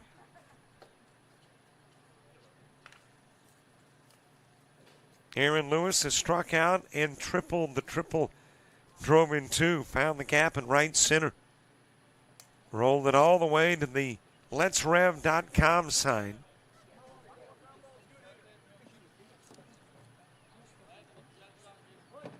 And drove in Zorns and Deast. 2 on, nobody out. Taking off immediately, Deast. Got a good jump. Wasn't going to get a throw anyway. With a runner at third, and Deast slid past the bag. But no throw. So no danger in getting caught stealing.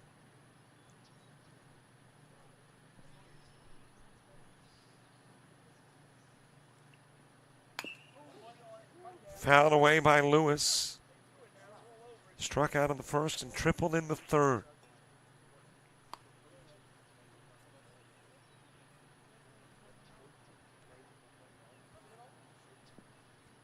Lights coming on here at Nicholls State. At the Den, home to the Colonels. Swing a miss and out will go Lewis.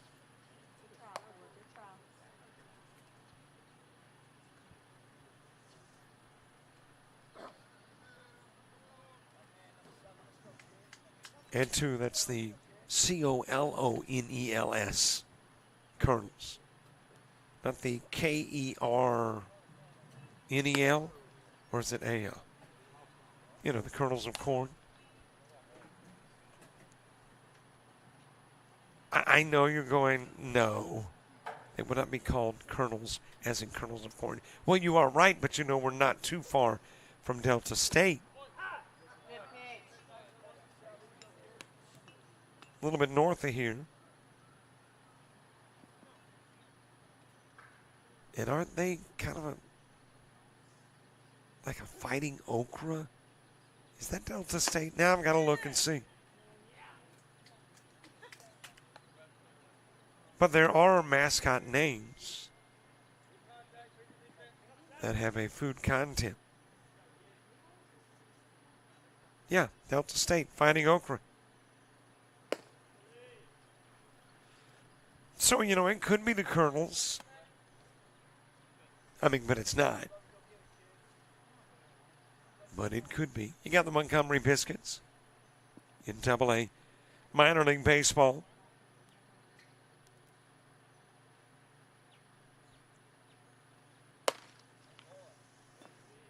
A little bit high with the pitch, and Robin goes down to first. Bases are loaded. There was a junior college. I'm trying to think where, and I'm actually trying to think of the mascot name. Is it the Brussels sprouts or the asparagus? Fighting asparagus? It's something like that.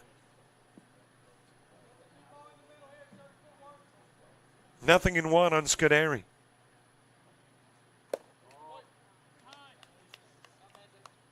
Scuderi with a couple of walks, walked in the second and third.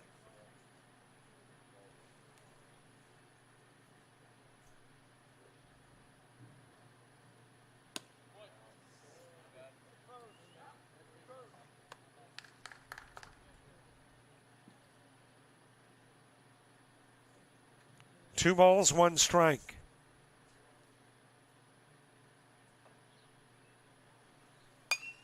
That is sent back this way, foul.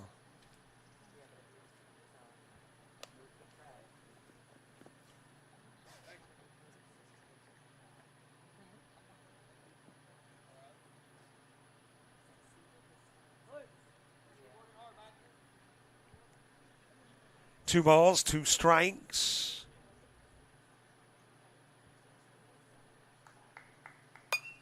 And foul back again. All right, here's some. Fighting okra, we've already talked about that. The Spuds of Moorhead High. The Big Macs from Cannon McMillian High. The Hot Dogs, the Meloneers, the Sugar Beaters. All mascot names. Swing, a miss, and out will go Scuderi.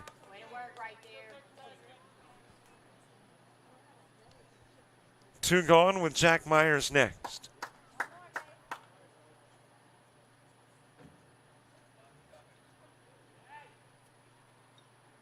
The University of North Carolina School of Arts are the Fighting Pickles. Concordia are the Cobbers.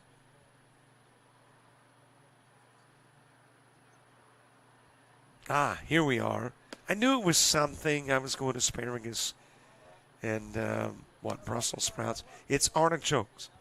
Scottsdale Community College. They are the Artichokes.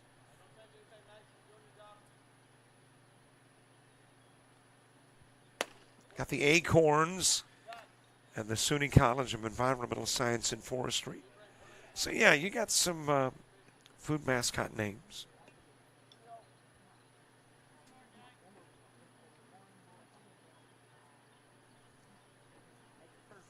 3-0 pitch to Myers, a pitch outside of the strike zone away from bringing in a run.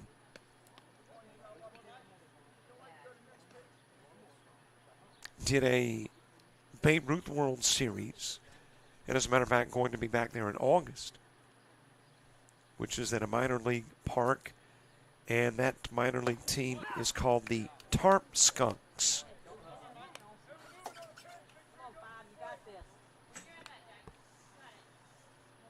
Got a little high school near me in South Alabama. They are the Laurel Hill Hobos.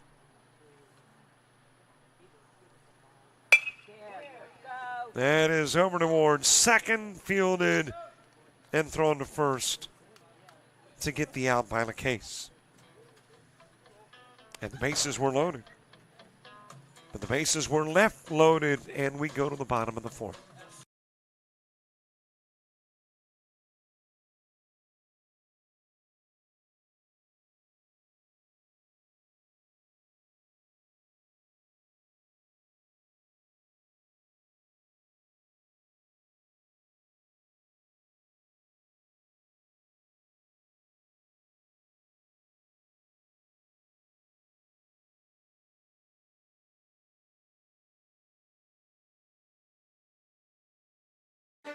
You made it.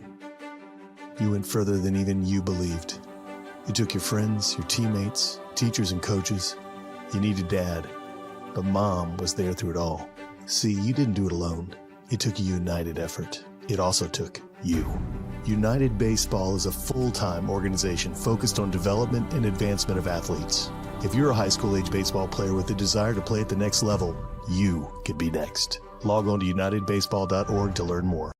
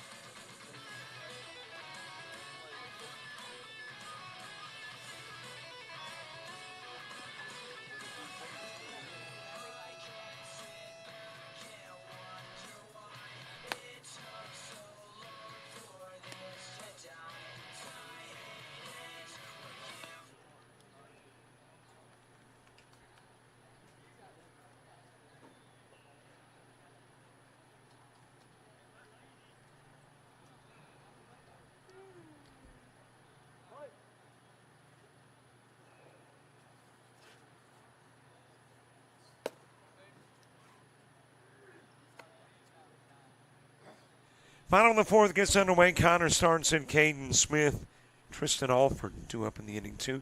Got another final from Troy. Prime 9 Navy, beating Southern Elite 6-5.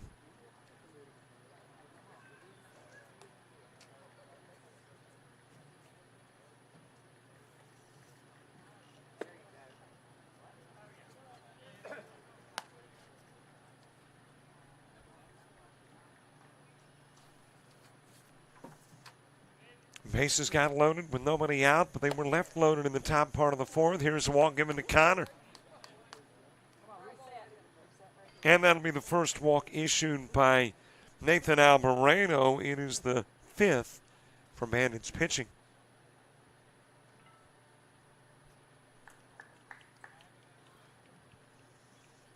And a runner aboard. That is popped up right side.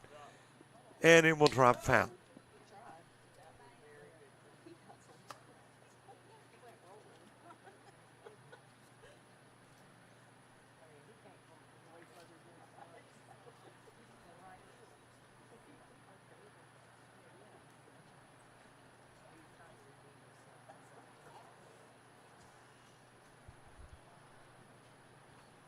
Caden Smith, who singled in the second to the plate.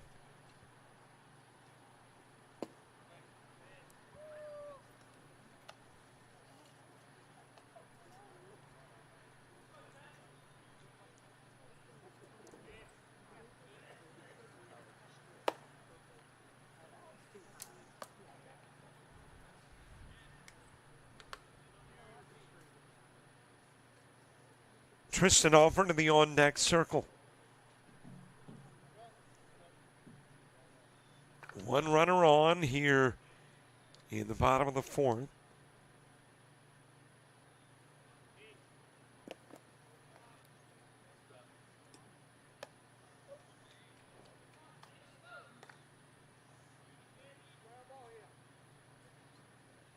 Cloudy skies, but no mention of rain now. We did have rain in the forecast earlier. There was a walk given to Smith. Couple of base runners on. Tristan Alford coming to the plate.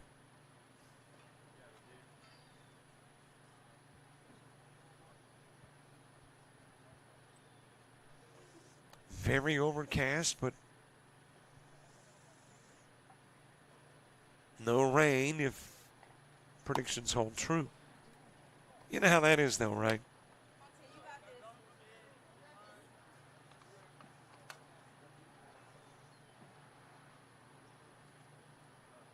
Our forecast could change on a dime. Right now, looking at the radar, as that is sent to Zorns at third, goes to second, gets the out of Smith. Throw on the first won't get off, and 5-4 the put out.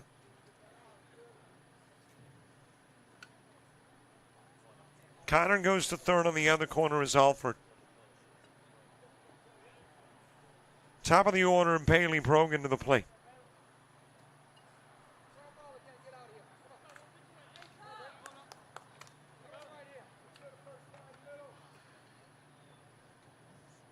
But at the moment, it looks like the stuff that's a little bit southwest of us, as that is mishandled in left field by Scuderi. That is going to get a run in. Connor scores.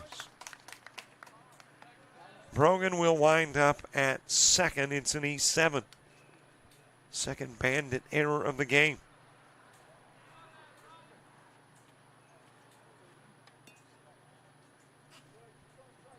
And it becomes a 9-2 game.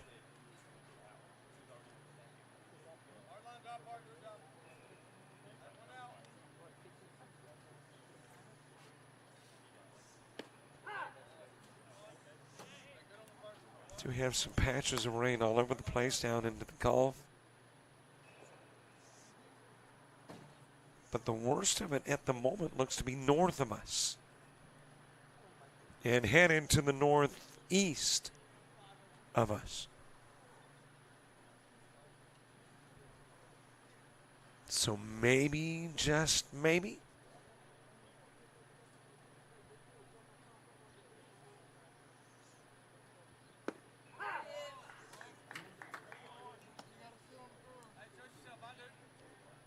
into the strike zone with a pitch to Parker Harper. Harper ground into a 4-3 and a double play, 0 for 2 in the game. Max Bates on deck on the inside part of the plate. And out will go Harper.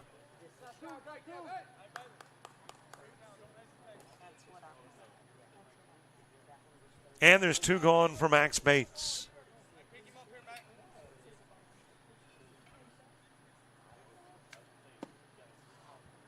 Just a little bit inside with the pitch.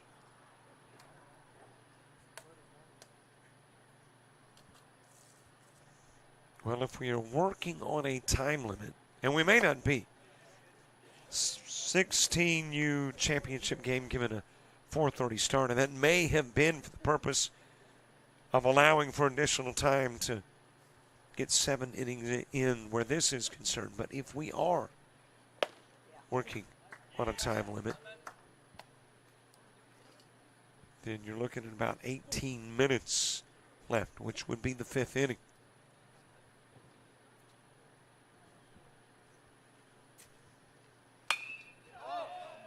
Popped up on the infield. And the catch made at second. Bates out, 2 left on, 1 run in. 9-2 Bandits as we head to the 5th.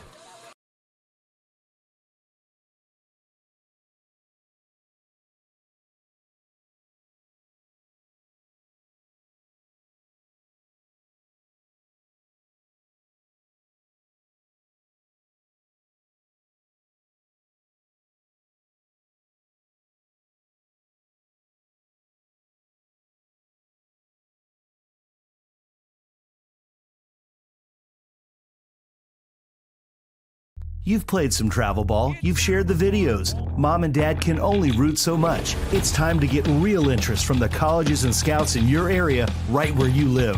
That's why the Showcase Series is different. We're not just another tournament, we're an advancement event where you get real-time exposure with live TV coverage of our games that get you seen directly by the coaches you want to impress from anywhere in the world. Register for events at showcaseseries.org. It's your turn at bat.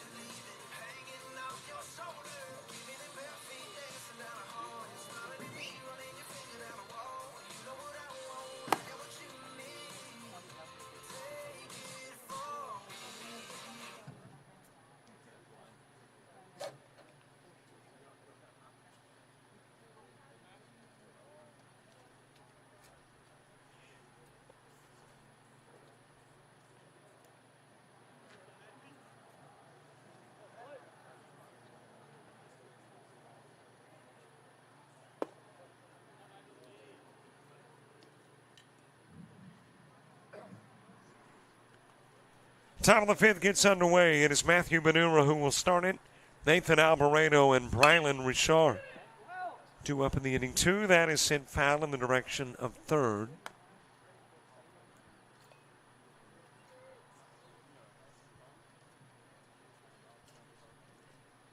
Benura with a strikeout and reached on an error.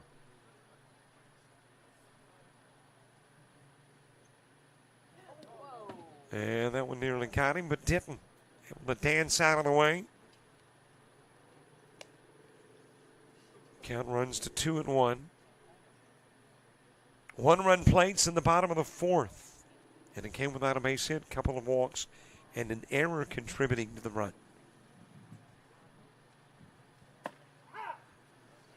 On the outside part of the plate, and the count goes even.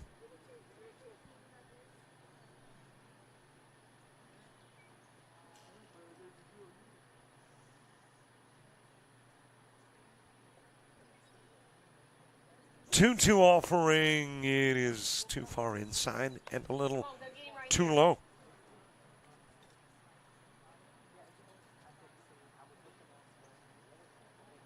Three balls, couple of strikes. Max Bates got his first full inning of work in the fourth. Outside, and Benuro's given a walk.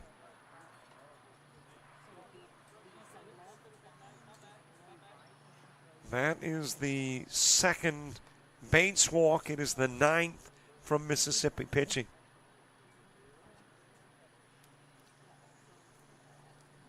Nathan Alvarado next.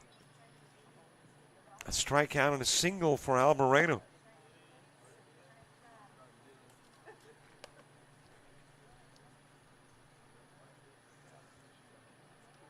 Alvarado with a strikeout in the second. Singled and scored a run in the third. Lifts that one foul. And the count goes even at 1.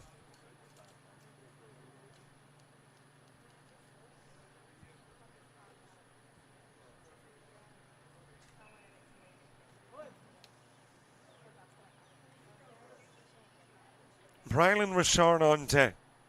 Slight lead at first for Benura. Into the zone, and the count goes 1-2.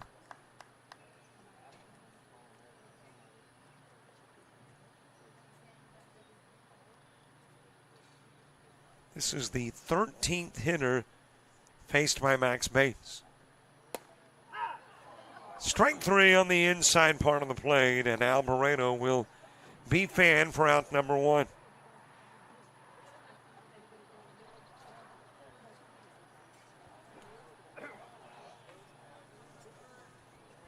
So one away as Brylan Richard makes his way to the plate.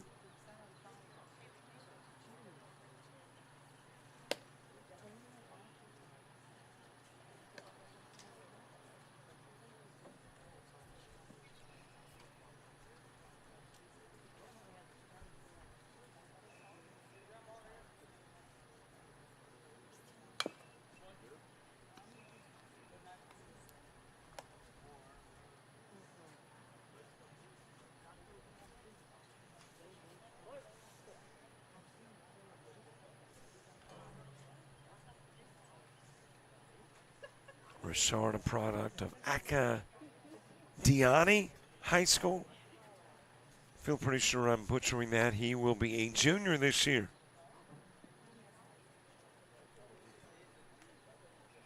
Got a base runner aboard with one away.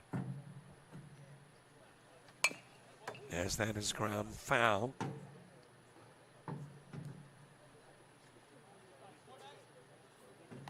He's one of the younger guys participating. As a matter of fact, where Mississippi 18 is concerned, they don't have any incoming juniors. They are all grads or seniors this year. That'll go outside and get the runner, Benura, to second. You've got some youngsters on the Bandits. You've got Richard, Scuderi, and Gonzalez, all listed as members of the class of 2027. 3-2 pitch. Too high, too far inside. 10th walk by Mississippi pitching.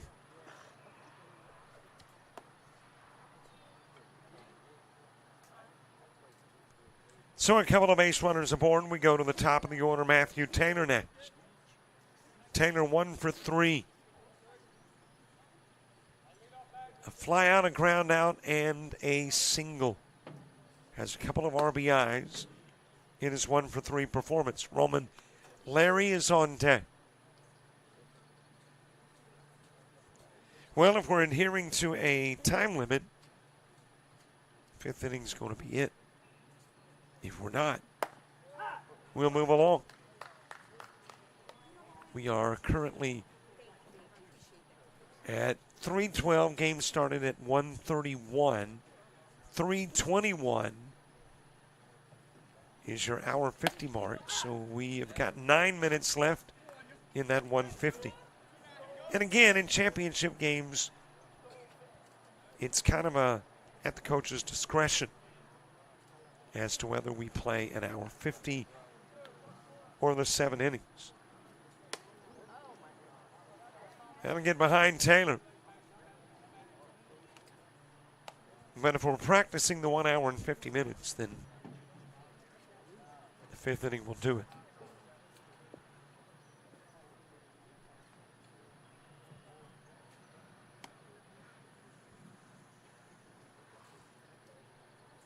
One out, 2 on. Roman Larry to the on-deck circle.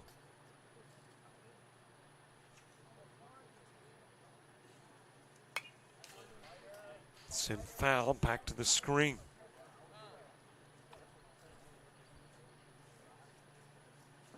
I think the weather in Troy, Alabama, where we're also covering Showcase Series baseball this weekend, forced it to be exclusively a pool play tournament.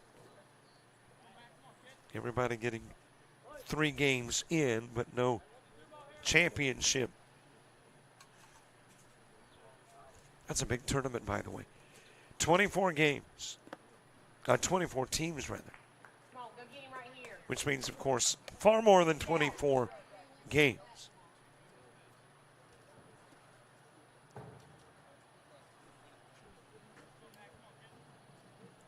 Just at Troy University, you got about 15.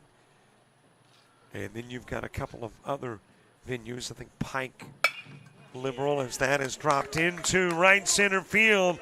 Taylor driving in Benura. On his way to second, he'll be there sliding with a double. 1 more run in.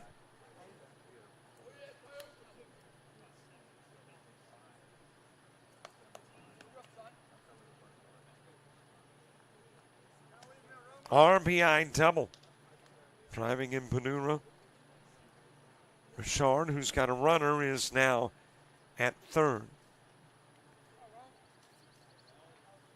And Roman Larry coming to the plate. I think that is Jack Myers running for Brylan Richard. Into the strike zone to Larry. It is.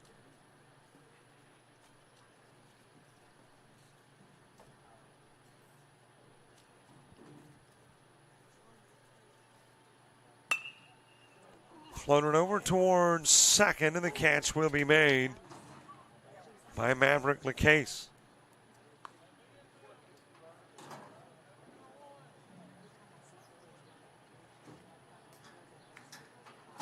Or actually, that might be a 3-1, which would be Preston Anderson, who was originally in left field. So Anderson, I think, making the catch.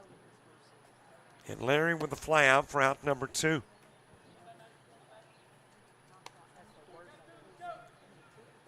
Jay Zorns, a couple of base hits and a fly out to short.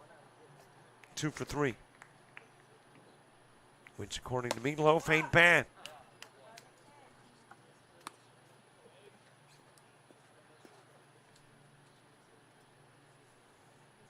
Two balls, no strikes to Zorns. Brennan Deast to the on-deck circle. That is just over the head of Parker Harper into center field. Richard's runner. Myers in and Taylor in too. So Zorns with a 2 RBI single.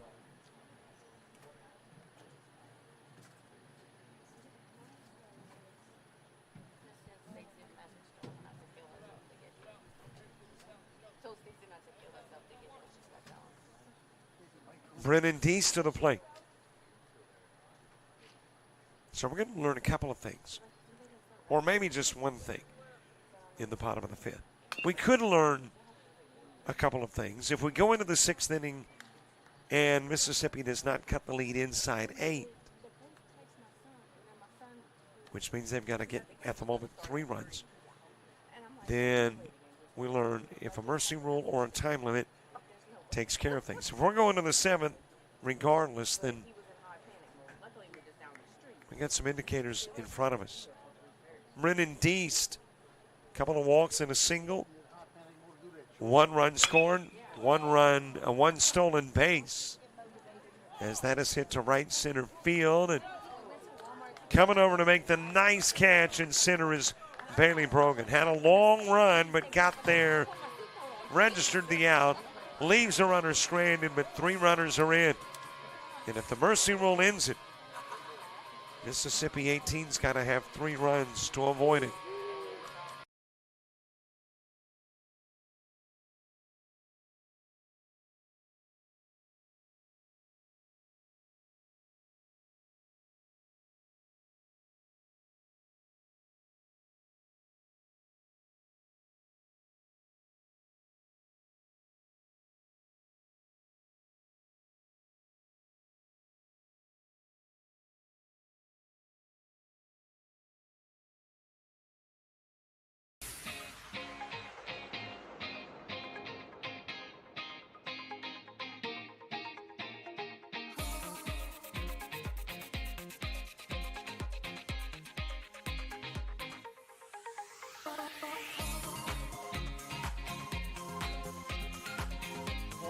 Is the 7 guy. Right up the middle, base hit, back-to-back base hit. Starter with a double, the single from Cumbie coming to the plate and tagged down at home.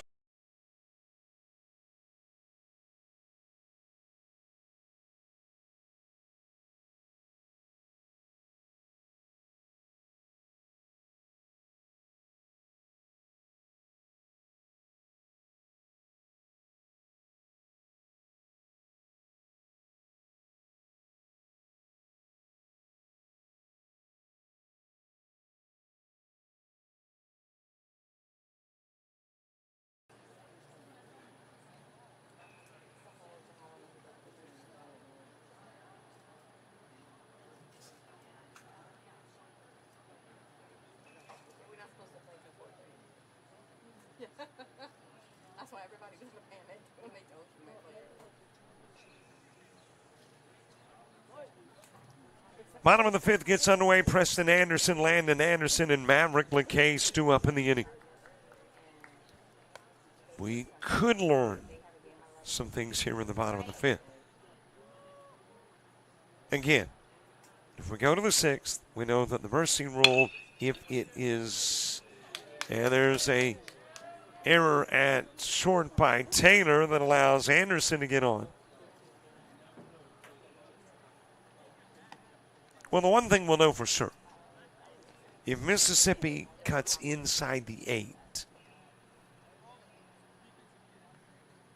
then, and we go to the 6th, we'll know that the mercy rule is not applicable. If they don't get inside the 8, and we go to the 6th, we'll know the mercy rule and the time limit is not applicable. So those are the things we could learn. Strike delivered to Landon Anderson.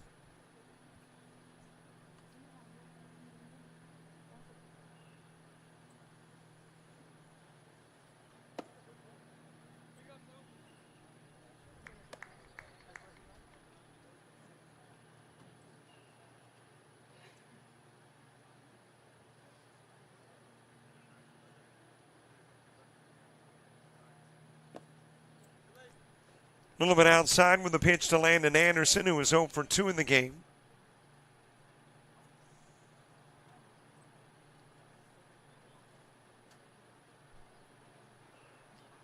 Ground out to first and popped out to right. Count runs full, 3-2.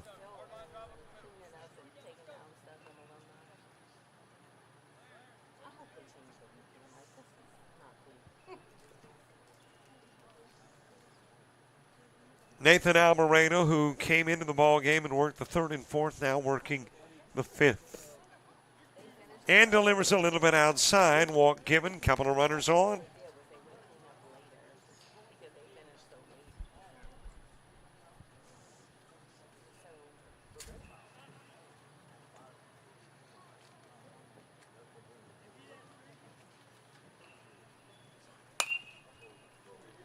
Fouled away by LeCase. Maverick LeCase has walked.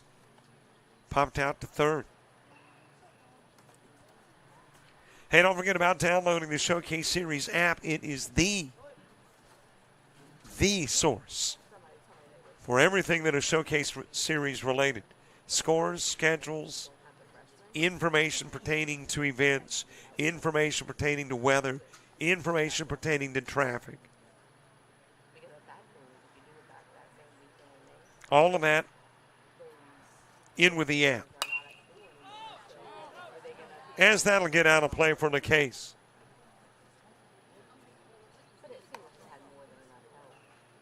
And oops, we don't have it out of the inning. Got a couple of runners. There we go. 2 runners aboard, nobody gone. Bottom of the 5th.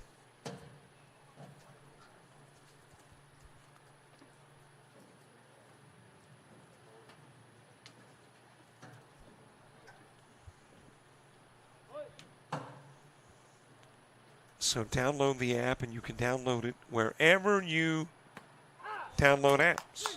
On the inside part of the plate, and out goes the case.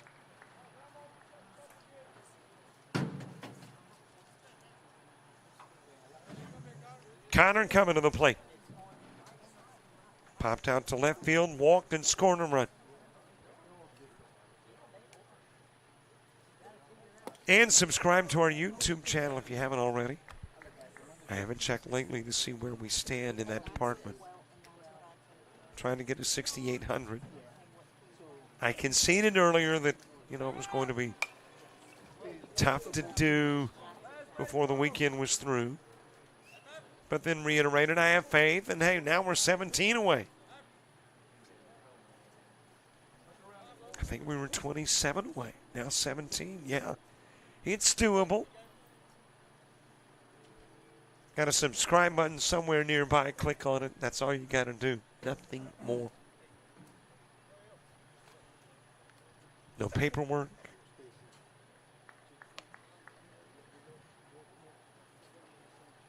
No credit card number. No debit card number. No nothing. Just click on it. We're not going to harass you, bug you, email you, call you, haunt you, taunt you. We're going to thank you for subscribing to our YouTube channel. 1 ball, 1 strike. And there's strike 2. Maybe 3. Apparently the scoreboard indicating 1-1, but 1-2. And out will go Connor. 2 gone.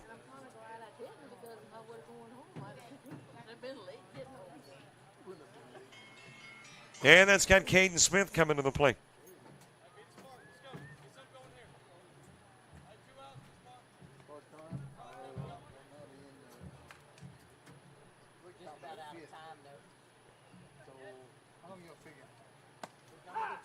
On the inside part of the plate to Caden Smith. Smith has walked and singled.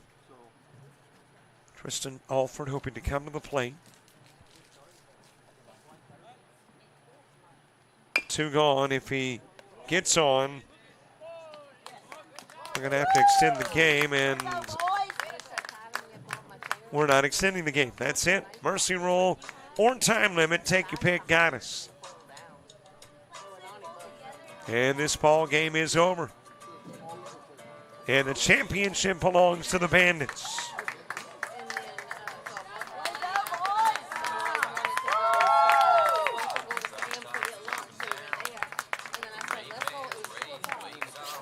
Taking a look at your championship totals in this one. You got a total of 2 hits, 1 error, and 9 left on by Mississippi 18. Got a run in the second and a run in the fourth.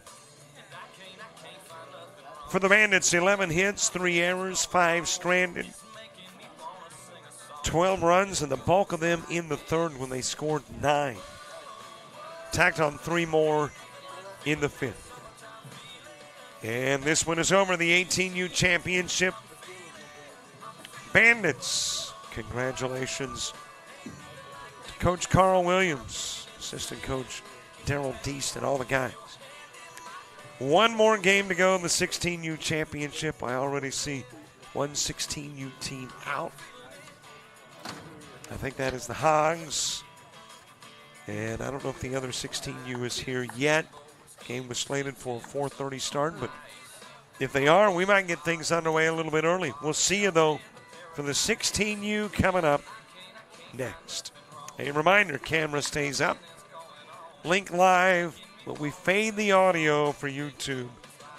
And we'll be back with the last game of the weekend in about 20 to 30.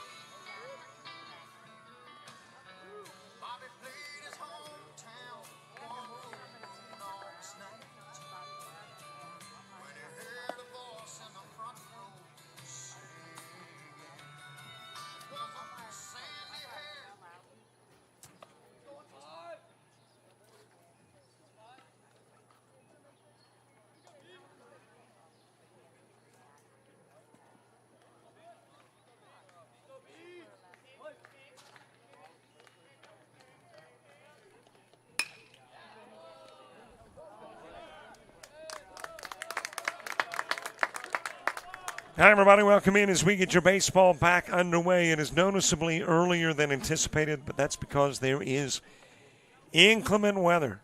You're not believing it, right? Oh, you are. You're aware. Had a lot of it. It is on its way, and we're trying to get this one in before the rains come. Starting things off, it was...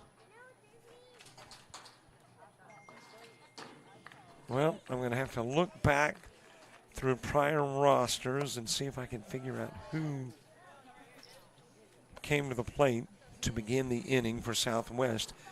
A lot of things to do in between games, and in between games sped up, so limited amount of time to do so. As that one is sent to second and mishandled, and you got a base runner aboard.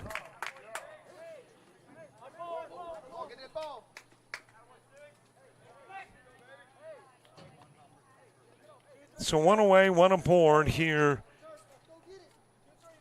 in the top part of inning number one. Southwest 16.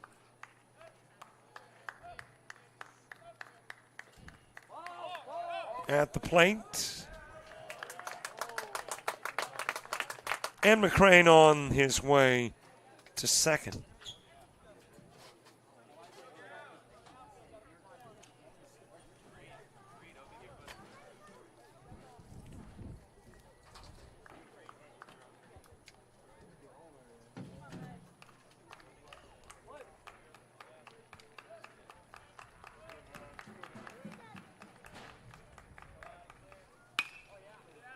That is sent foul over in the direction of right field.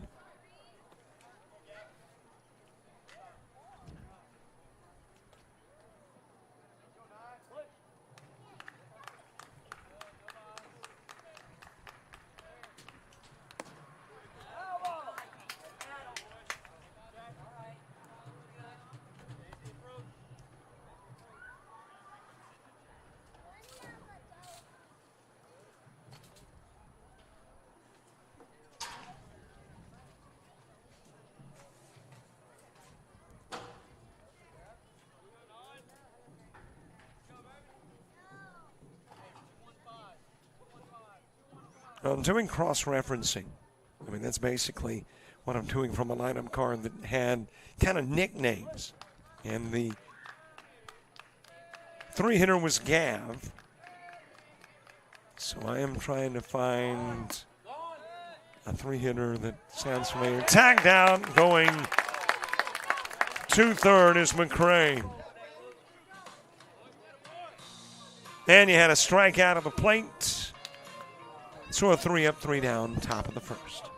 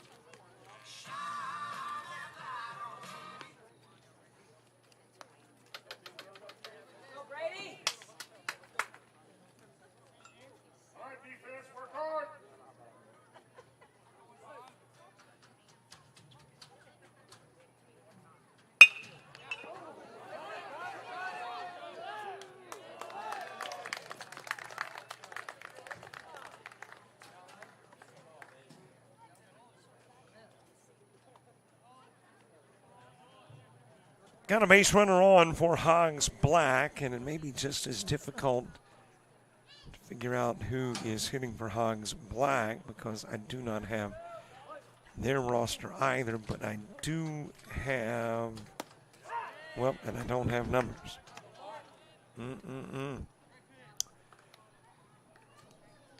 Well, let me do a little cross-referencing again, see if I can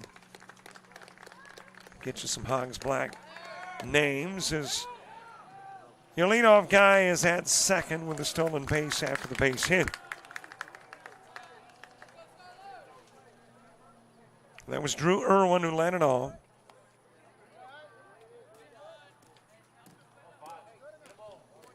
Base hit and a stolen base. He's at second. At the plate is Skylar Foran.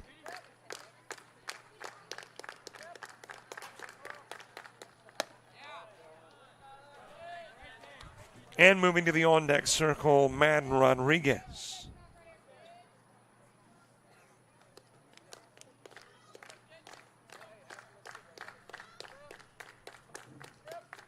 So a base runner aboard. That is ground towards third. Runner look back, throw to first. Out will go Foran on the 5-3 put-up. Nice work, eh? And there's one away. Madden Rodriguez next. On deck is Nico Fandino.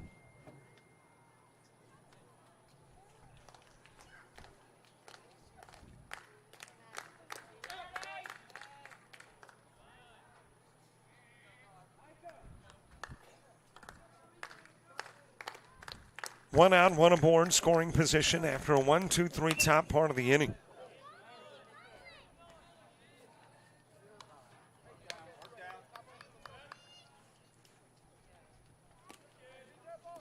One error committed, and that error obviously turned out to be certainly not painful. Played no role from the perspective of a run scoring. Obviously, anything that happens in the game of baseball technically plays a role. So the U4 got McCrane on.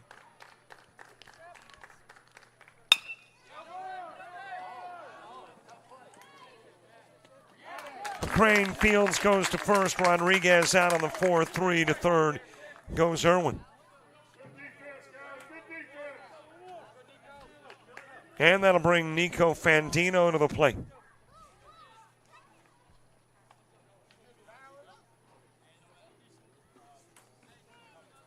Go, Nico.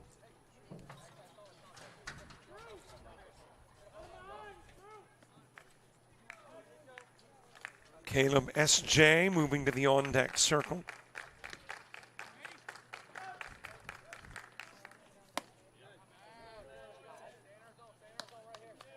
And as I mentioned, this game was given an original start time of 4:30, but here's the reason we're playing a lot earlier than 4:30.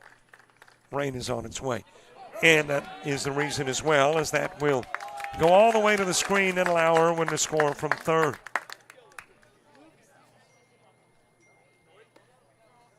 But that threat of rain is also, unfortunately, why we don't have a pitcher to hitter look. A little different setup here. No protection, no deck. Out in center field. And rain covers only do so much protecting. As Fandino delivers with a base hit into center.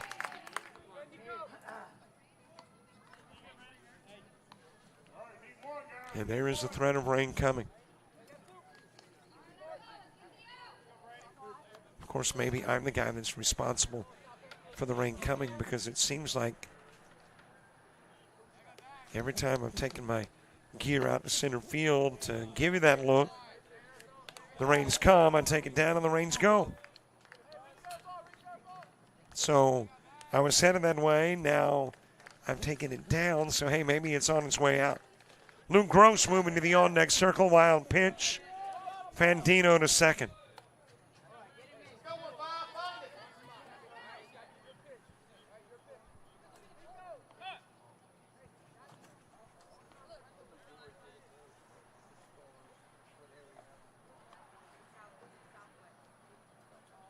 back-to-back outs of ground outs, Foreign and Rodriguez.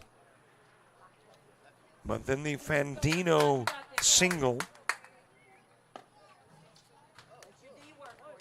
Irwin coming down the wild pitch. Caleb Eschew to the plate, or SJ. Inside with the pitch. And I'm thinking, too, based on the threat of inclement weather, that all of the things that typically apply, that may not apply in a championship, do here. And that is mercy rules and time limits. It's kind of give or take where the time limits are concerned. Typically, it is to the coach's discretion, but I think today, on a day like today when rain could play a big role, I think it was kind of decided for everybody by officials.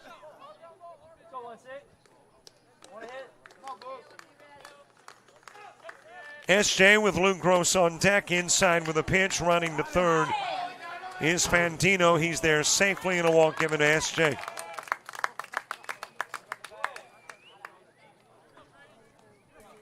Luke Gross coming to the plate.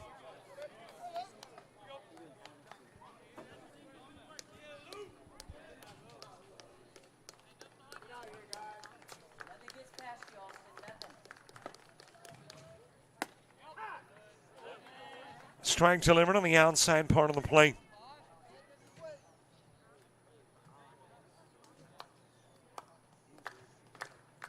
George Hurley to the on-deck circle.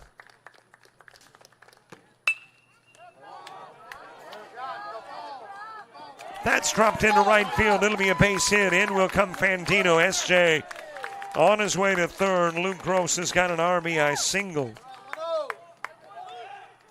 And Hogs Black has got another run.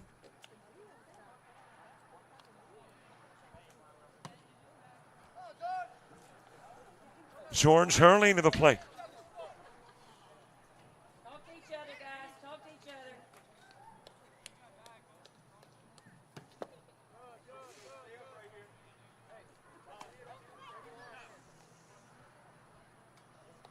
And coach coming out to have a conversation with his pitcher.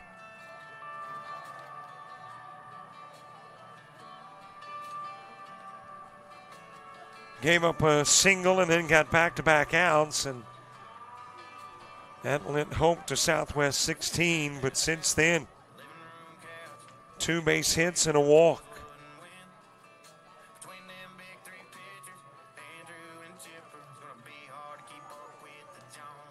And that's got coach out of the dugout to have a conversation.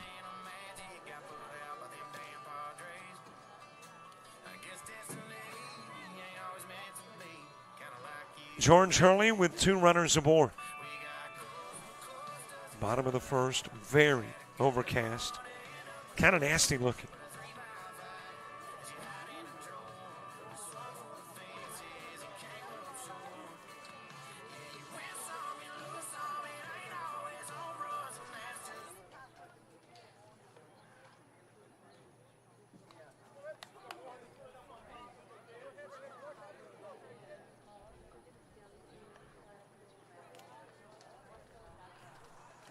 Conversation over.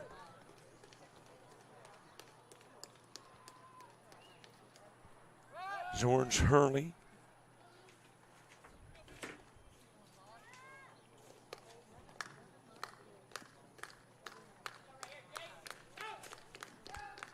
Stepping up to the plate.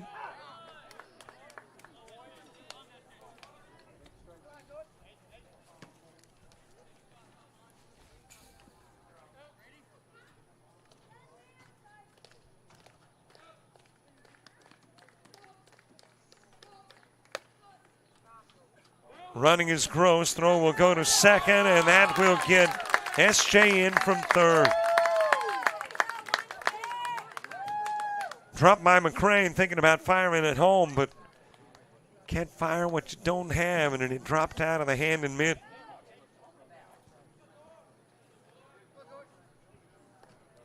And Hogs Black with a 3-zip lead.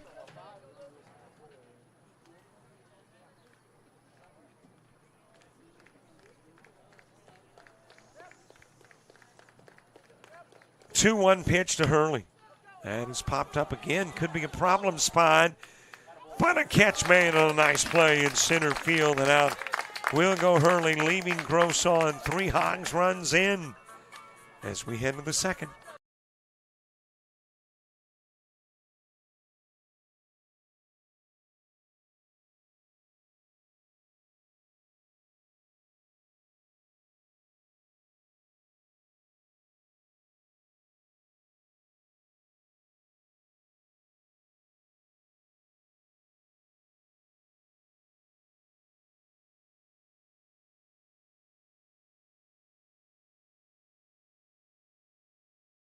You've played some travel ball. You've shared the videos. Mom and Dad can only root so much. It's time to get real interest from the colleges and scouts in your area, right where you live. That's why the Showcase Series is different. We're not just another tournament. We're an advancement event where you get real-time exposure with live TV coverage of our games that get you seen directly by the coaches you want to impress from anywhere in the world. Register for events at showcaseseries.org. It's your turn at bat.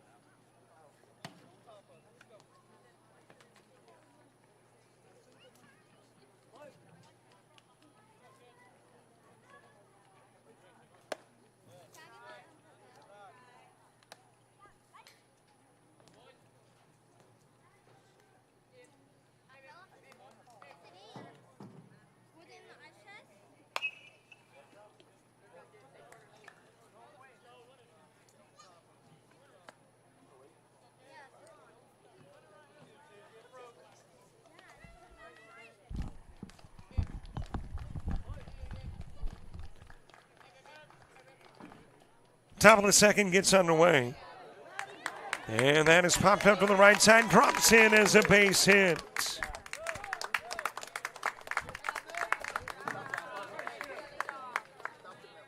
And the base runner aboard.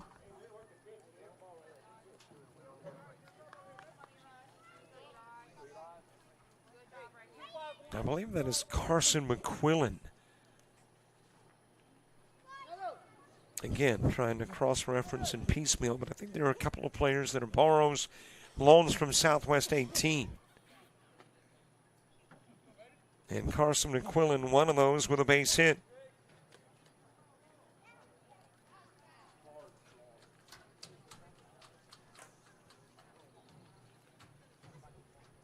Eli Begnog next.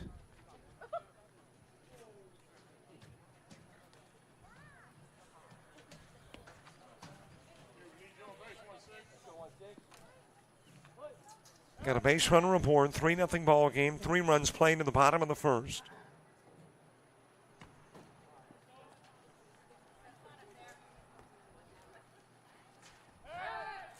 Again over to first, but able to get back safely is McQuillan.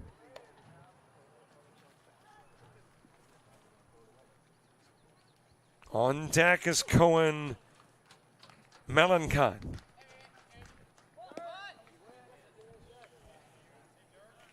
Blue saying he went the strike on Begnon.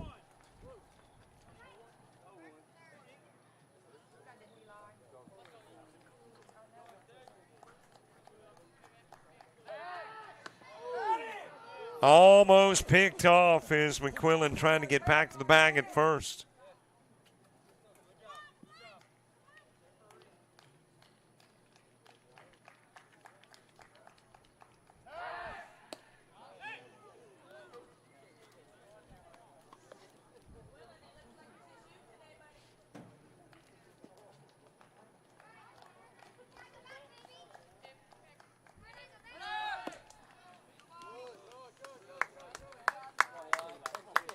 Swing and a miss and a couple of strikes on Begnon.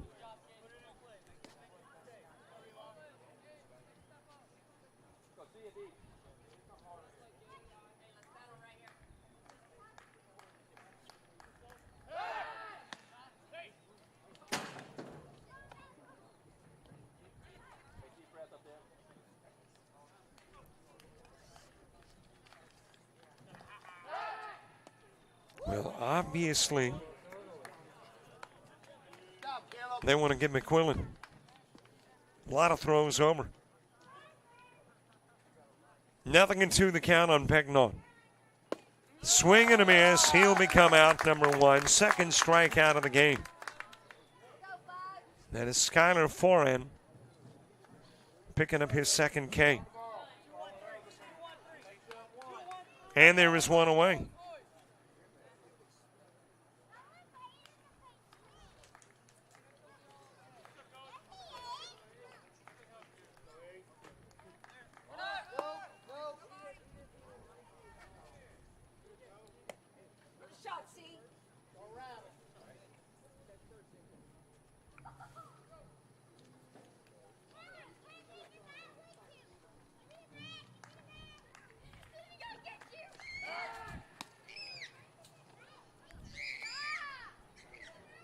Well, there is a time limit. It is 1 hour and 50 minutes. And there's been about 5 minutes worth of throws that went over to first.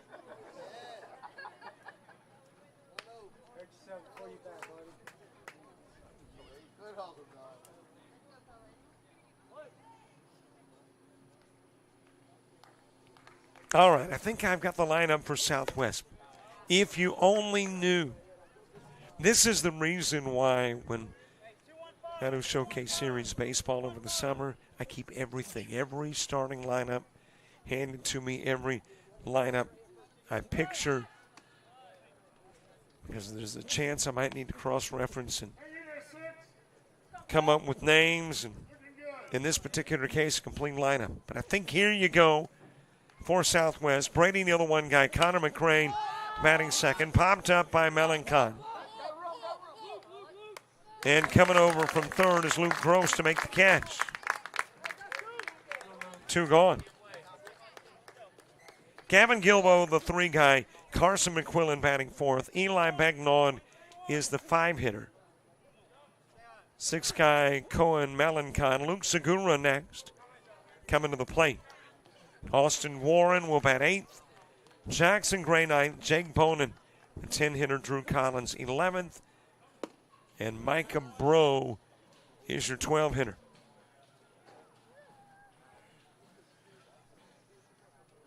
Still working on the 9, 10, 11, or 12 that will come to the plate for Hogs Black.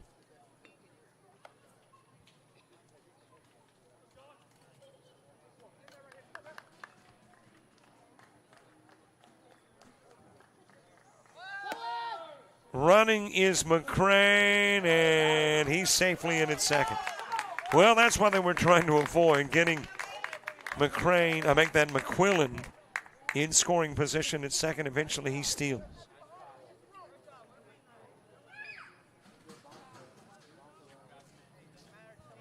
And is in the scoring position for Luke Segura. 2-0 pitch to Segura as Austin Warren moves to the on-deck circle.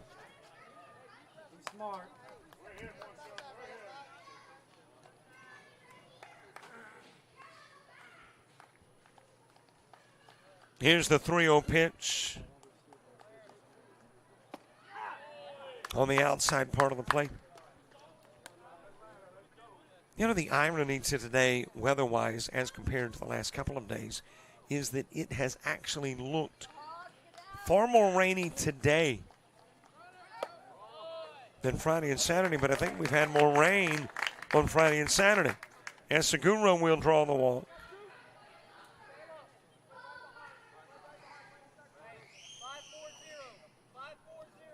Couple of base runners on as Austin Warren makes his way to the plate. Jackson Gray on deck.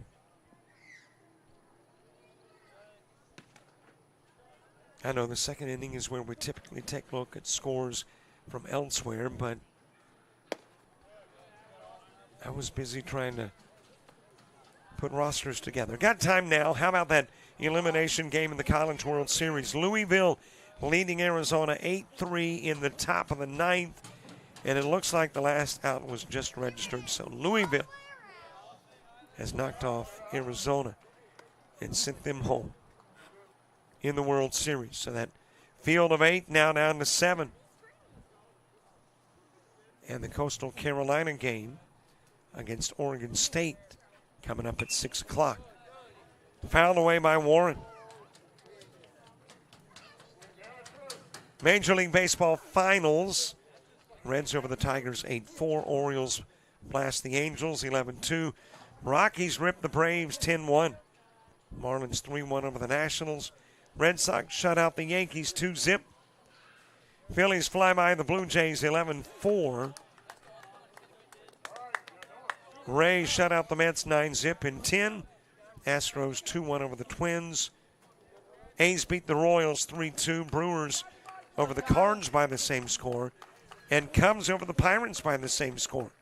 3-2 in 10. Strike 3 and out will go Austin Warren. Couple of runners stranded, but nobody scores as we head to the bottom of the second.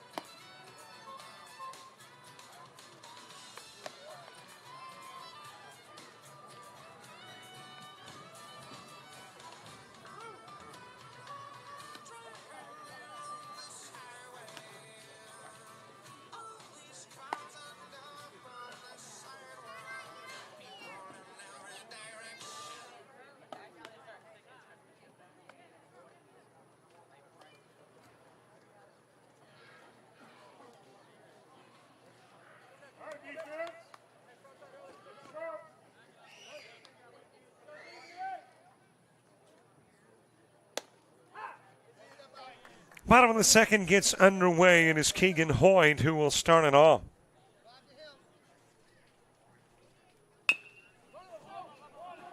Ground slowly to short, but still time to get Hoyt on the 6-3.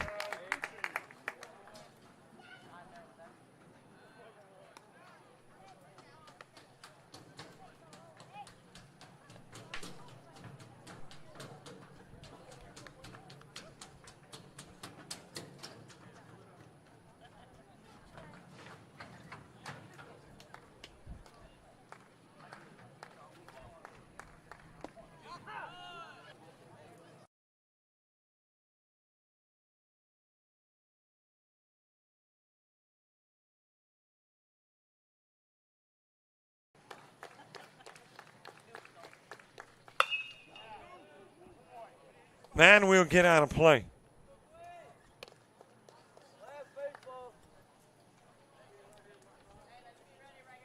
And let's see. Still going to do a little bit more cross-referencing to get you. Hogs Black. This is Quinn Thibodaux.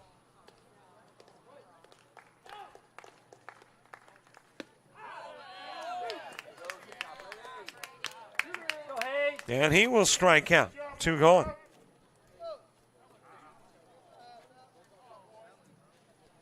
Two up, 2 gone. Haynes Richard to the plate.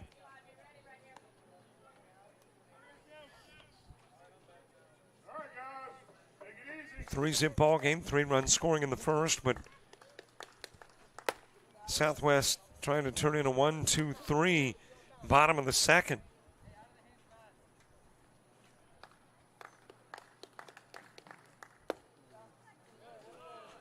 Brady Neal tossing the balls and strikes.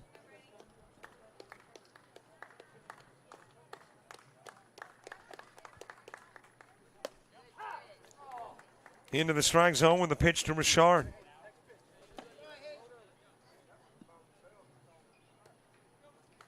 Jackson Gray, Jake Bonin, Drew Collins. When you get to the third inning for Southwest.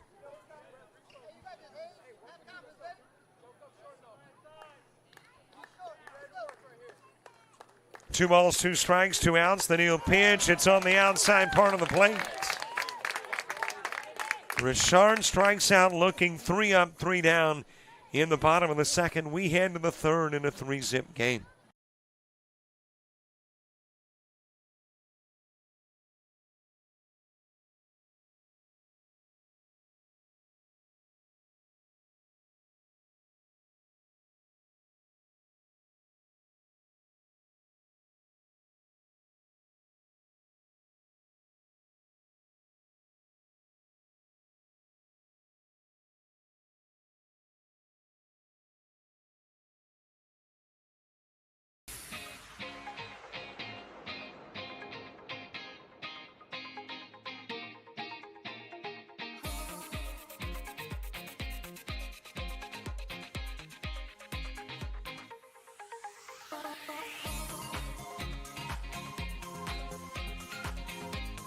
Is the 7 guy.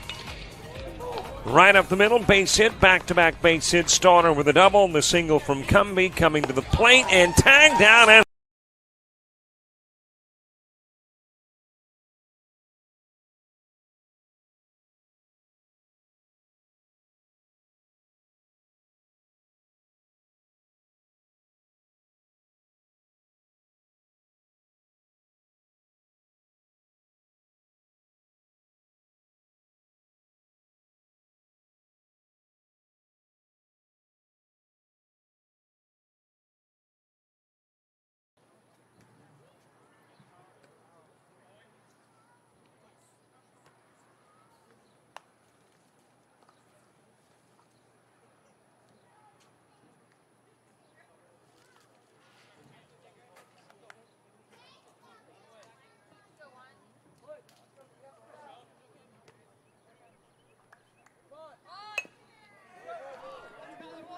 bunt laid down by Jackson Gray, and the out is registered over at first for, unable to come off of the bump.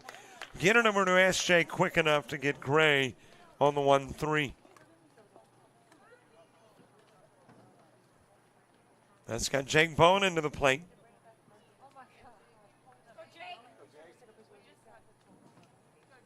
Drew Collins on deck.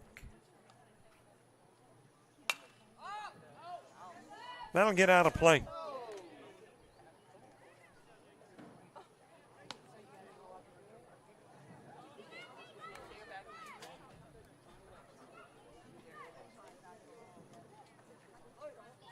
Top of the, well, maybe not the top. I'm not sure yet whether we have gone through the Hogs Black order yet. And you may be going, you aren't sure. Well, no, did not have a lineup. So kind of piecemealed from prior games, texts, and more, the lineup for Hogs Black. So my lone remaining question where the offense is concerned is who bats last. Now, typically, obviously, if you've got 9 at-bats, then we know. But here a little less stringent where 9's hitters are concerned. Speaking of hits, there's one for Jake Bonin. And a runner on in the top of the third for Drew Collins. Micah Bro to the on-deck circle.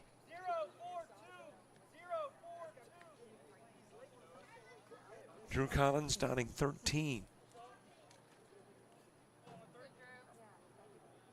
I can think of a few 13s.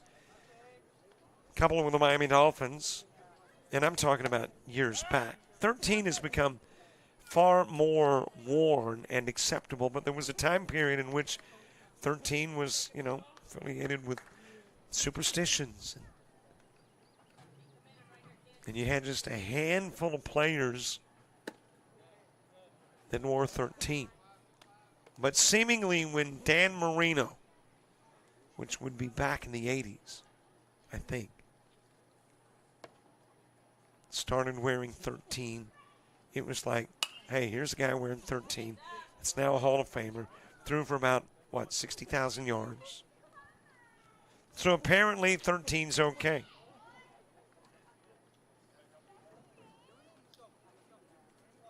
And now you see 13 often. And this is 13 Drew Collins at the plate.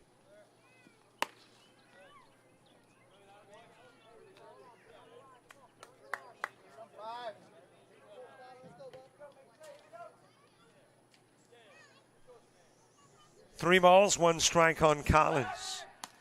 Over to first and safely back goes Bonin.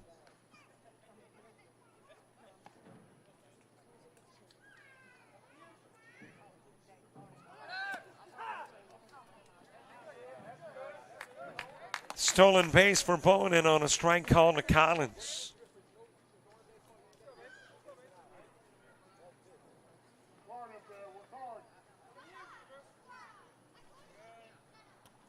Three-two count. Here is the payoff. Micah Bro on deck. Ground is short and mishandled there by Drew Irwin. Well, maybe 13 is kind of putting a, Woogie, mojo.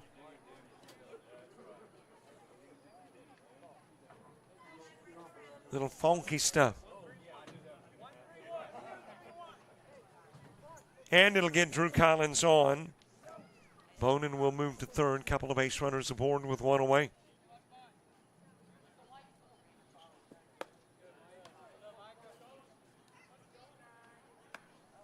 Here are some of the most popular athletes who wore 13. Wilt Chamberlain. I didn't know that.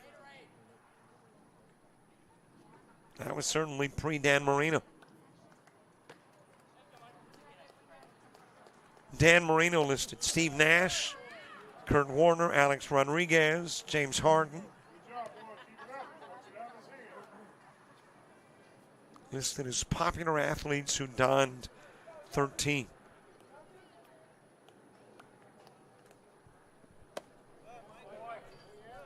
I admittedly did not watch NBA when Wilt Chamberlain was playing.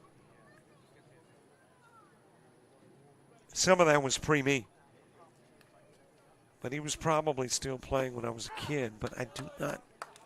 And obviously I've seen pictures. I just never struck me that he wore 13.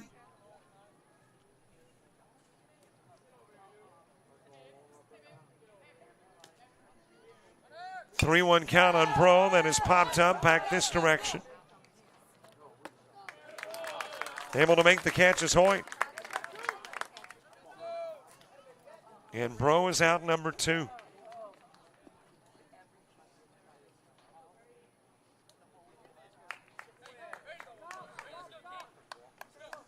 We head back to the top of the order, Brady Neal.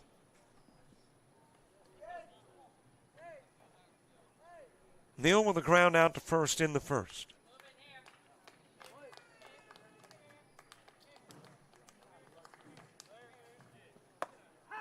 Strike delivered on the outside part of the plate.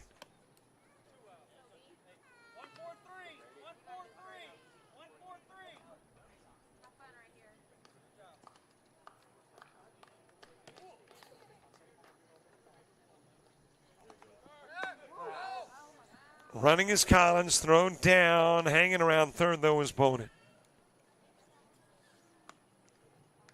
So a stolen base for Collins, and now a couple of base runners in scoring position and RBI chances for Brady Neal.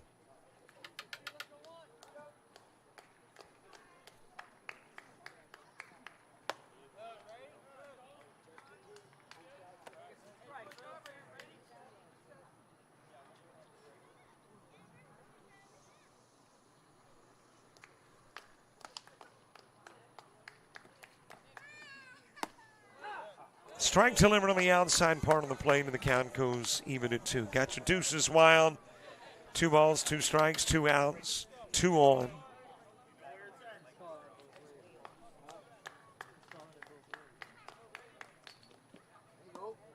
A little bit low.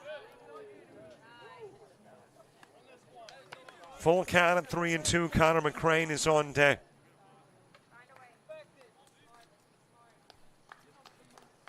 If you just tuned in thinking you'd catch the 4:30 matchup between Southwest 16 and Hogs Black, nope, it started about 40 minutes ago. And you got Neal flying out, leaving a couple of base runners on. 2.5 done. We go to the bottom of the third. Hogs coming to bat.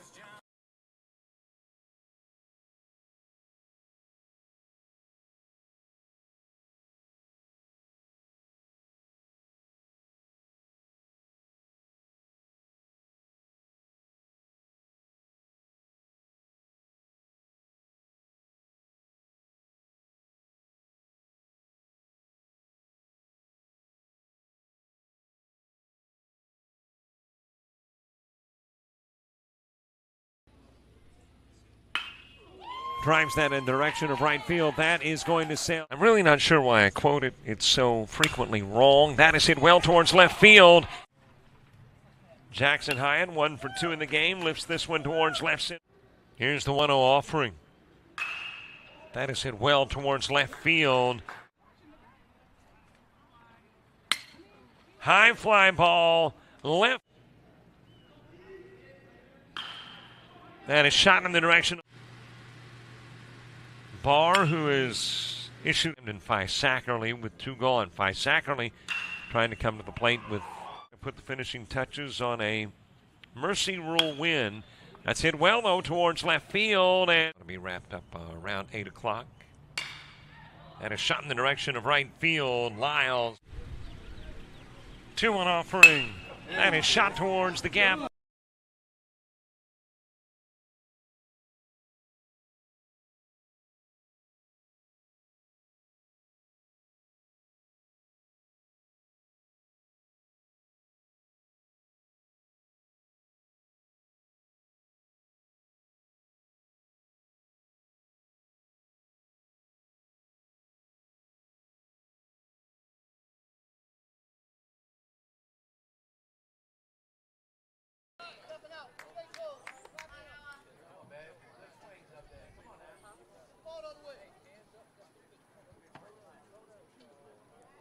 Noah Pickens at the plate as we get the bottom of the third underway.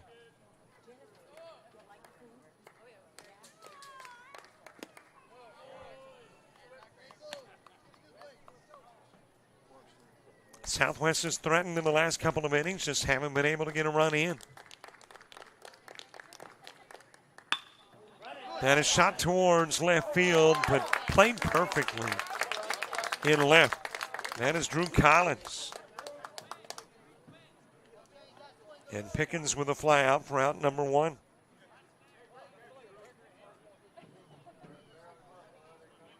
That's got us back to the top of the order, so now I can give you the order for Hogs Black. Of course, you know too, but check swing over to first. 2 quick outs. Play made at first by Eli Begnaud. Drew Irwin, the one-hitter. Skylar Foran batting second. He's the guy coming to the plate. Matt Rodriguez, the 3-hitter. Nico Fandino bats 4th. Caleb S.J. is the 5 guy. Luke Gross 6th. George Hurley 7th. Keegan Hoyt 8th. Quinn Thibodaux 9th. As that's lined to short. Haynes Richard 10th. Noah Pickens 11th. And 1, 2, 3 go the Hogs in the bottom of the 3rd.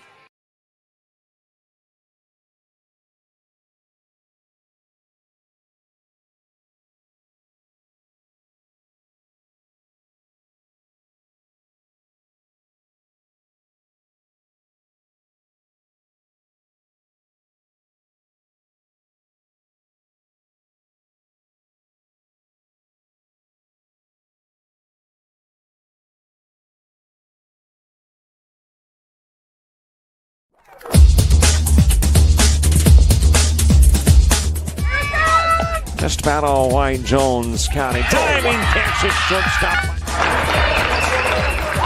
Gross.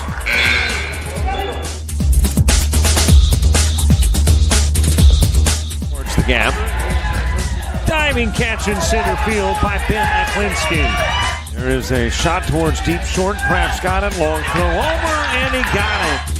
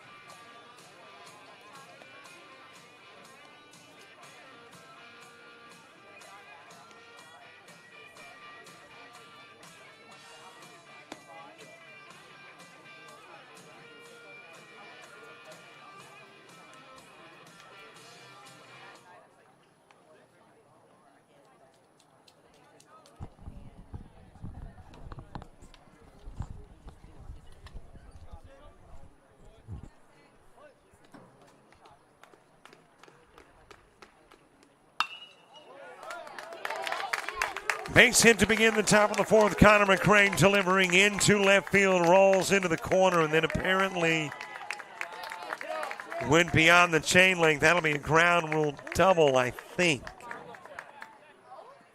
Got McCrane rounding 3rd, but he's going to make a U-turn and go back to 2nd.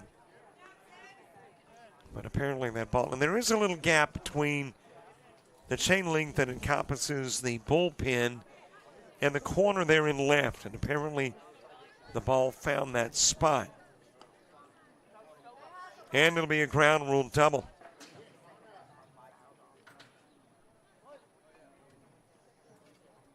Gavin Gilbo next, struck out in the 1st. Grounds it to short, fielded there by Drew Irwin. And the throw to first will get Gilbo, but McCrane is now in 3rd.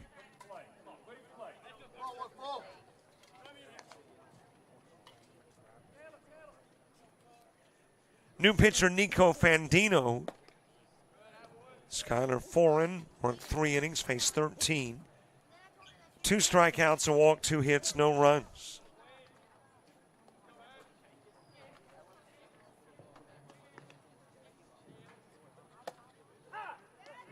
On the outside part of the plate to McQuillan. And then Nico Fandino comes in.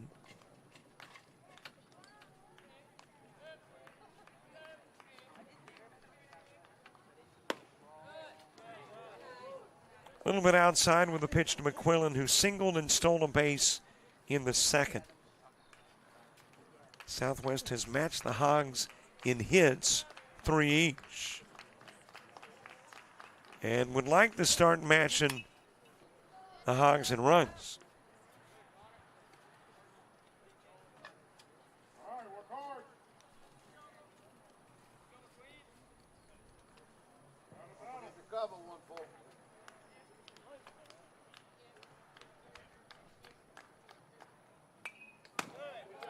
Little check swing sent foul.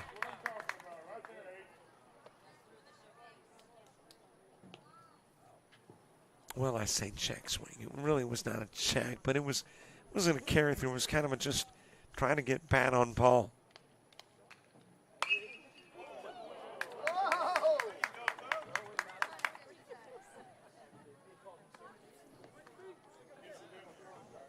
Still an even count of 2. Still got really nasty looking skies to our southwest. We've had that all game long, and it's still rain and lightning free. 2-2 pitch. Swing and a miss, and out goes McQuillan. Big out with a base runner at third. McQuillan was hoping to at least put the ball in play to give McCrane a chance to score. Now it's up to Eli Begnon to come through with a 2-out something.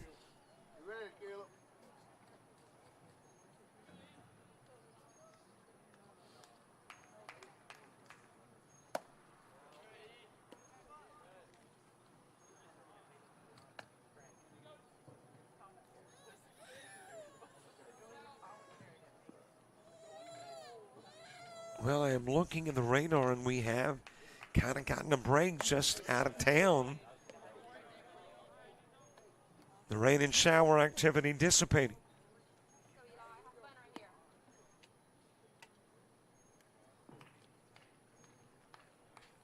Nary a soul going to complain about that. We can keep the rain out of here. High pitch to Begnon.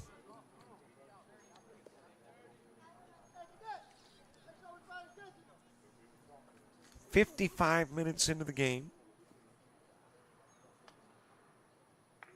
meaning 55 to go. Halfway there time limit-wise. Outside with a pitch to Begnon. He'll be given a walk, and now it's in the hands of Cohen Melancon.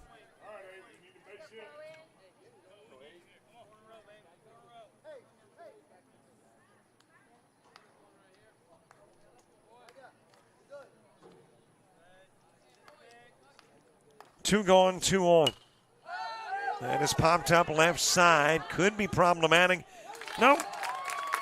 Nice job of getting underneath it by Noah Pickens in left. And Melancon flies out, and again, runner stranded. 6 left on through 4 for Southwest as we head to the bottom of the 4th.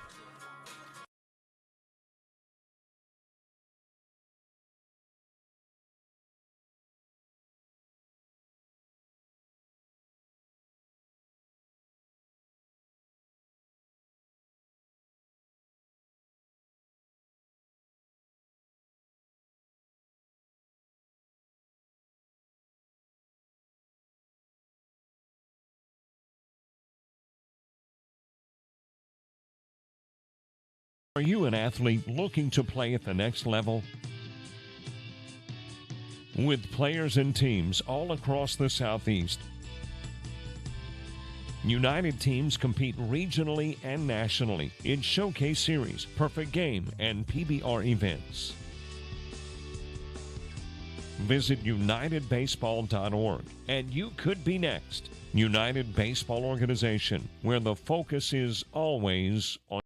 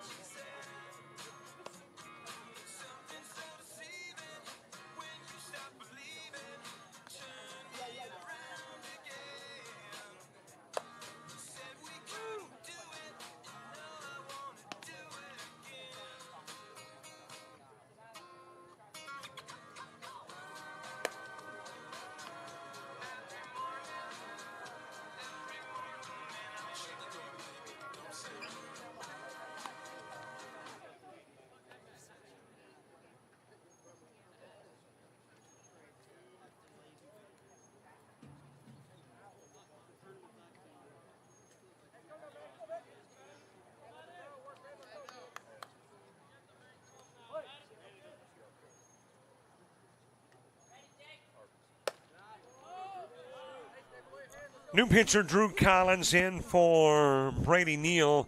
Neal will work 3 innings. Faced 13, strikeout 2, 1 walk, 3 hits, 3 runs.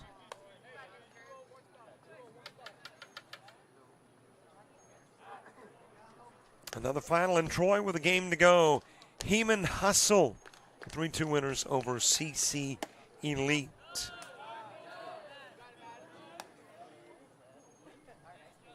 Here we're in our last game, bottom of the 4th. Madden Rodriguez, who ground into a 4-3, starting it off. Nico Fantino and Caleb S.J. 2 up 2. There's a walk given to Rodriguez.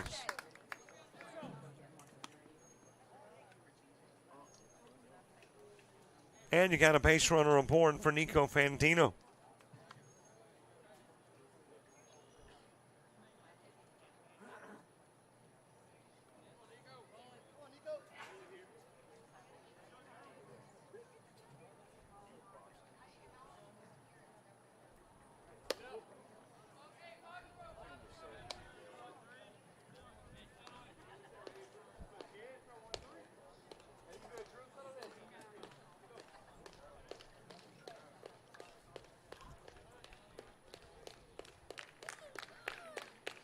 Fantino with a base hit and a run scored in the first, back to the plate in the 4th. Of course, in the first he faced starting pitcher Brady Neal. Now looking at the pitching of Drew Collins.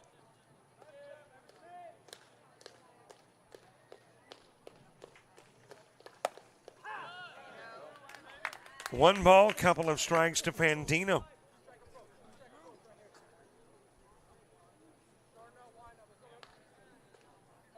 Bottom of the 4th in a 3-run ball game. The Collins pitch, it's too high and the count evens.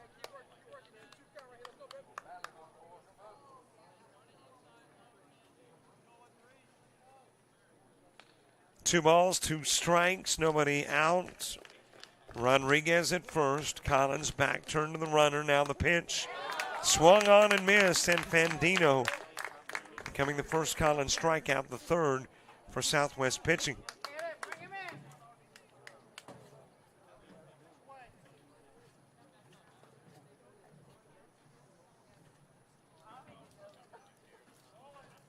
And there's one away for Caleb S.J.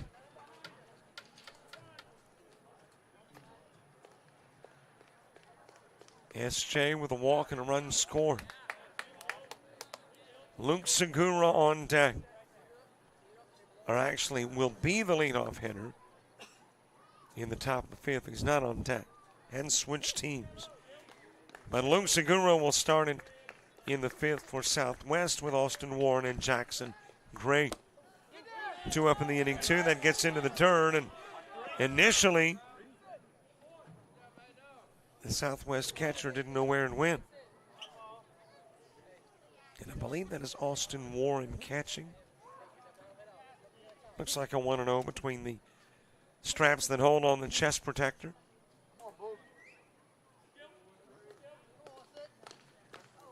SJ now with an RBI chance.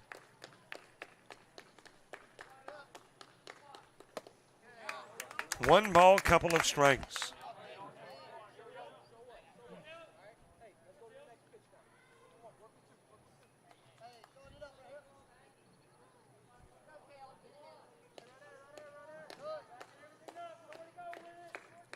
One ball, 2 strikes. SJ awaits. Runner at second, Rodriguez.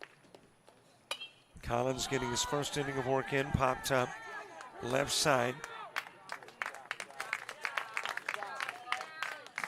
Catch made by McQuillan at short, and there's 2 gone.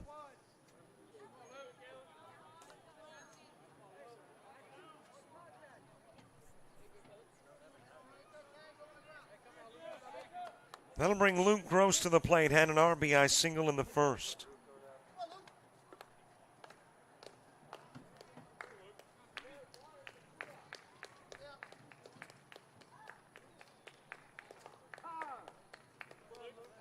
Time asked for by Gross. I think we're actually seeing a little bit of sunshine.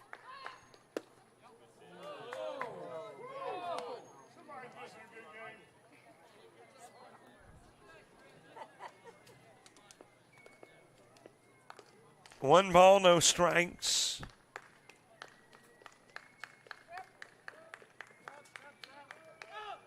Collins giving the runner at second a look. Rodriguez scampering back to the bag, but no fielder close by.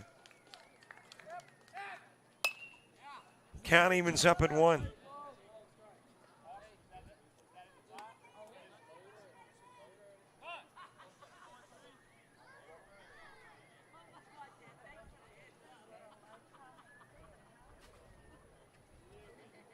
Conversation between McQuillan and Collins. Shortstop and pitcher back up onto the bump. Collins. Luke Gross at the plate. George Hurley is on deck. Bottom of the 4th in a 3-zip game.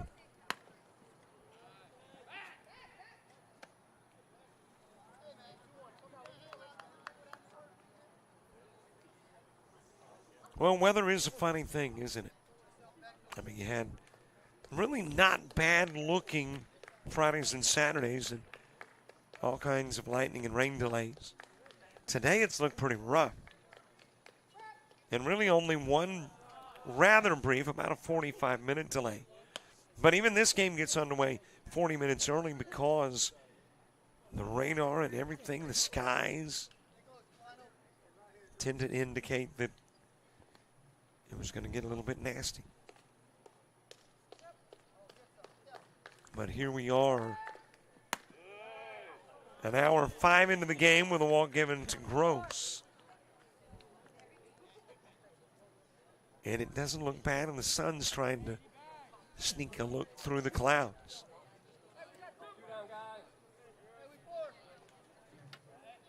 George Hurley next. Keegan Hoyt on deck.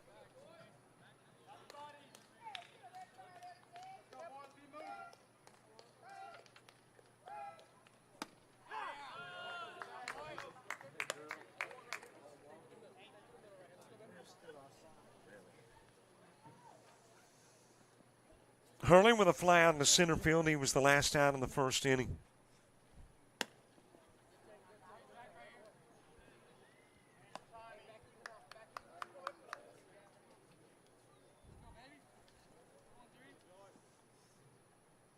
One ball, 1 strike. 2 gone. Time called for Hurley. Stepping out of the box. Next weekend, we go to the University of South Alabama, home of the Jaguars. Stanky Field. And bring you a weekend of baseball there.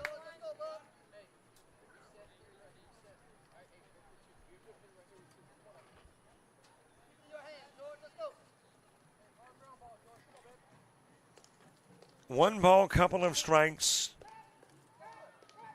Hurley awaits. Grounds it foul towards third.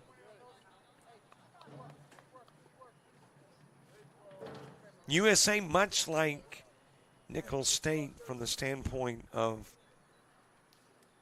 really difficult to situate a center field camera, but at USA, they've got a little playground area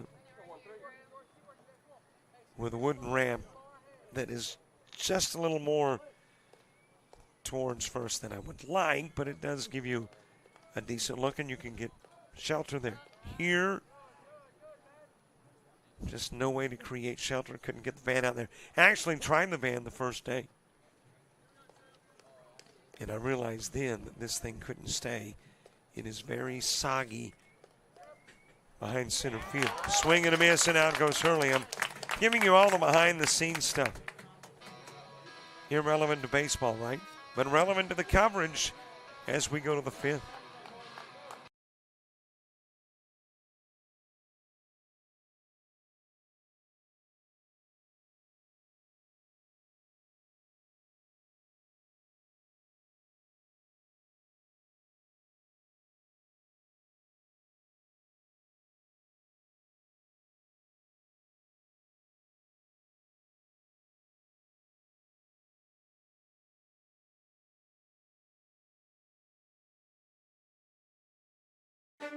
You made it.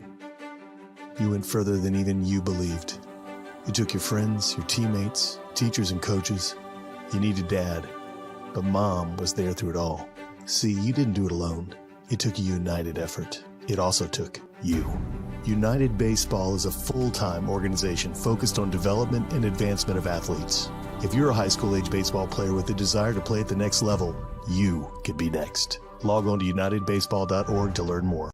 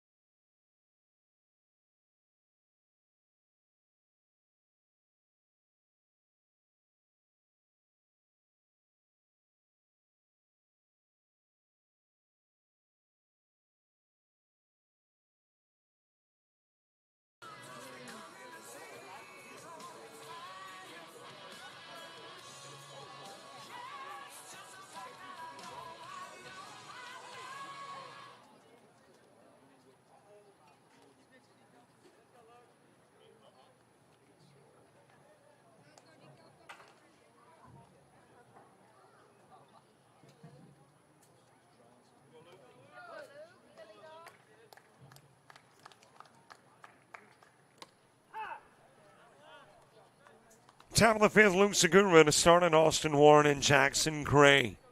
2 up in the inning, 2. This game's got a shot at going the full 7. We're an hour and 10 in, so that leaves 40 minutes in your time limit.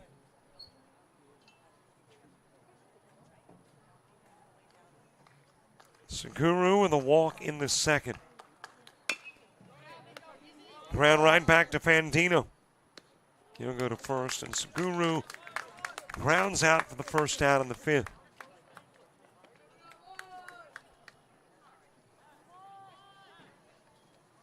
Congratulations to the Bandits, knocked off Mississippi 18 to capture the 18U championship.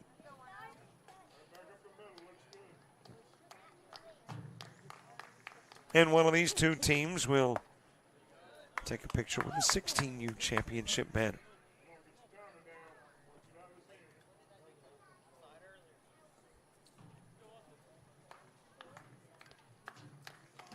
Austin Warren struck out looking in the second. Couple of strikes on Warren, Jackson Gray on deck.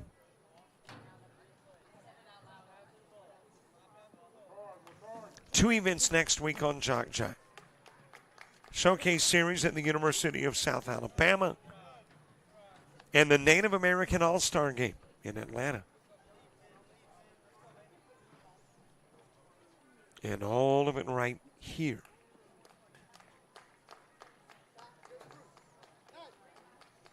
As you got a 1-2 offering to Warren over his head, 2-2.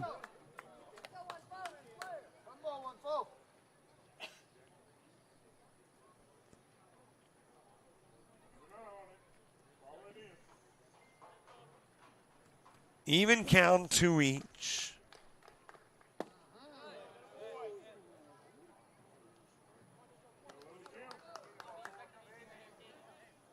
Full count at 3-2.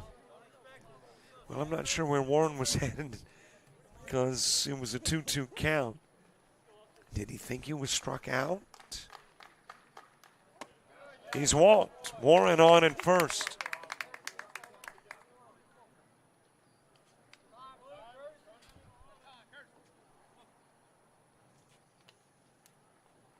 And a runner coming in for Austin Warren.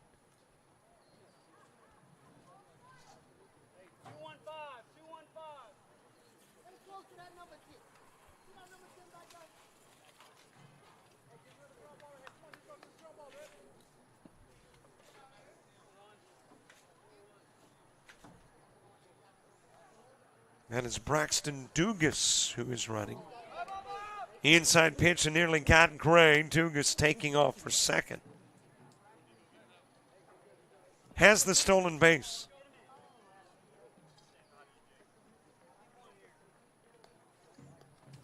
Gray ground into a 1-3. He was the first out in the third inning. Jake Bonin moving to the on-deck circle.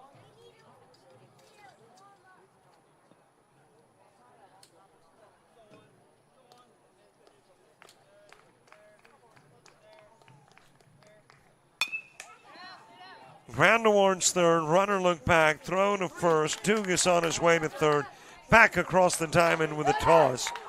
It will head towards the dugout and keep Dugas at third.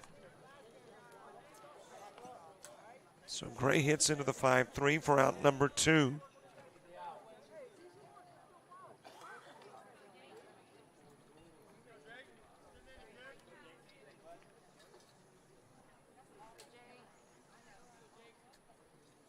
Dugas, your base runner now in third. Jake Bowen into the plate. A little outside with a pitch to Bowen.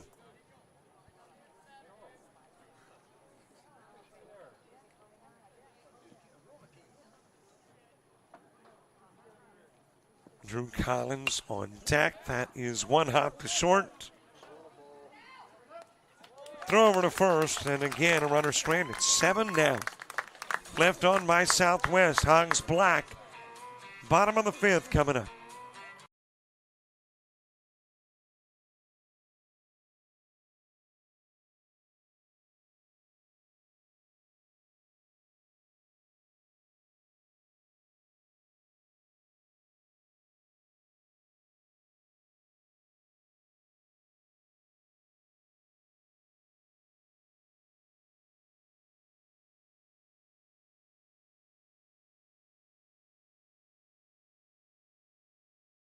You've played some travel ball, you've shared the videos. Mom and Dad can only root so much. It's time to get real interest from the colleges and scouts in your area, right where you live. That's why the Showcase Series is different. We're not just another tournament, we're an advancement event where you get real-time exposure with live TV coverage of our games that get you seen directly by the coaches you want to impress from anywhere in the world. Register for events at showcaseseries.org. It's your turn at bat.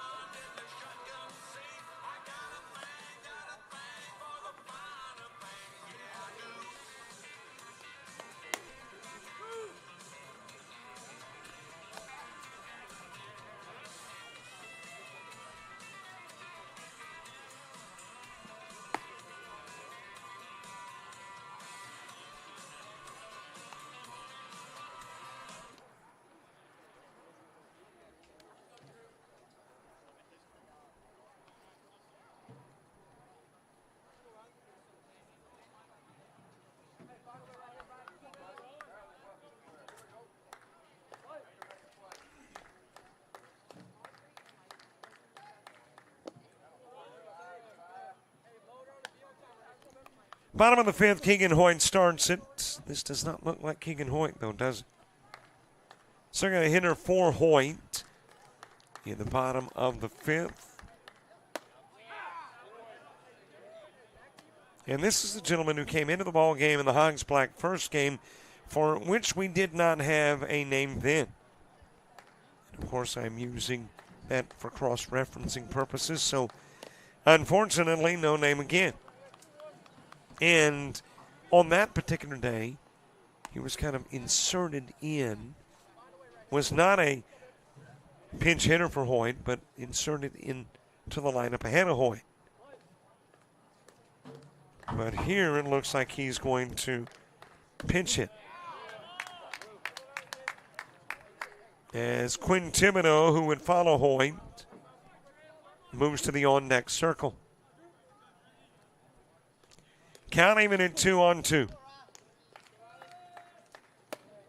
On the inside part of the plate, and there's one away.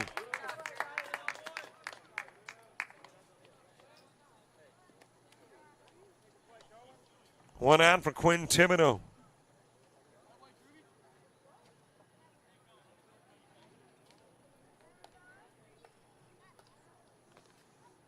Haynes Richard to the on-deck circle. Drew Collins getting his second inning of work in that first inning. Struck out 2. Walked 2, did not give up a hit or a run.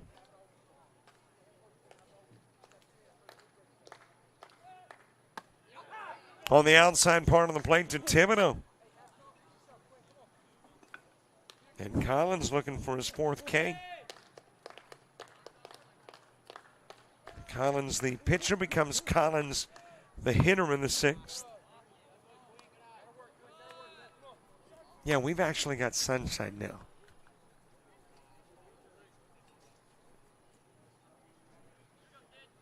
Actually got a good-looking Sunday evening underway.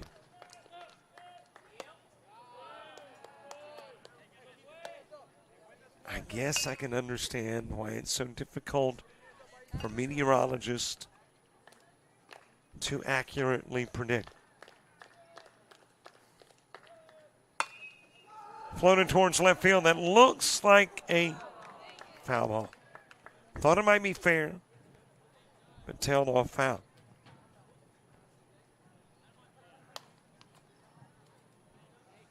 I mean, meteorologists have got not only, obviously, the vision, they've got access to all the data and the digital technology that tells them things, and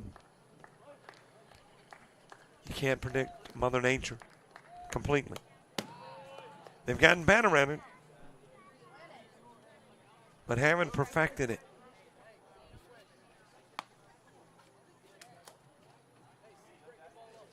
But here's what we were looking for where this game was concerned weather-wise. By this point in the game, rain. Instead, by this point in the game, sunny. Strike 3 and out goes Thibodaux. 4 Ks in the game for Collins.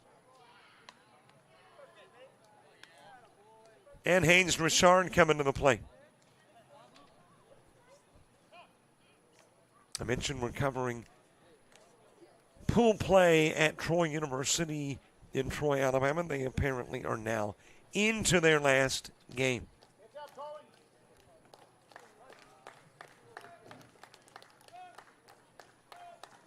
Should still be playing when we wrap up, so if you want to catch that too.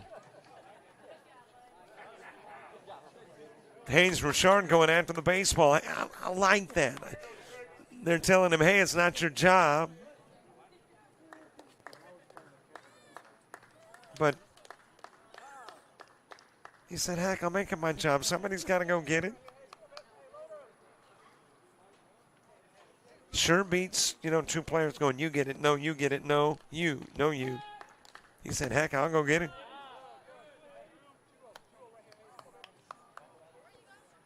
Two and 0 the count on Richard. Noah Pickens to the on-deck circle. Then we'll go to the screen. Richard struck out in the second.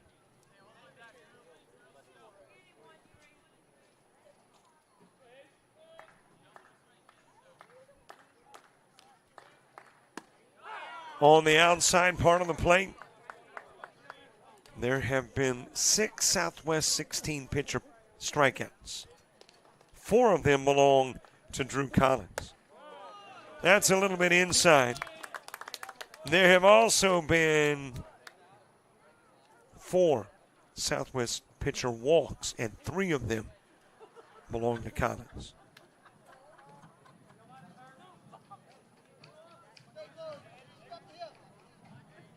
Got a runner aboard as Noah Pickens makes his way to the plate. And that one's going to get Pickens. Ducked to try to get out of the way and got doinked. The runner on, we go back to the top of the order. Drew Irwin to the plate.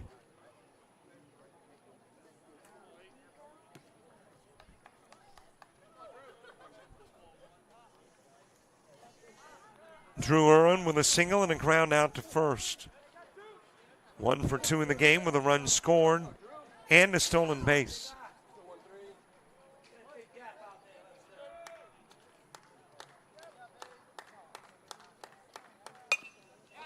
Ground over towards second, fielded by McCrane, goes to first, and the threat is over. Bottom of the order coming up as we head to the top of the 6th.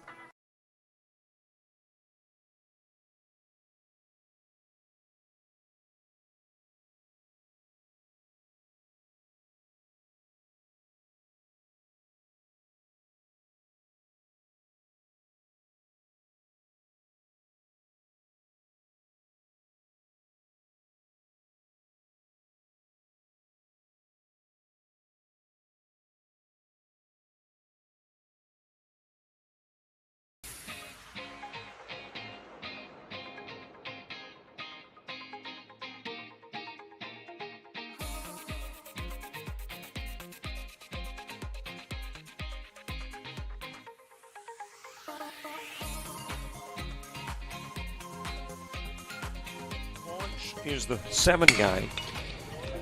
Right up the middle, base hit, back-to-back base hit. Starter with a double, the single from Cumbie coming to the plate and tagged down as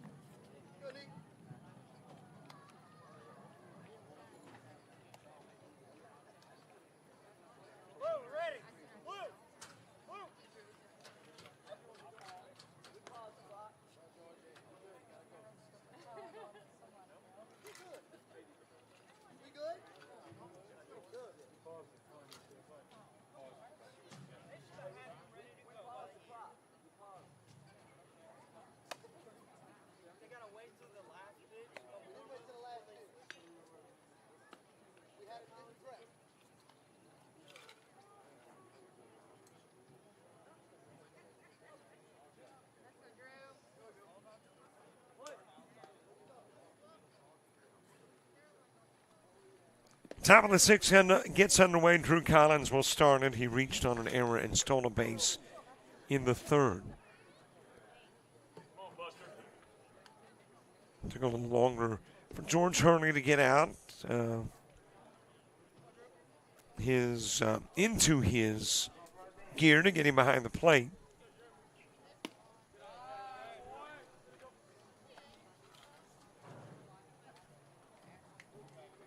So that's a little longer delay in between the bottom of the fifth and the top of the sixth. And a little discussion went on, and maybe there was the thought that the delay was intended to run more time off the clock. But I don't know that. I mean, there's still plenty of time. I say plenty. Still got 20 minutes. I mean, it would take a really long sixth to not have a seventh. Drew Collins with a walk.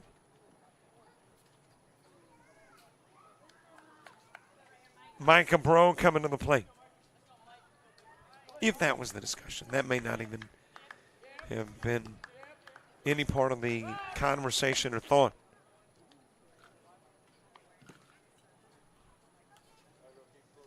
Now, if there was only 5 minutes left in that time limit, heck, I would probably be trying to bleed the clock if I was Hogs Black, too. Good toss to steal on, and that's what Collins will do. Into scoring position for Micah Breaux. Top of the order, Brady Neal is on deck.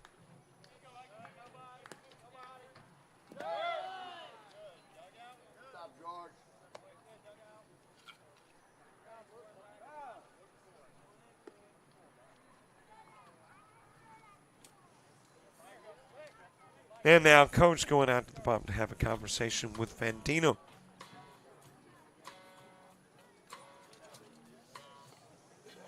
On a 2-0 count on Breaux. 3-0 ball game, top of the sixth. And that's going to do it for Fandino. New pitcher coming in, the new guy. And the Fandino numbers when we return.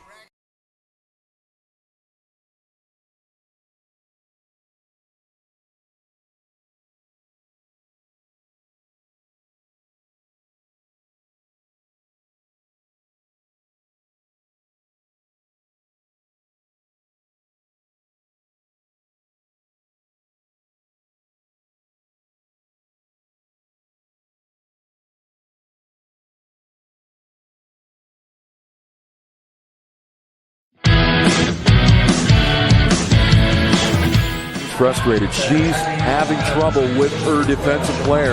Look at this sweet pass behind the back for two on his sits. And that one is hit on a rope to center field. Watch that one. And it is, oh, what a great diving catch by the center field. And in that game, it was basically a running back by committee. I mean, you had a lot of guys carrying the football. Is that the protocol for the upcoming season for the backfield of Jackson State? It's a really nice pitch to get the ground ball double play. Second one. 6-5 is your final.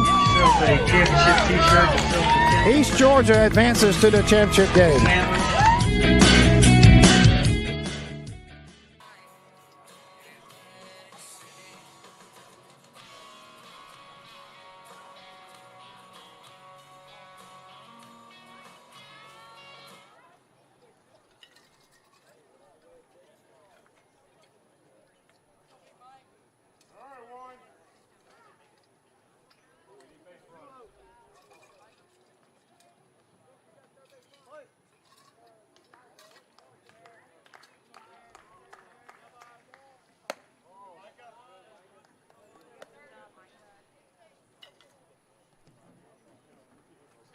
Top of the sixth, Micah Breaux at the plate. Brady Neal to the on-deck circle. Luke Gross, the new pitcher. Delivers into the strike zone. Picks up a 2-0 count. And runs it to 3-1. Nico Fantino faced 10 in his 2 innings. As that is ground towards third. Strong throw over by Foreign. Able to get the out of Bro while Collins will go to third.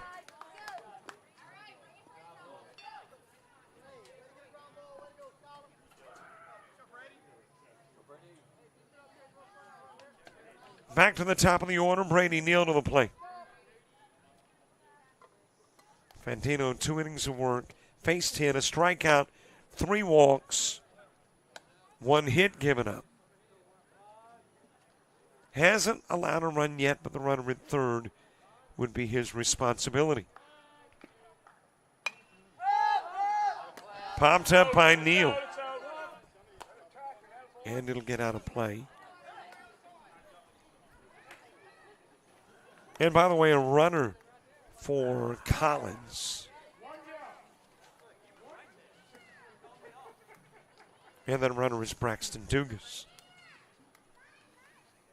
So Dugas for Drew. Brady Neal trying to drive him in. 0 for 2 in the game. Ground to short. Mishandled there by Irwin. Run comes in. Probably would have scored regardless. But they don't have the out. Got the runner on.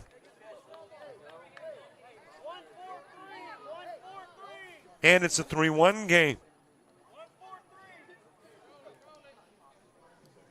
That'll put the finishing touches on the Fandino numbers. We didn't have the runs allowed. 1. So 2 innings, 10 faced, a strikeout, 3 walks, a hit, and a run.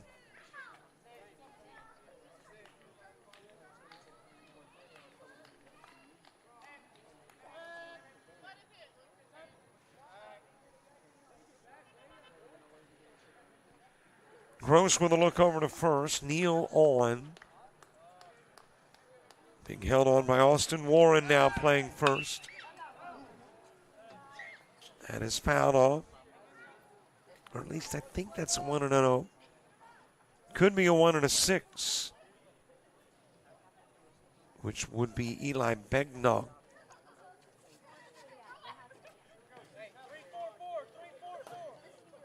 Well, or it could be Caleb S.J. I could look on the wrong side of the roster. Wrong side of the scorebook. Caleb S.J. is the first baseman for Hogs Black.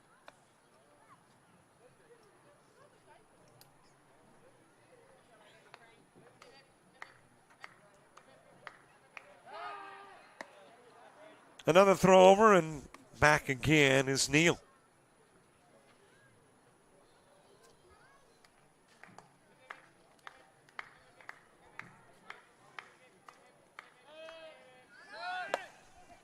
Running is Neal, and the ball pops out.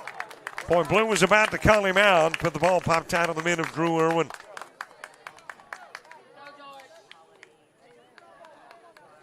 Neal in with a stolen base at second.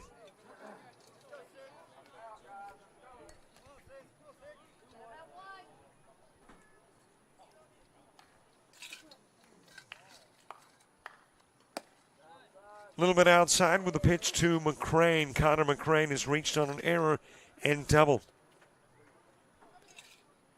Well, we are back to building clouds here in Thibodaux. Then a shot towards left field, and there the catch is made. Able to get back is Neal. There's Noah Pickett's pretty good left fielder.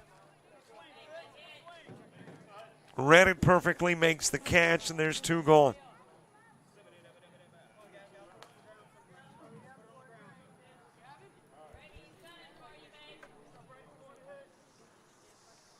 Gavin Gilbo next.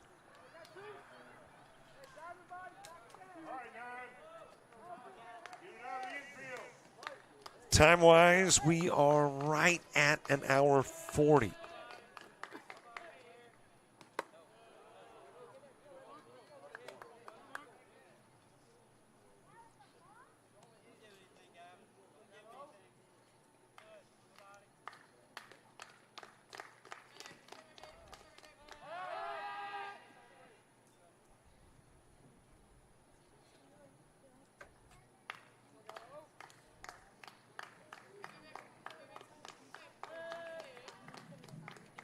Gilbo 0 for 2 in the game. He is struck out and ground out. Pitches high.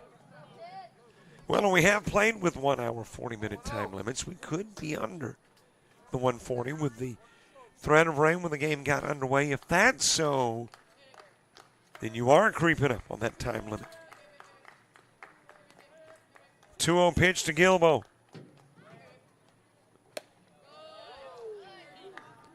Just a little bit high, 3-0.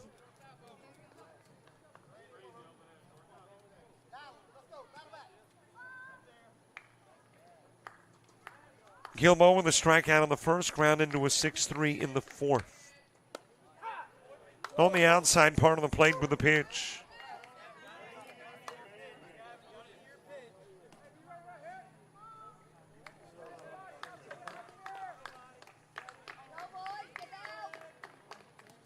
Three-one offering. It's outside, and the walk given to Gilbo. Tying run on.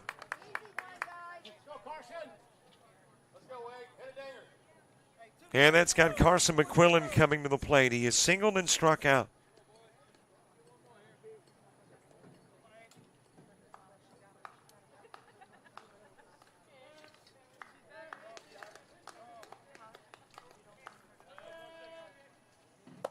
Swing and a miss by McQuillan. Eli Begnaud to the on-deck circle.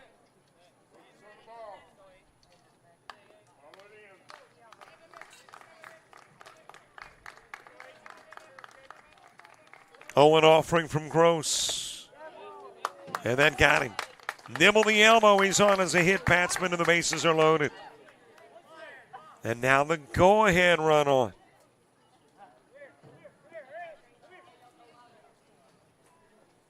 And Coach again coming out of the bump.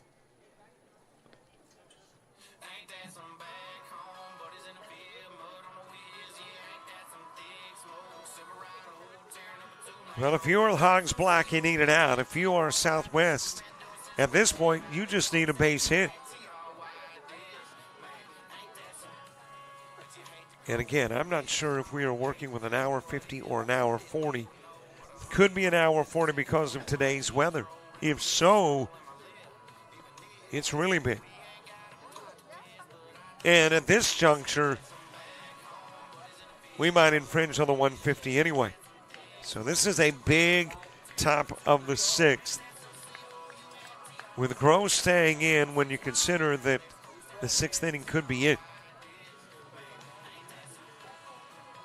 Now, in a championship game, they want a champion. And typically a tie wouldn't work. So if the game is tied up, we would go beyond any time limit. Eli Begnaud needing a base hit to tie. High and away with a pitch. A walk would bring in a run. A hit batsman would bring in a run. Count goes even at 1.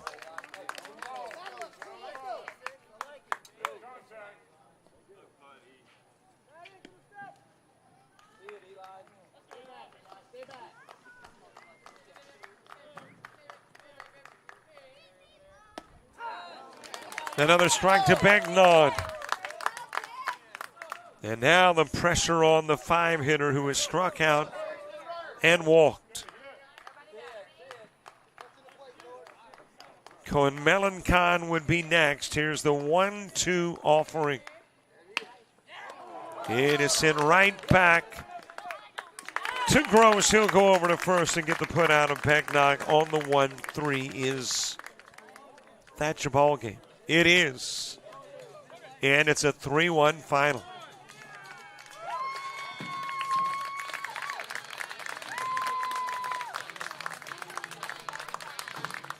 Congratulations to Hogs Black. They will win the 16U championship. 3 hits, 3 errors, but 3 runs, leaving 5 on.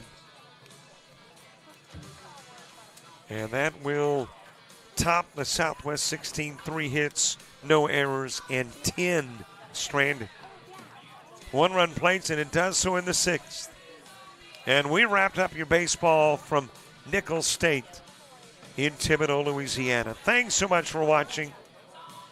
Our apologies that inclement weather took away our pitcher to hitter look, but it'll come back.